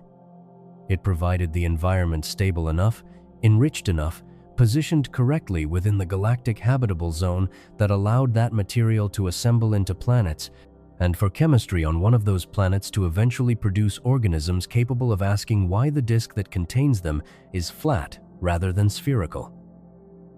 The disk made the question possible. And the answer to that question, angular momentum, conserved from the initial tidal torquing of a proto-galactic gas cloud, amplified through collapse, expressed as the flat rotating structure within which 10 billion years of stellar generations have lived and died, that answer points back to something even more fundamental. Not to the disk's shape, but to the origin of the rotation that produced the shape. Where did the angular momentum come from? Not in the sense of which mechanism distributed it. Tidal torquing has been the answer to that question for several acts now. But in a deeper sense, why does the universe contain angular momentum at all, distributed among its structures in the specific amounts it carries, producing the specific disk geometries we observe? Is there a universe in which the tidal torquing produced no net angular momentum in proto-galactic clouds, and all galaxies are spherical? Is the amount of angular momentum in the Milky Way's disk a contingent fact about this particular galaxy's formation history? Or does it reflect something more general about the conditions of the early universe? These are questions that currently sit at the boundary between what cosmological theory can answer and what it cannot. And that boundary, the edge of what is understood, Where the explanation runs out and the deeper question opens is the right place to end. Everything traced so far leads back to a single question that has been waiting patiently underneath every other answer. Angular momentum cannot be created. It can only be redistributed, moved from one part of a system to another, transferred between objects through tidal forces and gravitational interactions, concentrated or dispersed, but never generated from nothing and never destroyed. Every piece of angular momentum in the Milky Way's disk today was present, in some form, in the material that eventually became the Milky Way.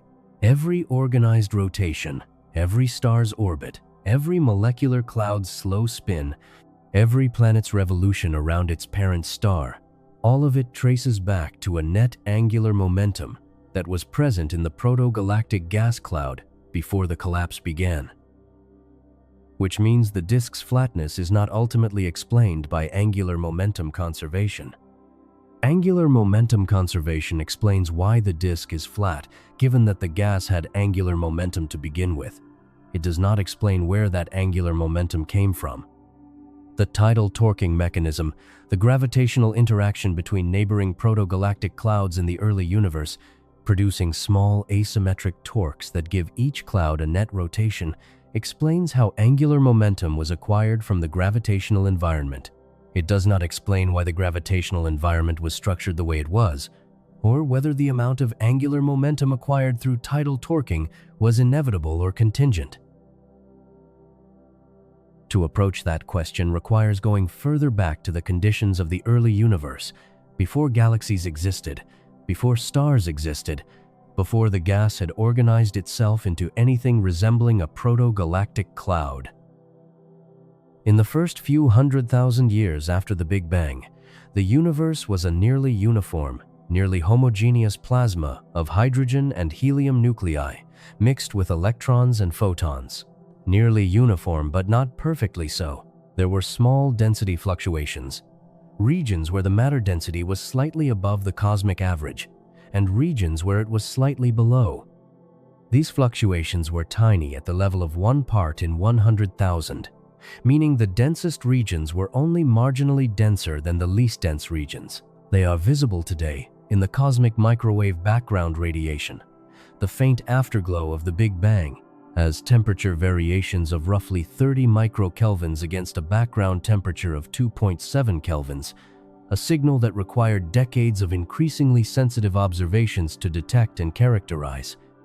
Those tiny density fluctuations are the seeds of all structure in the universe. Gravity is attracted to overdensities. Regions slightly denser than average attract nearby matter, growing denser as matter flows into them, becoming still more attractive to surrounding matter. The process is slow at first. The density contrasts are tiny, but relentless.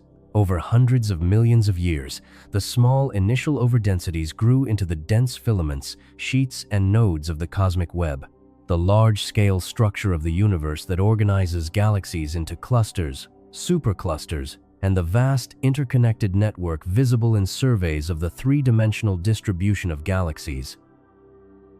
Within this growing web of structure, proto-galactic clouds assembled regions where the density had grown high enough for gravity to overcome the thermal pressure and the expansion of the universe, pulling matter into gravitationally bound concentrations that would eventually collapse to form galaxies. These clouds did not exist in isolation. They were embedded in the cosmic web, surrounded by other concentrations at various distances, connected by filaments along which matter was flowing, compressed at nodes where filaments intersected. The gravitational interaction between neighboring concentrations is where angular momentum enters the picture. Consider two proto-galactic clouds of unequal mass, separated by some distance, embedded in a universe that is expanding and in which surrounding matter is distributed unevenly. Each cloud exerts a gravitational pull on the other and on the surrounding matter. If the distribution of matter around each cloud were perfectly spherically symmetric, the gravitational forces on each cloud would be symmetric as well, pulling equally from all directions, producing no net torque, no tendency for either cloud to rotate. But the distribution of matter is not spherically symmetric. The cosmic web is lumpy, filamentary, anisotropic. The gravitational forces on a protogalactic cloud arrive unequally from different directions, with different magnitudes depending on the distribution of mass in its vicinity. The net effect of this asymmetric gravitational environment is a tidal torque, a twisting force that gives each protogalactic cloud a small net angular momentum.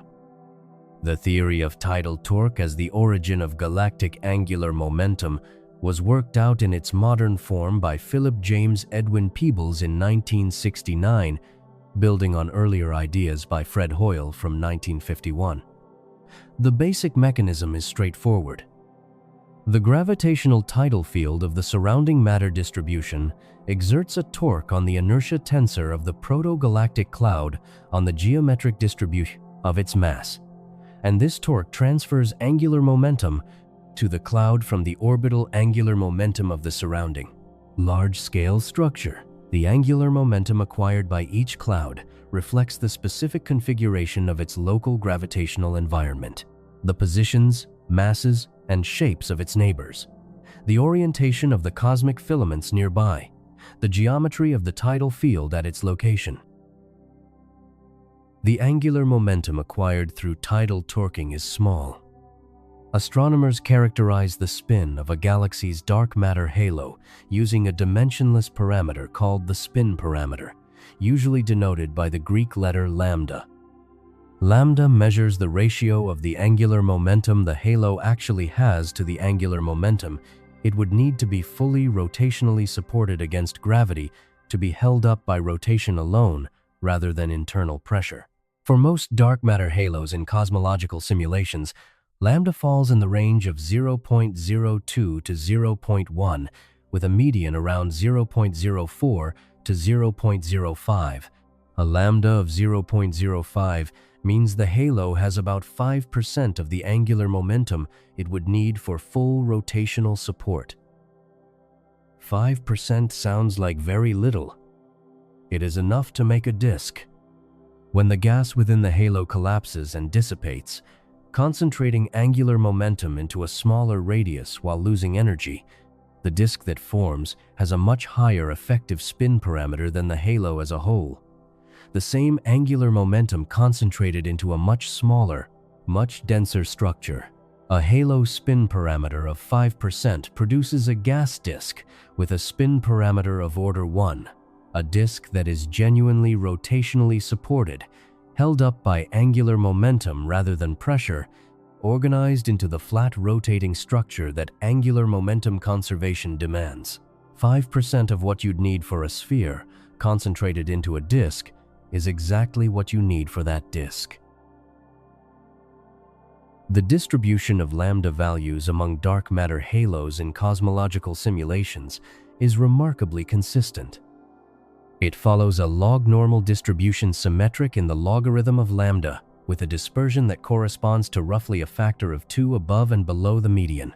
Most halos cluster within a factor of 3 of the median spin parameter. Very few have lambda below 0.01 nearly non-spinning, and very few have lambda above 0.1 highly spinning. The distribution is narrow enough that the angular momentum of a galaxy's halo is reasonably well predicted by knowing the halo's mass and formation epoch without needing to know the detailed specifics of its local environment. This consistency has a deeper implication. The amount of angular momentum in the universe's structures is not random in the sense of being unconstrained. It reflects the statistics of the primordial density fluctuations and the specific geometry of the cosmic web that grew from them. Different realizations of the universe, different random draws of the primordial fluctuation field would produce different distributions of angular momenta among their protogalactic clouds, but the distribution would still be log-normal, still centered near a similar median value, because the tidal torquing mechanism that generates angular momentum is a generic consequence of the gravitational interaction between any overdensity and its asymmetric environment. The angular momentum of galaxies is not a specific fact about this universe that required special initial conditions to produce. It is a general consequence of gravitational structure formation in any universe with small primordial density fluctuations and a hierarchical clustering history. But this answer, satisfying as it is, does not terminate the regress. The tidal torquing mechanism generates angular momentum. By transferring it from the orbital angular momentum of the surrounding large-scale structure, from the angular momentum already present in the relative motions of neighboring mass concentrations. That angular momentum, in turn, came from the primordial density fluctuations and the velocities they induced in the matter distribution.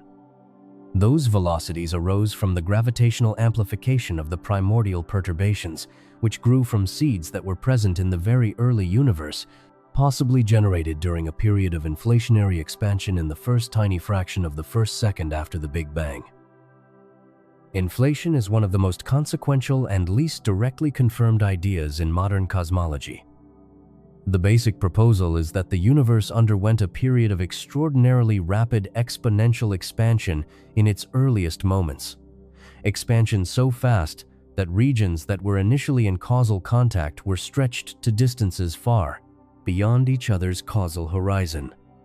The quantum fluctuations present during this inflationary period, the irreducible uncertainty in the energy density at each point in space, mandated by quantum mechanics, were stretched to macroscopic scales by the expansion, becoming the primordial density fluctuations that seeded all subsequent structure formation.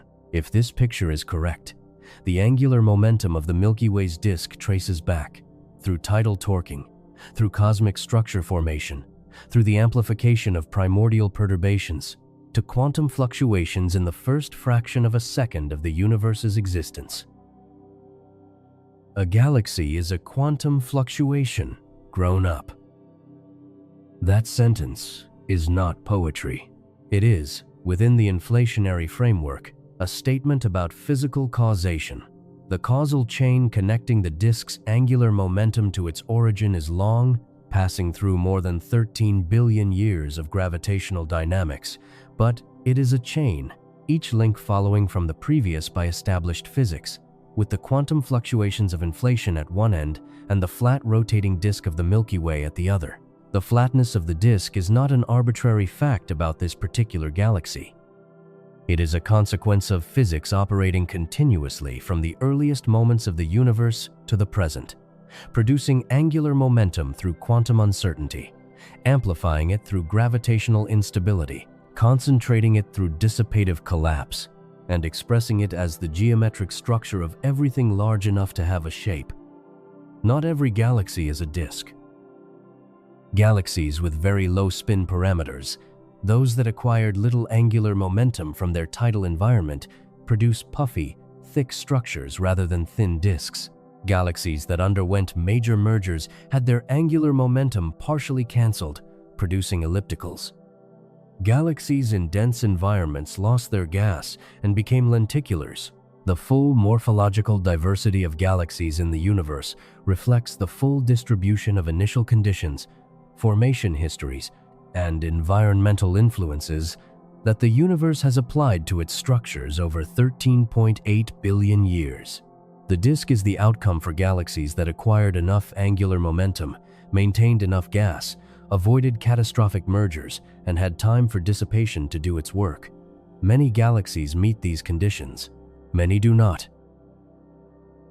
The Milky Way met them. It acquired angular momentum from its tidal environment in the early universe.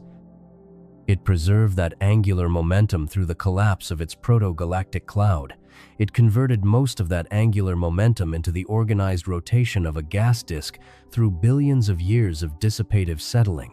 It maintained that disk through a series of minor mergers and satellite interactions that disturbed but did not destroy it. It formed stars from the disk's gas for 10 billion years, enriching the disk chemically with each generation, building up the metallicity that allowed terrestrial planets to form.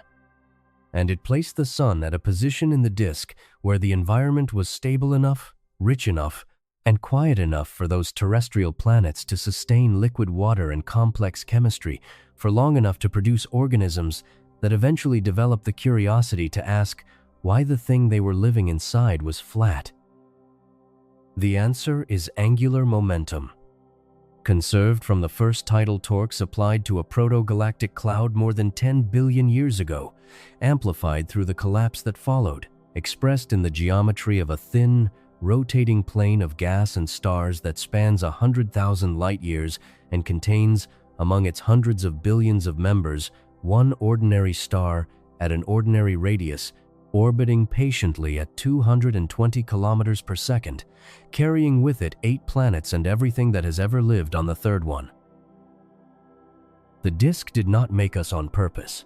It made us the way all of its structures are made through physics, operating without preference or intention, producing outcomes that are necessary given the conditions, without being designed to produce any particular outcome among the many that those conditions permit.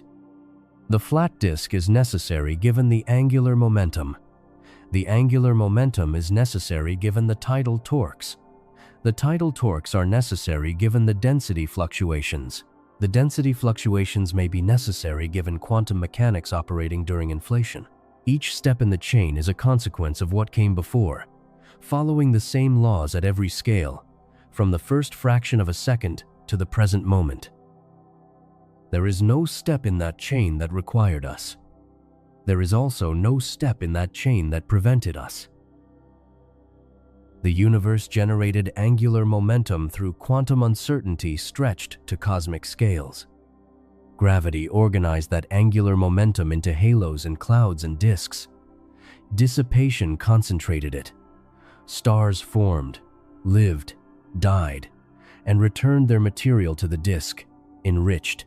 The disk recorded it all in the kinematics of its stellar populations, in the chemical gradients running from center to edge, in the thickness of the thin disk and the fossil of the thick disk above it, in the warp of the outer regions and the spiral arms cycling through the gas, in the dark matter halo surrounding it all, in a sphere that the disk's own physics could never touch. Everything that can be known about the disk is written in the disk. And the disk is written across the sky every clear night, the faint band of light that ancient humans looked up at and called a river, a road, a river of milk, the Milky Way, which is the edge-on projection of the flat disk we live inside, the accumulated light of hundreds of billions of stars, all arranged in the same plane by the same physics that has been operating since before the first of them was born. You are inside it right now. Moving at 220 kilometers per second in the direction of the constellation Cygnus, orbiting a center you cannot see from here, in a disk that formed from a tidal torque applied to a gas cloud more than 10 billion years ago, maintained by a conservation law that neither knows nor cares that anything is orbiting within it, and that will continue operating long after every star currently shining in it has exhausted its fuel and gone dark. The disk is patient in a way that nothing alive can be. It does not experience the time it takes. It simply turns, one full orbit every 225 million years, carrying everything within it, gas and dust and stars and planets, and whatever orbits those planets along a path that curves gently back on itself, ending where it began, beginning again. The disk has completed this circuit roughly 45 times since it formed. Each circuit is the same path through space. Each circuit is a different moment in a history that nothing inside the disk can observe from outside. The flat disk is the universe doing one of the simplest things it knows how to do with a rotating gas cloud. And it turns out that one of the simplest things the universe knows how to do is also the thing that makes planets possible, and chemistry possible, and time long enough for complexity to assemble itself from simpler parts, and curiosity possible, and the question of why it is flat possible, all of it following from a conservation law that was in place before the first atom in your body had been forged in any star. Angular momentum is conserved. The disk is flat. You are here because of both. Thank you for spending this time in the disk with me tonight. I hope it carries you somewhere restful into a sleep that is quiet and deep, in a spinning world on an orbiting planet in a flat galaxy that has been turning patiently and without pause for longer than anything alive has been here to feel it turn. Rest well.